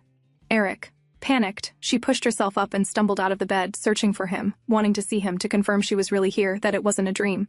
Before she could take another step, a strong hand grabbed her wrist and pulled her into an embrace. Eric wrapped arm around her, holding her so tightly against his chest that she could barely breathe. His palm pressed firmly on her stomach, as if terrified that if he loosened even slightly, she would vanish again. Misa slowly turned her head, seeing his face up close. And only then did she realize. She was home. He was real. She was truly back in Cladonay. Her trembling fingers rose, cupping his cheeks gently, apologizing without words for everything he had endured. For the fear, for the pain, for the helplessness. She wasn't even sure what she could possibly say, but she wanted him to know she was sorry. She leaned closer, hesitating, unsure if she was worthy of this moment, of him, until Eric suddenly grabbed the back of her head, pulling her in and pressing his lips against hers with raw desperation. In that instant, Misa understood. All she wanted was to stay with him. Later, Eric sat on the bed with her settled on his lap. His voice trembled as he spoke. "I see your voice still isn't coming out. Is there anything else that's making you uncomfortable?" Tears slid down his cheeks, dampening her shoulder. He had been holding himself together for too long. Misa shook her head, indicating she was fine otherwise. Eric pressed his forehead to her shoulder. "I was terrified," he whispered. "Your fever went down days ago, but you didn't wake up for more than a week." He pulled back suddenly and gently turned her body toward him.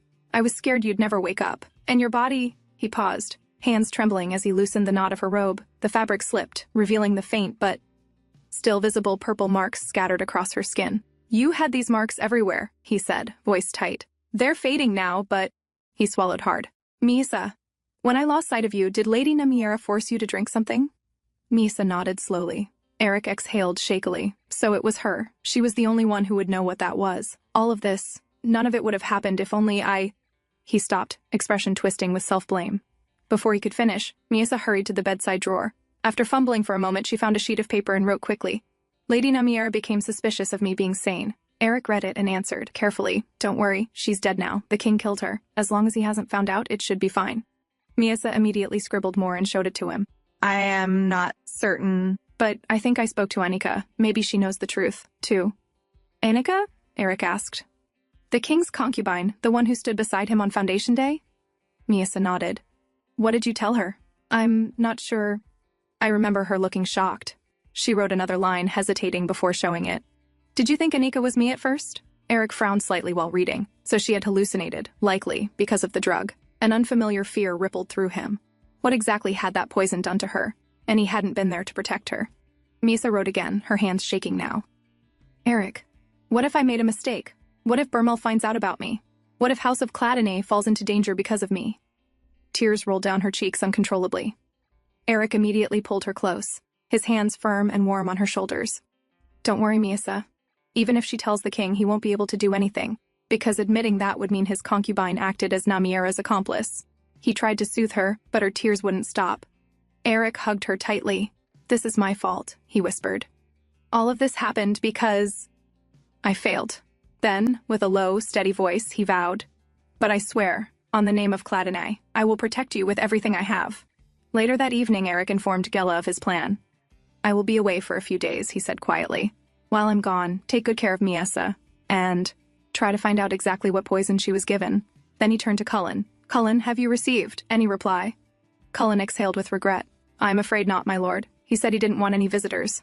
Eric closed his eyes for a moment, steadying his breath. "Then we will have to meet him in secret." "What is his current schedule?" "He usually wakes up in the afternoon," Cullen replied, "and doesn't sleep until dawn. Then I will leave tomorrow, around sunset." After that, he looked back toward Gela. "Gela, the poison. Find out what drug causes hallucinations, high fever, and purple marks." Gela frowned, thinking deeply. "Yes, sir, I'll research." But the symptoms suggest she was given something that wasn't meant for human use. Gela sought help from her fellow medics, but everyone shook their heads. No one had even heard of such a substance. Then one woman hesitantly suggested, "Why don't you ask your teacher?" Gela stiffened. Her teacher belonged to the House of Crispin, the same house that had once tried to kill Miesa. It felt dangerous, but her teacher was knowledgeable. If there was even a slight chance of finding answers, she had to consider it. Far away in the royal residence, a man lay sprawled on a long sofa, surrounded by empty bottles. His hair was disheveled, his hollow eyes fixed on nothing. "The House of Cladonay sent another letter, Your Grace," the servant said cautiously. "Perhaps consider meeting them just once." The man scoffed and leaned back without lifting his head. "Not interested. Bring me more liquor." The butler bowed and stepped out. The man, Archduke Hargale, let out a slow, exhausted breath. He didn't even have the strength to lift a finger anymore. So what did that young Cladonay heir want from him? Before the thought could settle, the blinds rattled sharply as a cold gust entered the room, revealing someone standing in the darkness. Archduke Hargale turned his head slightly. I didn't even notice when a thief snuck in. The figure stepped forward. I apologize for entering your home this way, Eric said with composure. But you refused every request. I had no other choice. It is an honor to finally meet you, Archduke Hargale. Before coming here, Eric had gone to see his mother. He explained the events of the Foundation Day, Lady Namira's betrayal, the king's growing tyranny, and the near death of Miasa. He told her plainly that absorbing the king's abuse and waiting for disaster was no longer an option. I've decided, he said, eyes unwavering. I will draw my sword first. Before Burmel destroys us. Lady Cladine listened without interrupting. Her brows knitted together. Do you have a plan? Eric nodded. He explained that the money demanded from House of Crispin, as compensation was deliberately impossible for them to pay. Eventually, they would have no choice but to come and renegotiate with him. And when that day comes, Eric said, I intend to accept their new terms, in exchange for a small favor. Lady Cladine's eyes narrowed. A favor?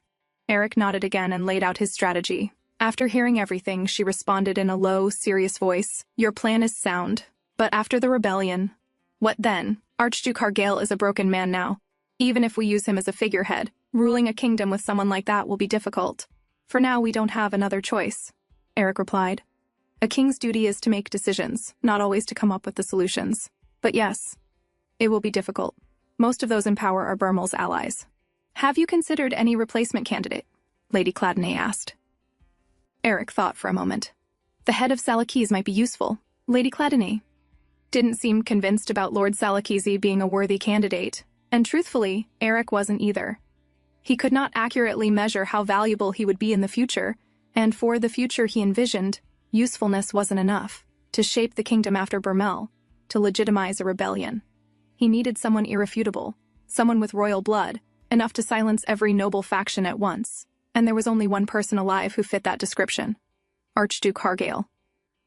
And so Eric had come tonight, to the mansion of a shattered man who once stood next in line to the throne. As they sat, Hargale kept staring at the man in front of him. Eric's expression was grave, unwavering, so determined it almost made Hargale tired just looking at him. With a long sigh, he leaned his head back against the sofa. Well, since you've come this far, he muttered, waving a lazy hand, I suppose I can at least listen to your prattle for a few minutes? At his cue, the butler, silent until now, stepped forward and placed a sand clock on the table. Lord Cladine, His Grace cannot maintain conversation for long. Please finish before the sand runs out. Hargale snorted. It's not that I wish to be disagreeable. I simply can't sit still in one place for long. If I do, the horrible memories start drifting back, especially when I'm sober. Eric nodded, acknowledging the warning, then began immediately. Why did you reject my proposal? Oh? Straight to the point, are we? Hargale replied, reaching, clumsily, for another bottle. You look at me in this state and still think I can cooperate? I barely have the strength to exist, let alone scheme. His hand trembled as he tried to open the cap. Eric rose and began unsealing it. Hargale eyed him. Thank you, but I was referring to my ability to commit treason, not my ability to open a damn bottle. I understand, Eric said calmly, but I didn't want to waste any of the little time you're allowing me. Hargale exhaled, sinking deeper into his seat. Fine. Let's say I somehow became king. What then? Do you expect me to rule when I can't even hold a sober conversation for more than 10 minutes? Eric hesitated, then asked quietly, My apologies, but may I ask what happened to you? For a moment, Hargale simply stared up at the ceiling, expression hollow, as if gazing at a memory rather than plaster. You know, he began slowly, I too once dreamed of rebellion. Eric listened in silence. Hargale continued, voice low and heavy. He explained how he'd been involved in the Gyal assassination attempt, something very few knew. At that time, House Cladine was entirely occupied on the battlefield against Sidate. House Crispin, despite their desperation, was too disorganized to achieve anything on their own, and House Salakese had long since declined. So, Hargale said with a bitter smile, the only thing left was to win over the commander of the Royal Knights. And once that was done, all we needed was timing. They tried 5 times. 5 attempts on Burmel's life. On the last attempt, they made it as far as the king's bedchamber. Hargale's jaw tightened, and then Tilburig betrayed us. Eric's eyes narrowed, finally understanding why Miasa once called Tilburig a fraud. He told Burmel, Hargale continued, that he only pretended to cooperate with us so he could root out the traitors. But I don't believe that. Not for a moment. He was far too enthusiastic about our cause at the beginning. His voice hardened. I remember it vividly. We were just about to finish everything when Tilburg walked in with his men and told us to halt. Said one of the assassins had already confessed, so we should surrender quietly. Hargale scoffed. A hero's welcome followed, of course. He was greatly honored for saving the king. Then his gaze slid to Eric, and as a reward for his oh-so-noble service, he asked for that girl. Eric's grip tightened. You mean Miesa? Right, Hargale murmured. Your wife, now. I heard the rumor. His eyes softened slightly. Tired, but curious. So she managed to become the mistress of House Cladonay. Tell me, Lord Cladonay, how is she doing? Seeing the look on Eric's face, Hargale let out a short, humorless laugh. So, you really must care for her. He tipped his chin toward the empty bottle on the table, then added, that girl was far too useful to simply hand over as a reward to a loyal dog. Naturally, the king refused Tilburg's request on the spot. Hargale's eyes slowly lowered, his voice dimming. The king killed everyone who put their trust in me, and through that, I learned something very clearly. There are many ways to kill a person. They were pulverized, mutilated, crushed. The main hall reeked of blood, and always sitting in the corner of that carnage was that girl. Eric's eyes widened at Miesa's mention. Hargale continued, as the woman carrying my child died in agony. That girl giggled with unrestrained delight. It was a revolting sight. I knew she had been driven mad long ago, but still, I couldn't help feeling repulsed. His voice cracked faintly, because the woman she laughed at was the woman who would have become queen if my rebellion had succeeded. The first love of my life, a woman I cherished since childhood. He drew in a shuddering breath. But later, when I learned the king's favorite method of killing people, I finally understood her madness. What she lived through was far more horrific than anything I experienced. Horrific? Eric asked quietly, bracing himself. Hargale's gaze met his. The king's preferred execution, he said, each word heavy, was to release birds of prey, to let them tear apart his victims. Eric stiffened. But what does that have to do with Miesa? For a moment, Hargale didn't answer. Then he spoke. Very slowly, because the first people subjected to that method were the residents of Celia Palace, including Miesa's own mother. Eric felt the blood drain from his face. So that was why her terror at the mere sight of birds, her screams, it all made sense now. But Hargale wasn't finished. He revealed, piece by piece, every cruelty Miesa had endured, how she sat in the corner giggling in madness after witnessing her mother's death, how she survived on things no human should ever eat, how her sanity was chipped away day after day inside that palace. Eric's blood boiled. He shot to his feet, fury twisting across his face. But Hargale was not doing well either. Blood began to drip from his nose. The butler rushed forward, pressing a cloth to his master's face. My lord, please. Perhaps you should rest. Hargale shook his head weakly, then looked at Eric with an expression strangely lucid. Lord Cladonay, he said, his voice thin but firm, I'll give you a few pieces of information I've gathered over the years. Don't ask why. I don't know myself. I just feel like doing it. Sileth, the court palatine. You must be wary of him. I've heard he's been secretly gathering extra soldiers. Eric frowned. But everyone knows he played a crucial role in making Burmel king.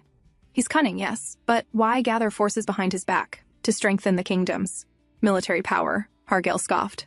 That is the surface reason. But something about it feels different this time, as if he's planning something else entirely. Are you suggesting, Eric asked, that he intends to go against the king? Hargale, still holding the cloth to his nose, nodded slowly. As he controls the military, it is entirely possible. One day, he may aim to seize the throne himself. Eric leaned back, thinking hard. What you say is not unreasonable, but he isn't of royal blood. He has little chance of becoming king. Hargale's grip on the cloth tightened. There is another member of the royal family who could inherit the throne besides me. The implication struck immediately. Eric's hand slammed against the table, rage erupting across his face. I don't know what you mean by that, but I will not let her be dragged into such schemes. He was already determined to send Miesa far away from danger. The idea of using her royal blood for political maneuvering made him sick. Calm down, Hargale said wearily. Let me finish. After a breath, he continued. Back when Miesa's mother was alive, that filthy court palatine lusted after her. I prayed my suspicions were wrong. But now, I fear they aren't.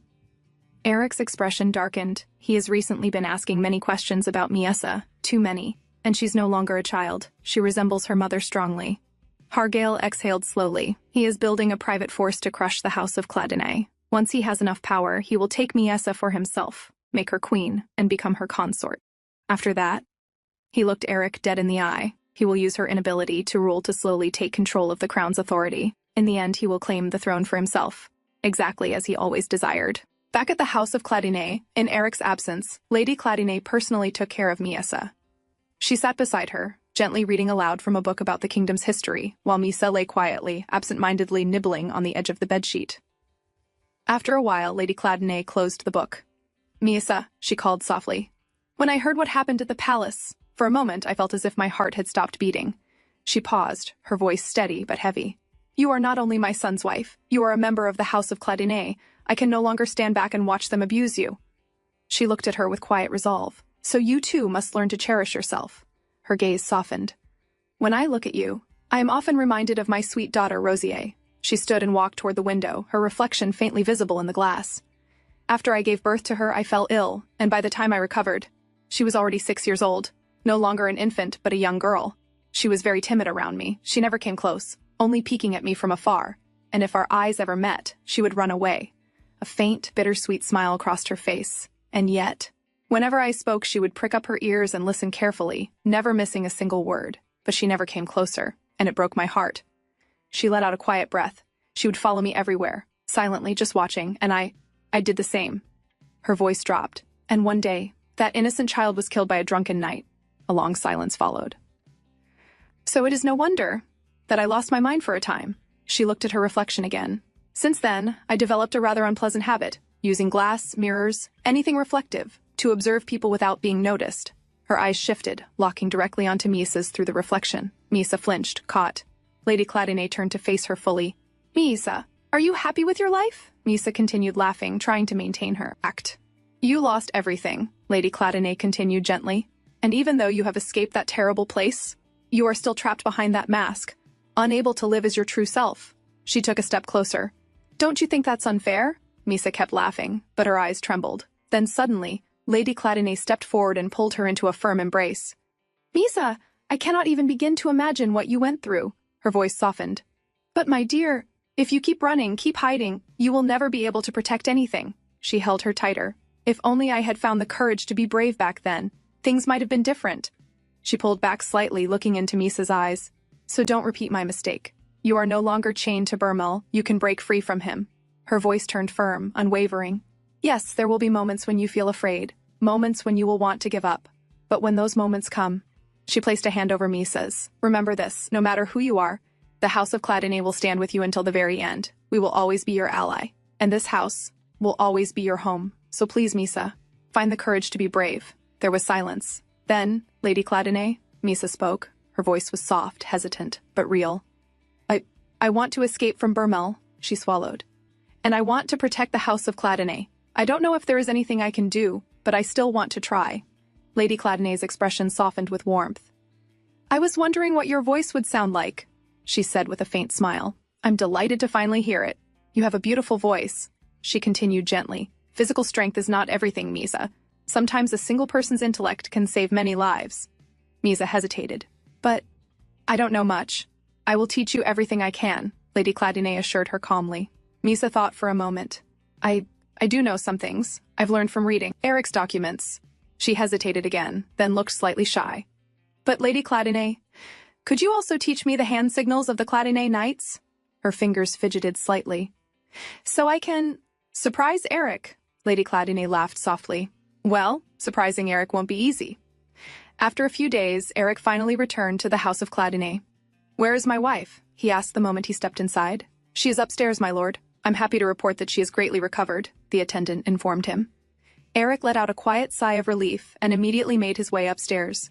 "Young master," Gella's voice rang from above. Eric looked up, and there, standing behind Gella, was Misa. Misa slowly raised her hand. Then, using the knight's hand signals she had learned from Lady Cladine, she gestured. "Welcome back, Eric. I missed you." Eric's eyes widened in surprise. Later, the two of them walked quietly through the garden. "Mother taught you how to use the hand signals?" Eric asked. Misa turned back toward him, smiling brightly. "Yes, she did. Lady Cladine said I'm a fast learner. She also taught me how different organizations are structured, and said that if I want to gain allies, I need to learn how to read people," she continued. A little more animated now, she said every person requires a different approach if you want them to follow you.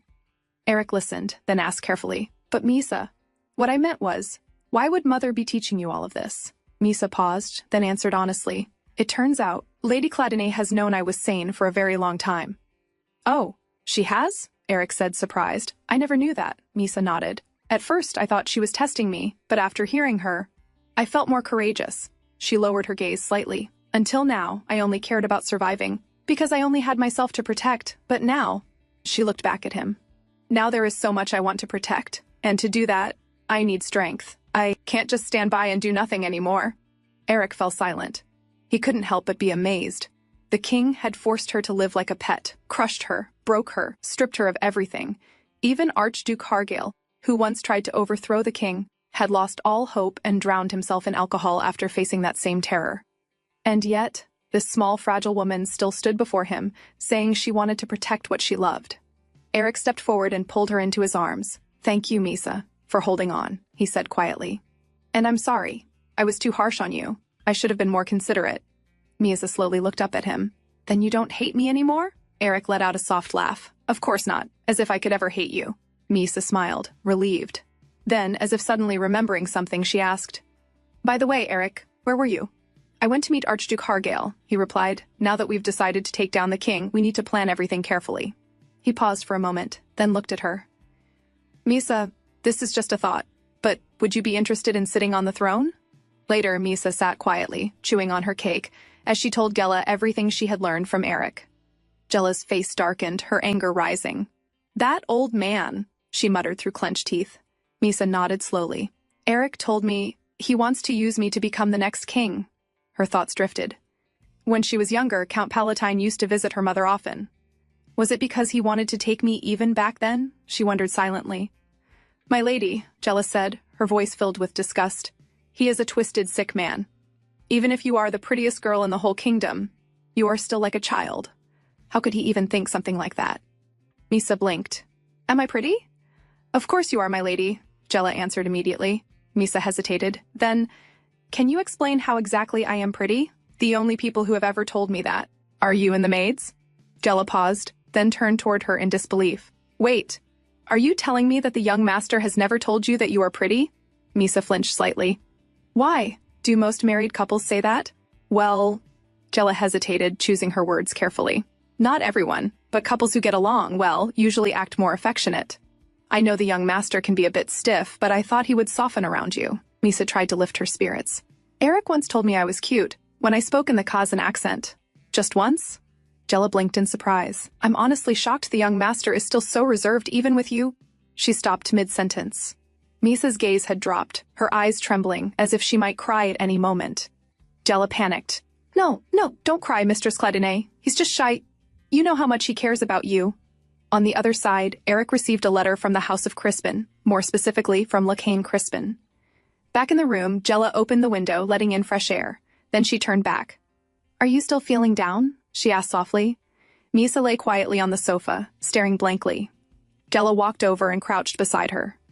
"You know how much he loves you," she said gently. "It shows in everything he does. You don't have to worry."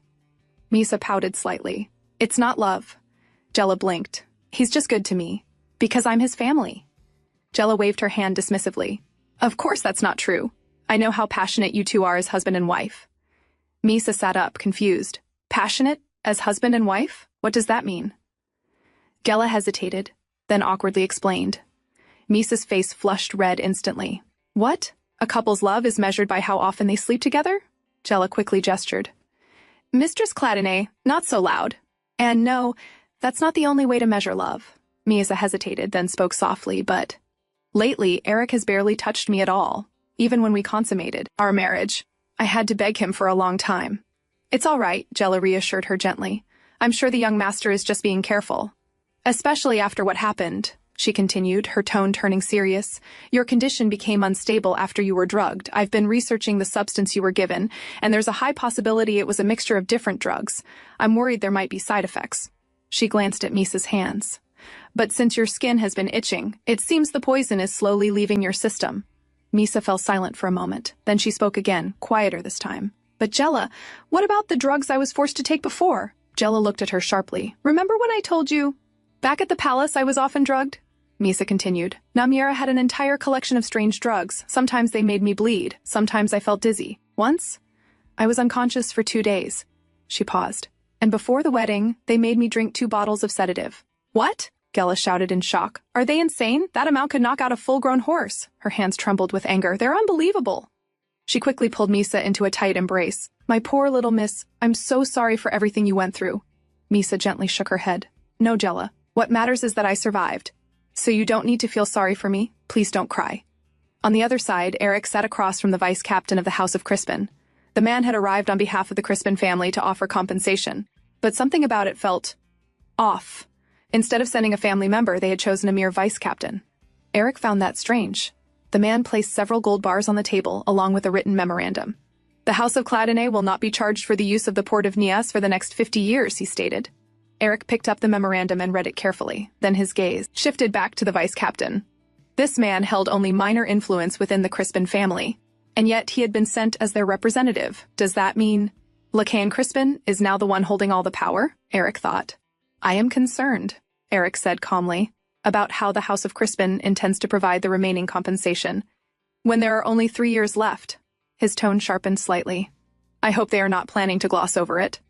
The knight quickly raised his hand. Of course not, my lord. The amount we brought today is small only because it had to be prepared on short notice. He hesitated briefly, then added, Lady Lacan also sent me with a private message. Eric's eyes narrowed slightly. She wishes to negotiate with you, if you are willing to reduce the compensation. We are prepared to agree to whatever you demand. Eric leaned back slightly, letting out a quiet sigh. The people of Cladene have been quite restless lately. The war has ended, and the soldiers have returned. But the harvest has been poor. His gaze remained steady. That means many people in our estate urgently need new ways to make a living. The vice captain listened carefully, tension building in his expression. So, Eric continued, if they seek new work and new places to live, I imagine the port of Nias would inevitably be filled with many young men from our estate. And since all they know is how to wield a sword, I suppose they would be carrying some basic armor and weapons with them. Silence fell. The implication was clear. The port of Nias was only a day's ride from the capital. A large group of armed men passing through would normally be reported to the crown. What Eric was asking was for the House of Crispin to turn a blind eye. The vice captain swallowed hard. Understood, my lord. Eric nodded slightly. And one more thing. The current doctor of the House of Crispin is Huffendel. Correct? Somewhere in the palace, Margrave Cladene confronted Lady Cladene.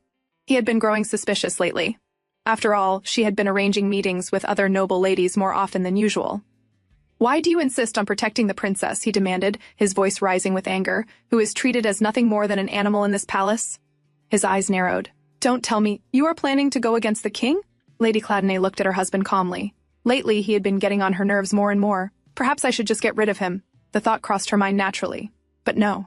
If she were to harm him and get caught, Eric's legitimacy as the successor to his father's title could be thrown into doubt. She took a slow breath, steadying herself. Of course not, dear, she replied smoothly. Going against the king? As if I would ever do something so dangerous. Until Eric's succession was finalized, they needed to remain a faithful couple, at least on the surface. Her expression softened instantly. And more importantly, she added gently, shifting her tone, would you like to have dinner with me today? She looked every bit the lovely, docile wife. Margrave Cladene blinked, clearly surprised. Then he coughed lightly, almost embarrassed. I was merely surprised, he admitted. You've been siding with our son, treating me like a hindrance. He paused, then turned slightly. Then, how about we eat outside? Lady Cladene smiled without hesitation. Yes, that sounds wonderful. Then let us go to that restaurant you always liked, the Margrave suggested. For a brief moment, Lady Cladene's gaze sharpened as she looked at him. When is the next royal event? That would be the perfect time to execute her plan. She already wanted to avoid seeing the king anyway, and surely, no one would blame her if she declined an invitation under the excuse of mourning. At the royal palace, Saleth knelt before the king. He lowered his head respectfully as he began reporting. Your Majesty, there have been rumors spreading among the public, he said calmly. There is a shortage of food in the capital, and prices are rising rapidly. Because of that, people have started saying that the scarcity is due to you going against the goddess's will and incurring her wrath. The king scoffed immediately. How dare they attempt to slander their own king with such ridiculous nonsense? Silath's lips curved slightly into a faint smile. I have yet to confirm it, he continued, but I have heard that there has been a rather unusual increase in gatherings among the nobles. He paused, then added meaningfully, I believe someone is intentionally organizing these gatherings, with some kind of purpose in mind. Bermel's expression hardened. Silath lowered his gaze further. To restore your majesty's rightful honor, allow me to find the source of these rumors. By the time Eric finished his meeting and returned to take Misa with him, she was already asleep in Lady Cladonay's lap. Eric gently lifted Misa into his arms. As he did, Lady Cladonay spoke. By the way, the meeting of the house's vassals will be held next week. Eric paused slightly. And if we are to prevent any legitimacy issues from arising with your succession, she continued, it would be best if your father is the one to call the meeting. Eric blinked in surprise. Father? Then you must have— Lady Cladonay rubbed her temple lightly. Yes, she said with a sigh. It took some effort to appease him. She waved her hand slightly. So let's call it a night. I am tired as well. Eric nodded. Good night. With that, he turned and began walking toward his room. Suddenly, Misa stirred in his arms and lifted her head. Why were you so late in coming to get me? She asked, pouting. Eric looked down at her, surprised. I hadn't realized you were awake, he said. I had some renegotiations for compensation with the House of Crispin. Misa's pout deepened. Then, does that mean you were with Lady Lacan all this time? Eric blinked. No, he answered calmly. Only the vice-captain visited today. As he continued walking, he explained further. I think that since Lady Crispin sent the vice-captain with her message, it means she is now the one holding power. He paused slightly. After all, she wishes to become the head of the house. Eric sat on the bed. Misa pouted slightly, then nodded. I see. Well, I am glad that it will be good for us to get the help of the House of Crispin. She averted her gaze as she spoke. Eric noticed it immediately. He reached out and gently patted her cheek. You don't look glad, he said softly. Did something happen today? It seems you are unusually cold. Misa pushed his hand away. I am not cold. Then why are you avoiding looking at me? Eric asked, leaning a little closer. Misa bit her lips, then suddenly shoved him away. I am going to sleep. She didn't want to seem petty. They had decided to take Bermel down together, so how could she behave like a sulking child? But before she could get away, 2 arms wrapped around her, pulling her back. She fell onto the bed on her back. I believe we agreed that there would be no more secrets between us, Eric said, meeting her eyes, so I would appreciate it if you would tell me why you are acting like this again. Misa quickly covered her face with her arms, embarrassed. Why are you questioning me like this? She muttered in a low voice. Eric watched her quietly, then spoke again. You see, I came to realize that having doubts between husband and wife is more painful than I imagined. He leaned a little closer. So from now on, if there is something I want to know, I plan to ask you about it. Very, very persistently. He paused. So what has upset you? I can't tell you. It's too embarrassing, Misa whispered. Eric looked at her for a moment, then slowly reached out. Then I have no other choice, he said calmly. I'll just have to tickle you until you answer me. Misa immediately burst into laughter as he tickled her. Wait, that tickles, she protested, trying to pull away.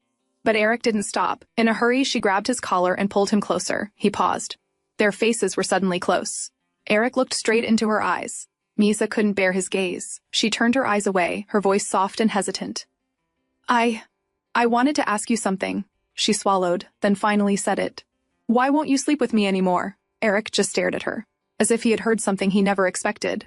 Pardon me? He asked. Misa flushed instantly. Stop pretending that you don't understand what I mean, she burst out, embarrassed. I know now that couples sleeping together isn't just to consummate their marriage. It's also a way to measure their love for each other. Eric blinked, listening, then started to respond. Misa, who on earth told you such? But before he could finish, Misa grabbed him by the collar and pulled him closer. You are always so kind to me, Eric, she said softly, almost trembling. But you never seem to desire me. You never do something like this. And before he could react, she leaned forward, pressing her lips against his chin in desperation. Eric froze for a moment, clearly surprised. Then he let out a low groan, trying to steady himself. Misa, he called, attempting to explain. But she didn't stop. Her lips brushed along his neck, restless, searching, as if trying to find something he hadn't shown her. Eric finally caught her gaze, leaning closer. Misa, why are you suddenly acting like this? He asked. He sighed, then spoke carefully. Engaging in physical contact and sharing a bed aren't reliable ways of measuring affection. Many people indulge in such things without feeling even a shred of emotion for each other. Tears welled up in Misa's eyes. But you never even tell me I am pretty, she said, her voice breaking slightly. Eric froze. Am I nothing more than a family member to you? She continued softly. Am I the only one who wants more? The only one who gets nervous around you? Even now, I'm the only one. Her fist pressed lightly against his chest. And then, unexpectedly, Eric collapsed forward slightly, laughing. Misa blinked, confused. Why are you laughing? She asked. Can't you see I'm being serious here? Before she could finish, his hand gently cupped her face, and he kissed her, softly.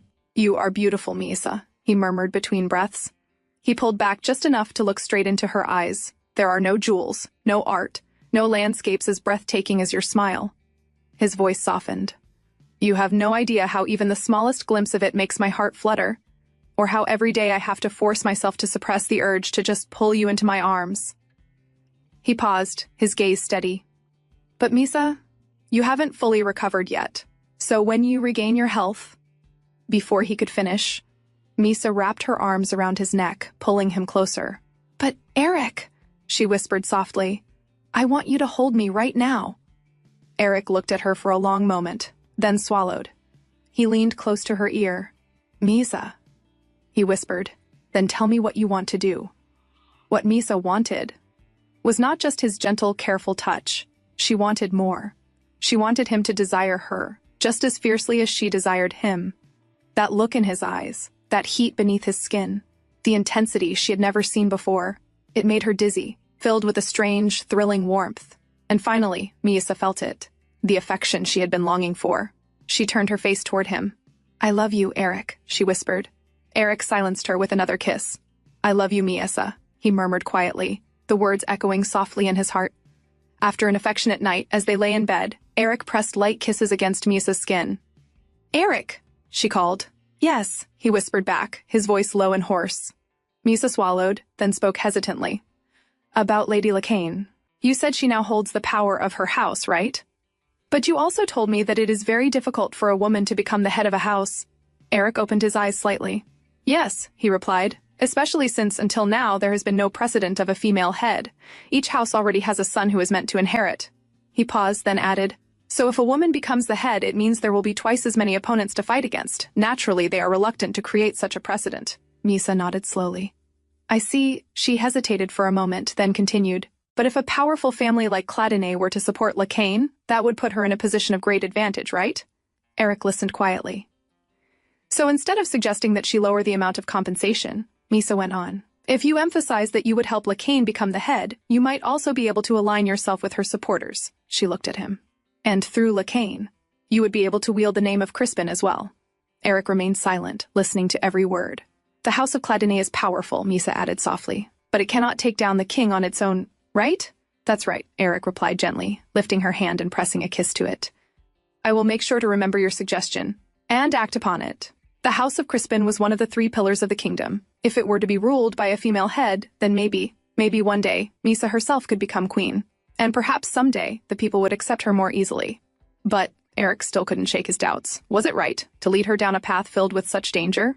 The next week, Margrave Cladine held a meeting. Standing before the gathered vassals, he spoke solemnly. Thank you all for coming. He paused, his voice steady but tired. My body has long grown frail, and I am no longer the man I once was. A brief silence filled the room. So I intend to pass on my title and step down. He lifted his head slightly. Let us begin the succession immediately. Inside the room, Gela arrived carrying a dress for Misa, but she froze the moment she saw her. Her eyes widened in shock. Misa immediately spoke, a little flustered. It's not what you're thinking. I asked him to do it and Eric obliged. Gela blinked, then shook her head. No, that's not what I'm worried about. Misa quickly added, don't worry, I made sure I wouldn't get pregnant. After getting ready, Misa and Gela stepped toward the door and opened it, only to flinch when they saw someone standing there. It was the head maid, Edel. May I ask what brings you here? Gela asked, her tone cautious. Edel hesitated for a moment, then replied, Lady Cladine asked me to bring a book to read to Mistress Cladine, but it seems I forgot it and left it behind. Without waiting, she turned and walked away. Hey, wait, are you going to leave? Gela called after her, but Edel didn't respond. She simply continued walking, disappearing down the corridor. At the vassal meeting, the succession began immediately after the announcement. Margrave Cladine stepped forward and spoke clearly. From this moment on, Eric shall bear the name of the House of Cladine. His voice echoed through the room. All who are gathered here today, stand and pledge your alliance to the new head of the house. One by one, many stood up, acknowledging Eric as their new lord. But not all. Some remained seated, their silence a clear sign of disapproval. Eric stepped forward. You have sworn your alliance to me in trust and loyalty, he said firmly, and I will return that faith by vowing here and now, in the name of Cladine, that I will devote my life to protecting this house. A scoff broke the silence. It came from one of the men still seated, Khalid Cladine, Amberic's father, who had wanted his own son to become the head. Eric's gaze shifted toward them. I assume those who remain seated do not welcome me as the head of the house, he said calmly. but the House of Cladonay cannot harbor those who refuse to follow its head. Khalid stood up abruptly.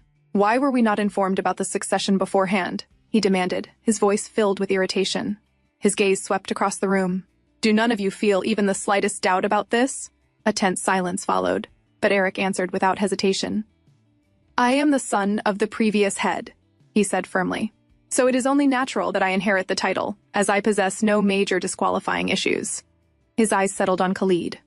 And you are aware of this, uncle, that if something happens to the current head, the title automatically passes to his heir. Khalid's expression darkened. He couldn't argue that. Fine, he said at last. Let's say you are the proper heir. His tone shifted. Then let me ask you, what do you intend to do about your wife? He used Misa as his weapon. Though she will be the commanding lady of the house, she is unable to fulfill her role. Eric had expected this. He remained calm. As I recall, he said evenly, you were the one who suggested my father create an alliance with the House of Crispin through marriage, for the sole purpose of committing treason. The room froze. Several people swallowed nervously. Eric continued, May I remind you what became of that attempt? His voice remained steady, but sharp. Not only did the House of Crispin become swayed by the king's manipulation, ruining the entire plan, but they even schemed together with the ladies-in-waiting of the royal palace. They kidnapped our medic, and even attempted to besmirch my name. Khalid's expression wavered, but he still refused to back down. That may be true, he snapped, but that does not give you the right to force us to serve a lady who is not of sound mind. Eric did not react.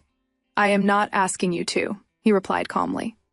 Misa will simply exist as the wife of the head of the house, enjoying comfort. He paused. Meanwhile, the lady who handles the affairs of the House of Cladonay will be chosen from among our relatives. The room stirred, eyes widened in shock at first, but then quickly shifted. As soon as they realized what he meant, voices began to rise. Suggestions came one after another. My daughter, my sister would be suitable. Eric clenched his hand quietly. He did not want this, but he had no choice. Then raising his voice, he spoke firmly. If there are any among you who cannot trust my decision and judgment, then return to your territories. The room fell silent again. I assure you, he continued, aside from no longer being recognized as our vassals, you will face no punishment. His gaze hardened. And even if all of you leave, I and my knights will remain and fight for our land. He paused. So I ask you to consider only one thing. His voice dropped, cold and absolute. Those who return to their territories now will be remembered forever as pathetic, whether we succeed or fail. They will remain cowardly traitors. Khalid clenched his teeth. This time, he had no argument left to make. Later, Eric returned to Misa and Lady Cladonay and informed them how the succession had gone. It went as we expected, he said. Khalid opposed with everything he had, but in the end, everything was handled. He paused, then added, and since we cannot reveal Misa's secret, I told them that I would choose the lady of the house from among our relatives. Misa blinked, confused. The lady of the house? What is that? Lady Cladonay turned toward her and explained calmly. The lady of the house is responsible for managing the estate, entertaining guests, and attending social gatherings. Social gatherings? Misa repeated softly. So it mainly involves dealing with other people? Lady Cladonay nodded. Are you interested in that? She asked. Now that I think about it, you have never made an official debut in high society. Misa shook her head. No, I never have. Her expression dimmed slightly. Now that Eric is the head of the house, and yet there is nothing I can do for him. She lowered her gaze. If only I could become the lady of the house, and at least stand before others as a sane woman. Her voice softened. Then I could proudly stand by Eric's side at official events and assist him in any way I can. Eric and Lady Cladonay listened to her quietly. Then suddenly, Lady Cladonay spoke. Misa, don't feel pressured. Take things one step at a time. Her tone was gentle but firm. We all know you are far more capable than simply becoming the noble lady of the house. She paused, thinking, but it is a shame that your opportunities to interact with others are so limited. A faint smile appeared on her lips. I have rather an interesting idea. Both of them looked at her. How about this? She continued. If we disguise Misa and let her attend a social gathering with me? Eric blinked in disbelief. You are joking, right? He asked. Lady Cladonay's eyes sharpened slightly. No, she replied calmly. I am actually quite serious. Later, Eric argued with Lady Cladonay. What you are suggesting is too risky, he said, his voice tense. Lady Cladonay, however, remained calm. To prepare Misa, it is important that she stands in front of others, she replied evenly. We can teach her many things, but some things can only be learned by meeting different people. Eric let out a quiet sigh. I understand that, but the truth is, I am still not sure if this is the right choice. She will merely be attending a party in disguise, Lady Cladonay said. And more importantly, Eric, This is Misa's decision to make. Her gaze sharpened slightly. Do you think, after everything she has gone through, she made this decision lightly? Of course not, Eric murmured, knowing she was right. Before he could say anything further, the door opened. Jella stepped inside, bringing Misa out with her. Eric froze. Misa stood there, completely transformed. Her hair was a different color, styled differently, and her clothes gave her an entirely new presence. I tried my best with what I could do, Jella said. Lady Cladene smiled warmly. You look pretty, Misa.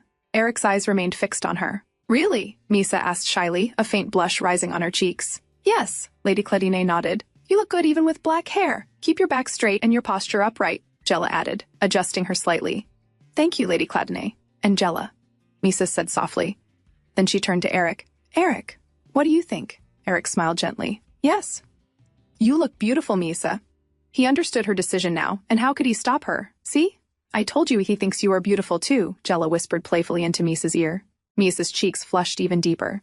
Lady Cladene, she said, a hint of excitement in her voice. I wanted to go into the city like this first, and practice talking with strangers before I go to the party. She hesitated slightly, then added, and I also want to go to a store and buy things myself. But Eric's expression immediately changed. Absolutely not, he said firmly. I cannot be there with you, and people will recognize me.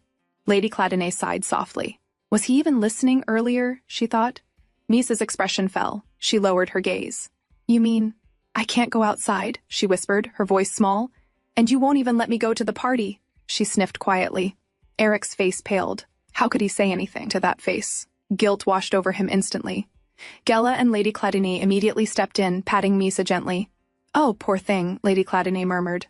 How horrible of you, Eric, to forbid her from stepping out even for one day. I didn't mean it like that, Eric tried to explain.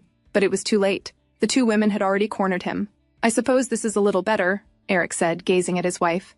Behind him, Jella nodded. But to be honest, Eric added under his breath, I would rather cover your face entirely with black paint. He had already tried to hide Misa behind a veil, and still wasn't satisfied. Or perhaps I should just go with you, he added. That would only raise unnecessary suspicion, Jella replied calmly. Why don't you let Sir Cullen act as her bodyguard? He's not the type to blab, even if he finds out she is Mistress Cladene. 3 days later, Eric finally allowed Misa to go to the city. But not without conditions. Only go to the stores I approved, he said seriously, and do not remain in any store for more than an hour. Misa couldn't help but laugh at how worried he looked. Okay, Eric, she replied lightly. Eric sighed. Does that make you that happy? He asked. Behind them, Lady Cladene crossed her arms. Only 1 hour in a dressmaker's shop? She said. Normally I would have scoffed, but given the current situation, I suppose it's enough. Eric turned back to Mieza. Before I forget, Mother has already made a reservation. When you are there, choose the dress you like for the party. Misa glanced at Lady Cladene. Lady Cladene nodded with a soft smile. Misa's face lit up. Thank you, Mother. I mean, Lady Cladene. She corrected herself quickly. Lady Cladene's heart softened at the sight. It felt as if she was sending off her own daughter. Eric handed over a bag filled with gold coins. If you need more, ask Cullen, he said. Then he stepped closer, gently cupping Misa's face in his hands. Misa, he whispered, let me remind you again. If there is even the slightest sign of danger, you must turn back immediately. Do you understand? And don't follow strangers. Okay, Eric, Misa replied softly. Jella blinked, watching him. He was treating Misa exactly like a child. Soon, Cullen arrived with the carriage. His master had told him only one thing, that he was to accompany a lady to the city market. But he was never told who she was. Naturally, Cullen assumed it must be Mistress Cladene. After all, there was no other woman his master cared about. But the woman standing before him? He hesitated. Her frame and figure resembled Mistress Cladene, but her appearance, her presence, her posture, it was completely different. Her soft features, the porcelain-like skin beneath the veil, her slender build, yes, they reminded him of Mistress Cladene. But the way she carried herself, her head held high with quiet poise, her movements flowing with effortless grace, each step measured, elegant, precise, every gesture smooth and refined, she was nothing like the Mistress Cladene he knew. Cullen stood there, momentarily mesmerized. Who is she, he wondered, and then, had she just smiled at him? Jella noticed his expression and blinked, but quickly relaxed. The plan was working. Don't worry, Jella said confidently. Cullen and I will bring her back safe and sound. Then she turned to Misa, who was already beaming with excitement. Well then, we'll be going. The carriage doors closed, and slowly, It began to move. They first stopped at a sweet shop. Misa's eyes lit up as she looked around, quietly taking in everything with a small, happy smile. Meanwhile, Jella was already arguing with the shop owner. "Why are the prices doubled?" she demanded. The shop owner sighed, clearly tired of repeating the same explanation. "Fewer goods are coming into the market," he said. "Because of that, everything has gotten expensive." Misa noticed the conversation from the side. It reminded her of something Lady Claddenay had said earlier about the food shortage and rising prices in the capital. After thinking for a moment, she approached Jella and calmly gestured using hand signals. "Let's not cause a scene. Stop here. Withdraw." She conveyed it so naturally and effortlessly that Cullen, who had been quietly observing from the side, widened his eyes in surprise. Later, the two of them sat outside, enjoying their sweet treats. Misa seemed relaxed, quietly savoring the moment, while Jella continued chatting beside her. Cullen stood a short distance away, silently watching them. But his thoughts were in complete disarray. How did this woman know the hand signals of House Claddenay? Those signals were strictly forbidden to outsiders. Only members of the Claddenay family and their knights were allowed to learn them. Then that means she must have undergone knight training. But he glanced at her again. She was far too slim for that. Still, whoever she was, she had to be a quick learner. Even trained knights took years to master those signals, so where did Claddenay even find her? His thoughts deepened. And then he remembered. Lady Claddenay herself had been there earlier, personally seeing her off. So, she must be someone arranged by her. Cullen's eyes narrowed slightly as the pieces began to fall into place. Earlier, Eric had told him they failed to find a suitable look-alike for Archduke Cargale. So, is this woman meant to be a replacement plan? It was possible. If Archduke Cargale couldn't help them, then Eric and Lady Claddenay must have decided to take a different route. And that would mean today's outing wasn't just a casual trip, it was a test. A test of this woman's capability as a body double for Mistress Claddenay. Cullen exhaled quietly. That explained everything. No wonder the captain didn't explain things properly. Now that he had figured it out himself, he finally felt relieved. Later, they arrived at the dress shop to select a gown for the upcoming banquet. The shop owner greeted them enthusiastically. "We have prepared many dresses for you. May I ask, how old are you?" he asked with excitement. "I am 17, Misa replied calmly. From behind, Cullen listened, and his brows subtly furrowed. Mistress Claddenay is 20. Was she speaking of her real age? If that was true, then the difference between them was only 5 years. That's not bad. The thought crossed his mind so suddenly that Cullen felt his ears heat up slightly. "Master Claddenay instructed us to prepare the finest gown," the owner continued proudly. "He even provided a large sum in advance." Cullen's eyes widened a little at that. Even if she was meant to be Mistress Claddenay's double, wasn't his master being a bit too generous? As Misa stepped toward the trial room, the shop owner quickly hurried after her. "Miss, that room is occupied," he said, stopping her. At that moment, the door opened, and a man draped in white fur stepped out. Behind him, his assistant followed anxiously. "My lord, please consider the dresses over there instead," the assistant urged. The man responded calmly. "Why? I don't see any issue. Besides, those are too plain." But then, his words paused. His gaze had fallen on the lady standing before him. Back at the Claddenay mansion, Edel stood before Lady Claddenay, reporting the day's schedule. After finishing, she hesitated for a moment before speaking again. "My lady, if I may," she began carefully. "I have recently noticed anxiety among the staff." Lady Claddenay remained silent, listening. "Now that the young master has officially inherited his father's position," Edel continued, "there have been uneasy comments. Many are fond of the princess, but as the lady of the house, there are many responsibilities, and Lady Misa may not be suited for the role." Lady Claddenay listened quietly, then spoke. "Edel, I am more interested in hearing your own thoughts, rather than others." Edel lowered her head slightly. "I live to obey your will," she replied. "My only wish is to protect this household." Lady Claddenay gave a small nod. "I see," she said. "You have no cause for concern. Misa will not become the lady of the house. We will choose someone for that position from among our relatives." Edel let out a quiet breath of relief. Choosing another lady, perhaps that would be best, but Lady Claddenay wasn't finished. "However," she added calmly, "you never know, Edel. For Misa, if someone competent were to assist her, she might still be able to maintain the role, even if only in name." Edel stepped out of the room, her pace quick, her thoughts unsettled. From Lady Claddenay's tone and her reaction, it was clear. She dotes on the princess. Everything felt strange. The hurried succession of the young master, the way Lady Claddenay spent her days reading books to that so-called insane princess. Could it be she truly intends to make that madwoman the lady of the house? A chill ran through Edel. Does she know something about the princess that I don't? Or worse, is she letting her emotions take control again, just like before? The memory surfaced. The time Lady Claddenay had massacred an entire family because of those emotions. If that happened again, this time her wrath might be directed at the king himself. Adel's expression hardened. I need to do something. Back at the shop, Lord Selekis's gaze settled on the woman before him. She looked familiar. Have we met before? He wondered. Then his eyes shifted and landed on Jella. Ah, he recognized her. One of the ladies-in-waiting from the Cladine household. At the same time, Misa recognized him as well. He was the head of the Selekisi family, the man who had helped her at the last banquet. You are from the Cladine family, aren't you? He asked, looking at Jella. Jella was caught off guard and was about to answer, but before she could speak, his attention shifted back to Misa. How odd, he said thoughtfully. Why are you with another lady? You usually attend to Lady Cladine, don't you? He narrowed his eyes slightly, observing her. And now that I think about it, although Lady Cladine has blonde hair, her eyes are the same. She is standing in for Lady Cladine, Jella cut in quickly. Her voice came out a little too fast, but she maintained her composure.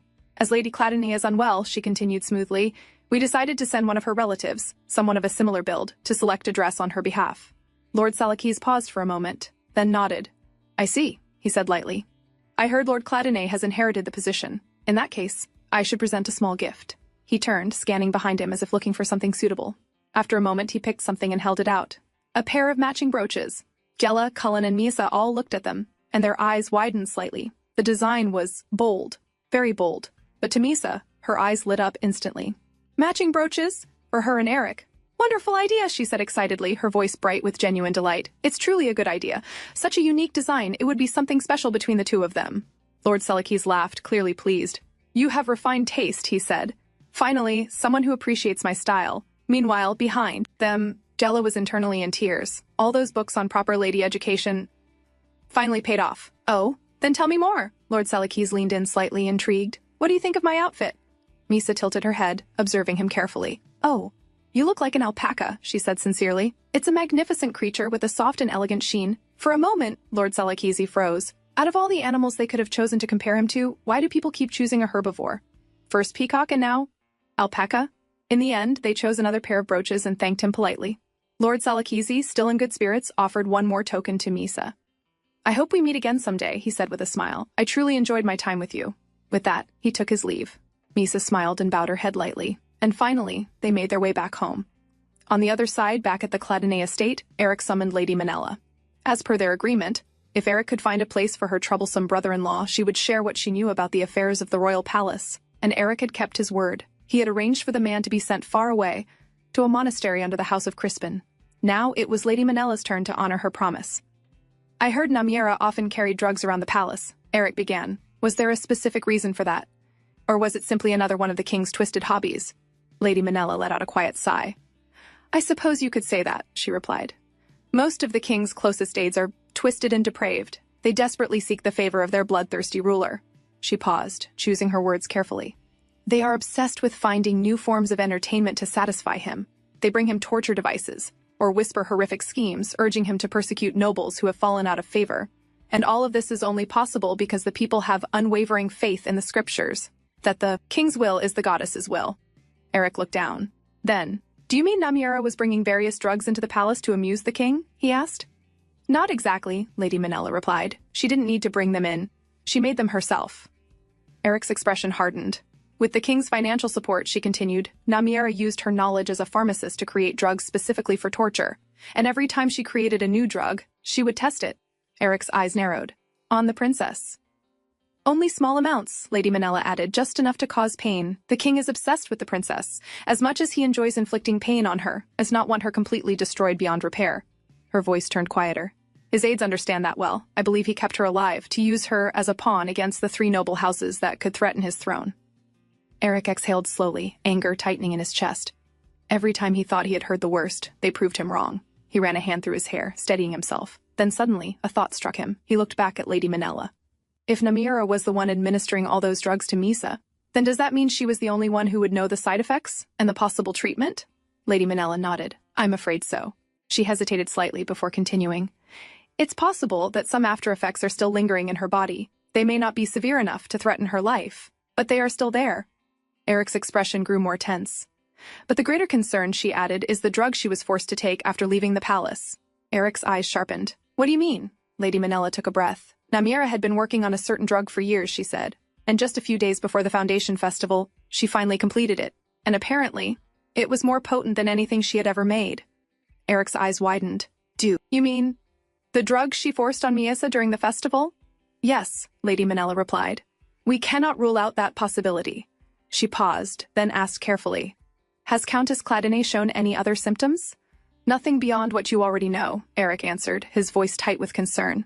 Still, Lady Manella said, we must keep a close watch. Namira worked too hard on that drug for its effects to simply disappear after a few days. Eric fell silent for a moment, then spoke again. If the drug was created under the king's support, wouldn't she have documented it? The ingredients? The process? Lady Manella nodded slowly. That is possible. I will look into it during my next visit to the palace. Outside, Lady Manella crossed paths with Edel. You made a deal with Lord Cladonay, didn't you? She asked. Manella blinked, slightly confused. Yes, and you were the one who facilitated that, she replied, trying to understand where this was going. Edil's expression remained calm, but her eyes were sharp. I believe you are aware that Mistress Cladonay was poisoned during her last visit to the palace, she said. Manella's brows slowly furrowed. And I also believe, Edel continued, that the reason they tried to kill the princess, even after marrying her off, was to use her death to bring the house of Cladonay to its knees. But unfortunately, Lord Cladonay and his mother have taken a liking to the princess. They are now willing to risk the safety of the entire house for her. Edil's voice lowered slightly. You would agree. That is foolishness. Manella stayed silent, listening. As long as the princess remains alive, there may not be an immediate issue, Edil went on. But if the family is accused of treason, she let the words hang for a moment. I'm sure you can imagine what will happen to you for providing information about the palace. Her gaze hardened. You may try to hide it, but that won't work. Lady Manella's brows drew together. What do you want from me? She asked. Edel answered without hesitation. Nothing much. Her tone remained calm, almost too calm. You visit the palace regularly, don't you? Then next time you go to make your report, I want you to take me with you. As Misa and Jella arrived back at the mansion, Jella quickly turned to Cullen. You can drop us here, she said firmly. Misa will greet Lord Cladonay and then head inside. Cullen hesitated, clearing his throat, his ears slightly red. If it wouldn't be too much to ask, may I have the honor of knowing your name? But before he could say anything more, Jella grabbed Misa's hand and pulled her away in a hurry. We're in a rush, she added quickly. Cullen stood there watching them leave. He sighed. The captain had clearly instructed him not to question the lady's identity, yet he had let his emotions get the better of him. Still, will I be able to see her again? On the way back, Misa's eyes trembled slightly. Jella wasted no time. She gently pushed Misa into Eric's arms as soon as they entered. Did anything happen? Eric asked immediately. No, nothing, Jella replied. She enjoyed her outing. We also met Lord Selakize, but Eric's gaze was already fixed on Misa. She was too quiet. A faint unease crept into his chest. Without warning, he pulled off her veil. Misa's eyes widened. She began hiccuping suddenly. Eric, she murmured softly. Seeing her like that, Eric finally relaxed. I apologize for startling you, he said, later in the library as he picked up a book for her. Misa smiled lightly. Oh, it's nothing. My hiccups are finally gone thanks to you.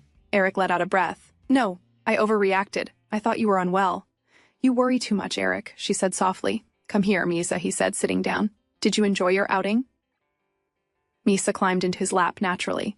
Yes, she said, her face lighting up. I met Lord Selakize. He was so interesting and funny. He looked like an alpaca. Eric blinked at that, but she continued excitedly. For the first time in my life, I went outside, talked to strangers. I was a little nervous at first, but I had more fun than I thought I would. Her smile was bright, genuine. Let's open the gift, she added eagerly. She opened the box and revealed the pair of brooches. I'm going to wear it all day, she said, leaning against him. So you need to wear yours too, okay? Eric looked at her for a moment, then smiled. All right, he said softly. I'll make sure to do as you ask. He leaned in, kissing her lightly before asking, and the hairpin in the box. Is that the one you bought? Misa shook her head. Oh, that? No. That's another gift from Lord Selakize.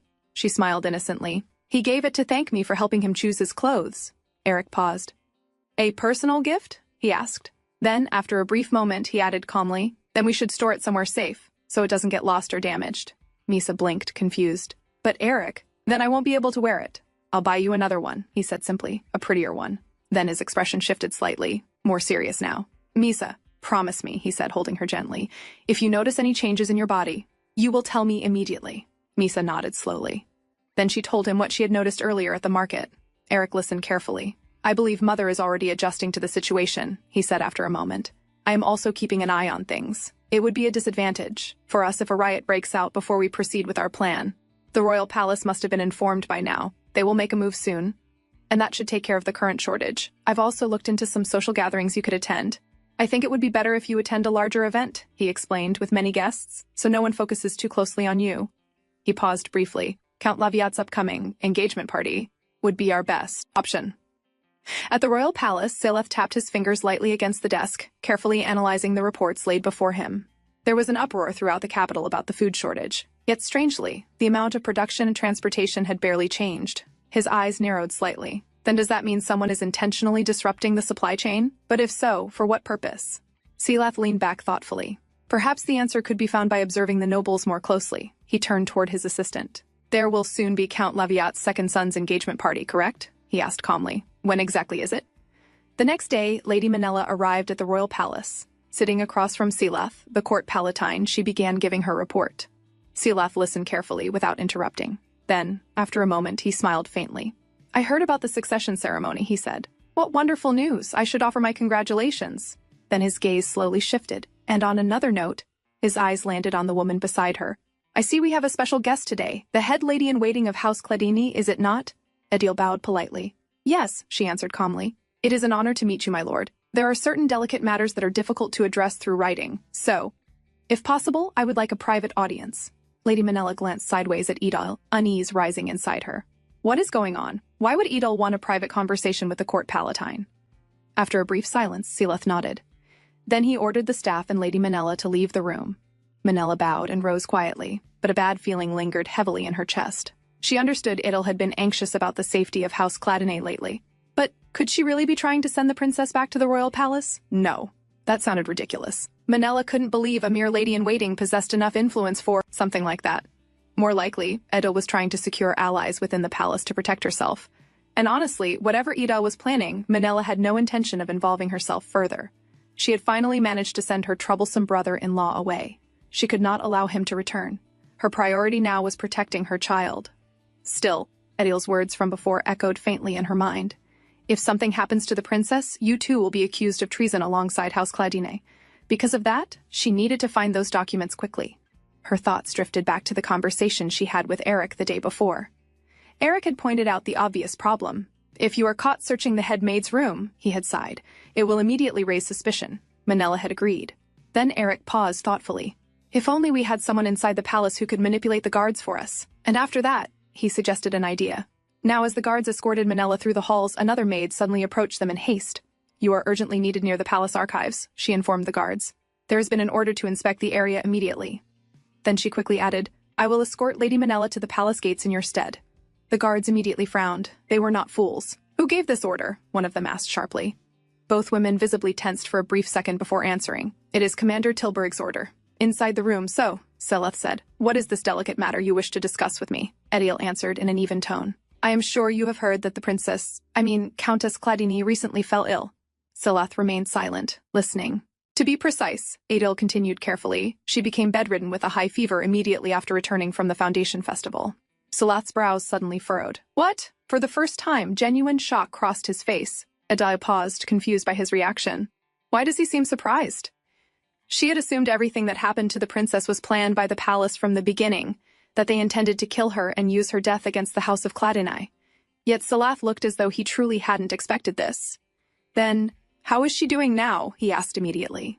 Edil's confusion deepened slightly, but she continued anyway. I assume you remember that the princess returned early from the festival, she said. It was because she had consumed something harmful during her stay in the palace, and I am afraid her condition has continued to worsen since then. She deliberately pushed the matter further. She has been unable to rise from her bed, and at this rate her life may truly be in danger. Sileth's eyes widened faintly. A memory surfaced instantly. Headmaid Namiera proudly speaking about the new drug she had created and how eager she was to test it on the princess. Back then, he had warned her clearly. His Majesty alone decides the usefulness of the princess. Obey his will and know your place, otherwise you will pay with your life.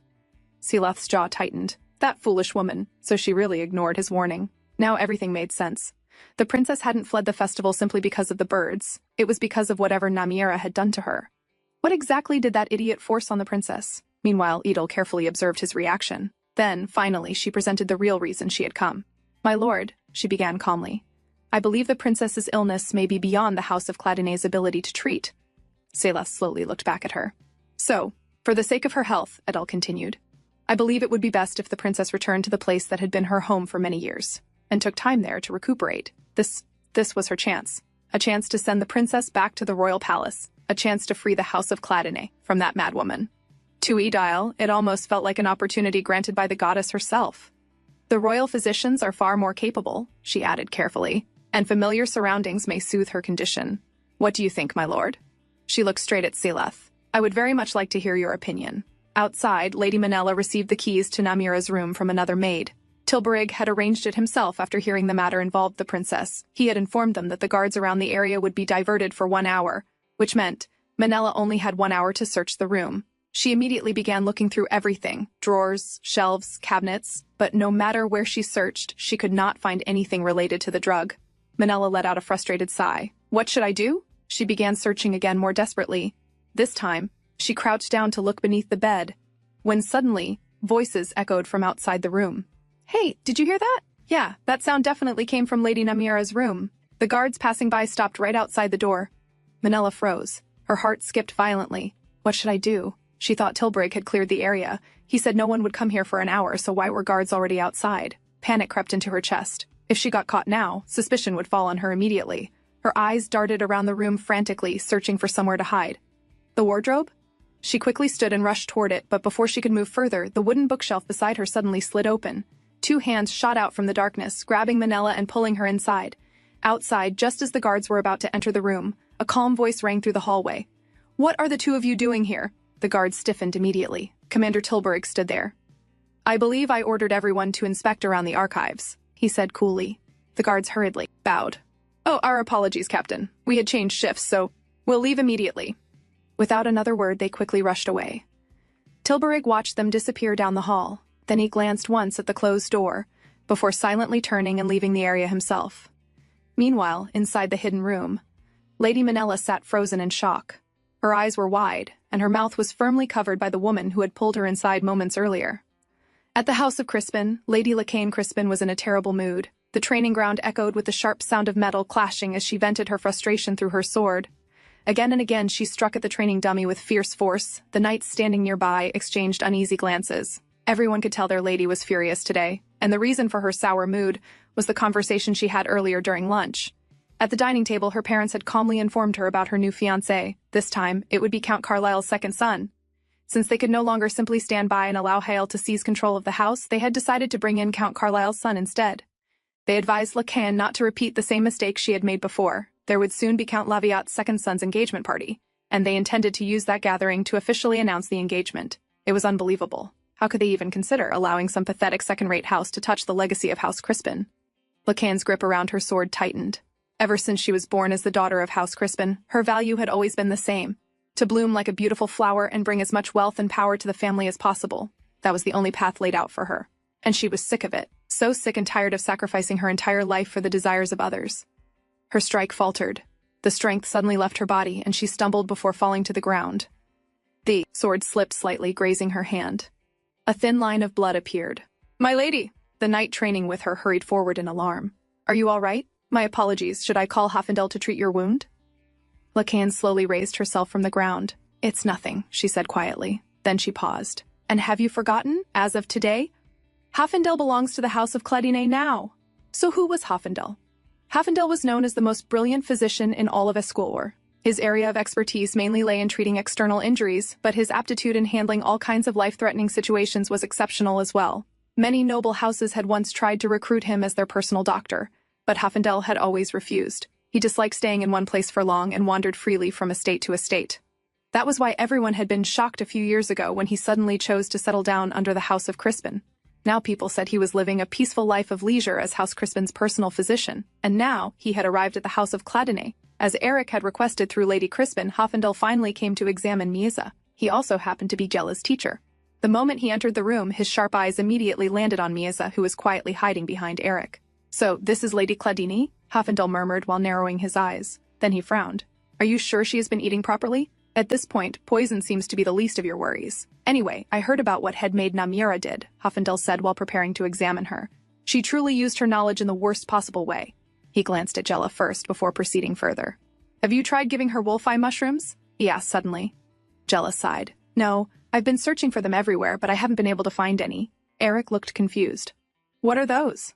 Jella explained carefully. Wolfeye. Mushrooms are capable of extracting almost any toxin from the body. They're especially effective in treating menstrual irregularities and poisons that affect the nervous system.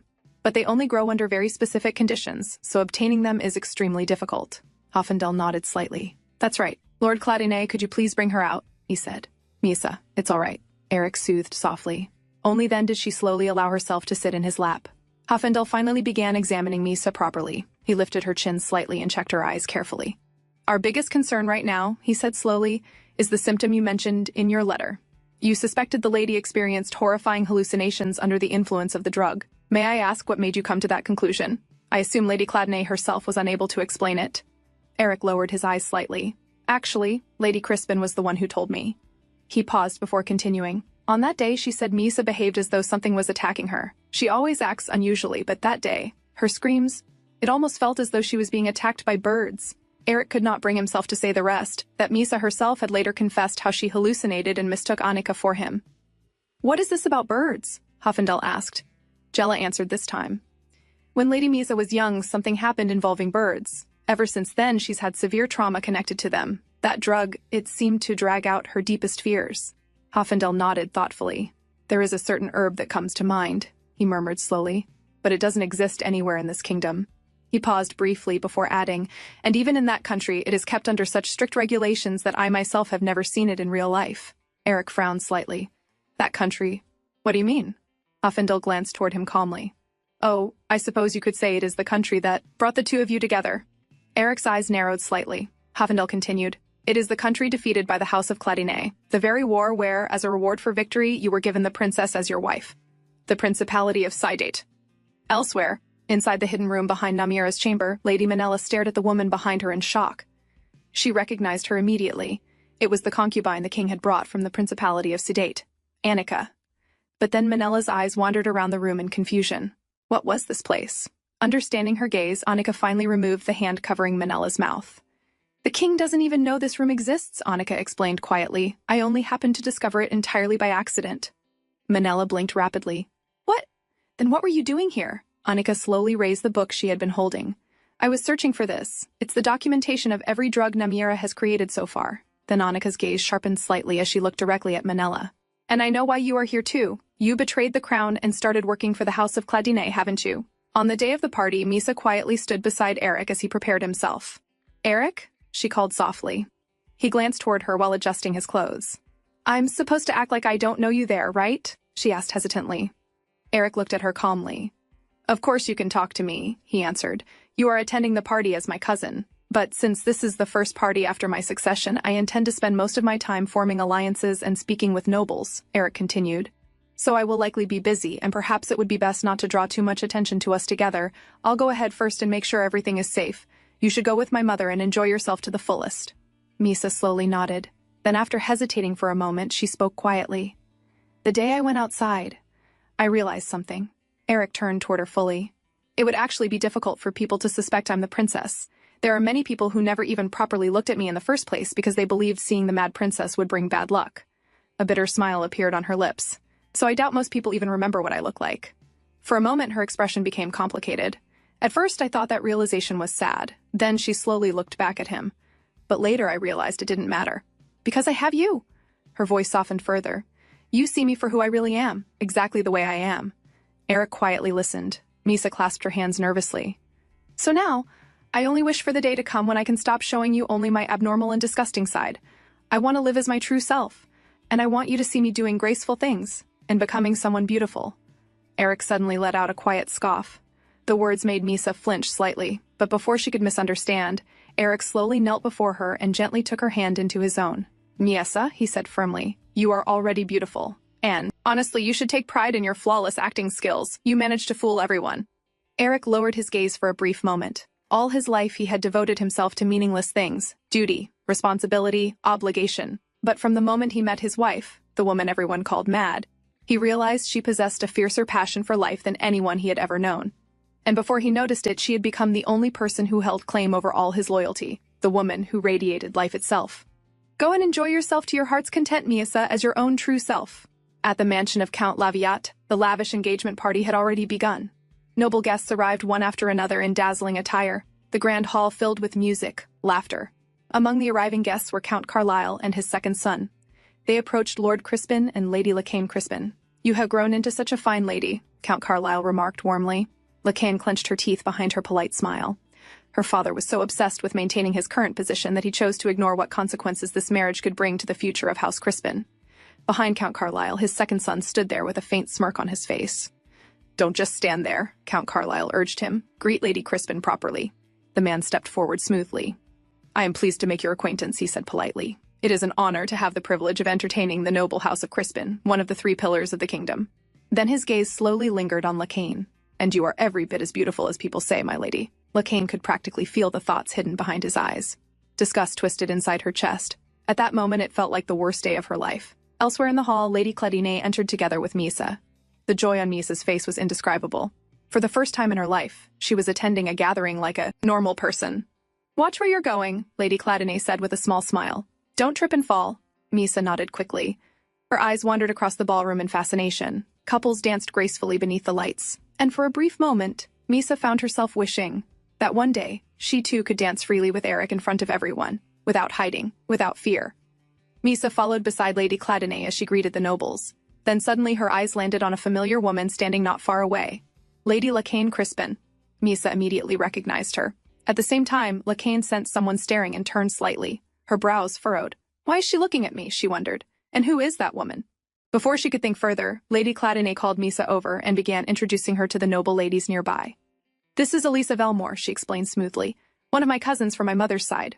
Misa politely greeted everyone as she had practiced. At first she remained close to Lady Cladine, but after some time she slowly drifted away so they would not attract suspicion by staying together too long. As she quietly looked around the hall, a familiar voice suddenly approached from behind. "Oh, I was looking for you." Misa turned. Lord Salakis stood there smiling brightly. "We meet again," he said happily. "I was hoping you would attend the party." Misa smiled as well, genuinely happy to see him again. Lord Salakis proudly raised a hand toward his outfit. "See? I followed your advice and wore something simpler today." Then he added eagerly, "By the way, what is your name?" "Yes, you look lovely," Misa answered honestly before lightly giving him a high five. "My name is Elisa Velmore," she introduced herself with a smile. At that exact moment, Eric happened to pass nearby, and when he saw his wife standing there smiling and chatting happily with another man, an unfamiliar jealousy quietly crept into his chest. Meanwhile, Misa was quietly enjoying herself. "I'm quite relieved to run into someone I know," she admitted honestly. "You see, this is my first time attending such a large event." Lord Salakis blinked in surprise before smiling. "Then you must have debuted in society only recently." He tilted his head thoughtfully, "Which means, you are not married, are you, my lady?" Before Misa could answer, Eric suddenly stepped forward. His cold gaze landed directly on Lord Salakisi. "And why exactly would that concern you, if I may ask?" Lord Salakisi turned toward him before laughing cheerfully. "It is good to see you again, Lord Cladney." Then he suddenly brightened. "Did you receive my present?" He smiled awkwardly afterward. "You know, you never treated me like I was nothing, even though I'm merely the illegitimate son of a house whose glory survives only in name." Eric silently looked at him for a moment before giving a small nod. Then he introduced the nobleman standing beside him. "This is Count Laviat," he said, "the host of today's celebration." Misa politely greeted him. Then Eric smoothly introduced her as well. "This young lady is my mother's cousin. She happened to be visiting, so I brought her along." Misa greeted Count Laviat gracefully. Since he appeared close to Eric, she quietly wondered if Eric's negotiations were proceeding smoothly. Count Laviat soon began conversing with her. At first, it almost felt as though he was testing her knowledge. But Misa did not hesitate. Everything Lady Cladine had taught her flowed naturally from her lips. She answered calmly and elegantly, discussing noble customs, social affairs, and estate matters with remarkable grace. Count Laviat looked visibly impressed. "You sound just like Lady Cladine herself," he remarked with surprise. "I would very much like to invite you to our mansion again someday, Lady Eliza."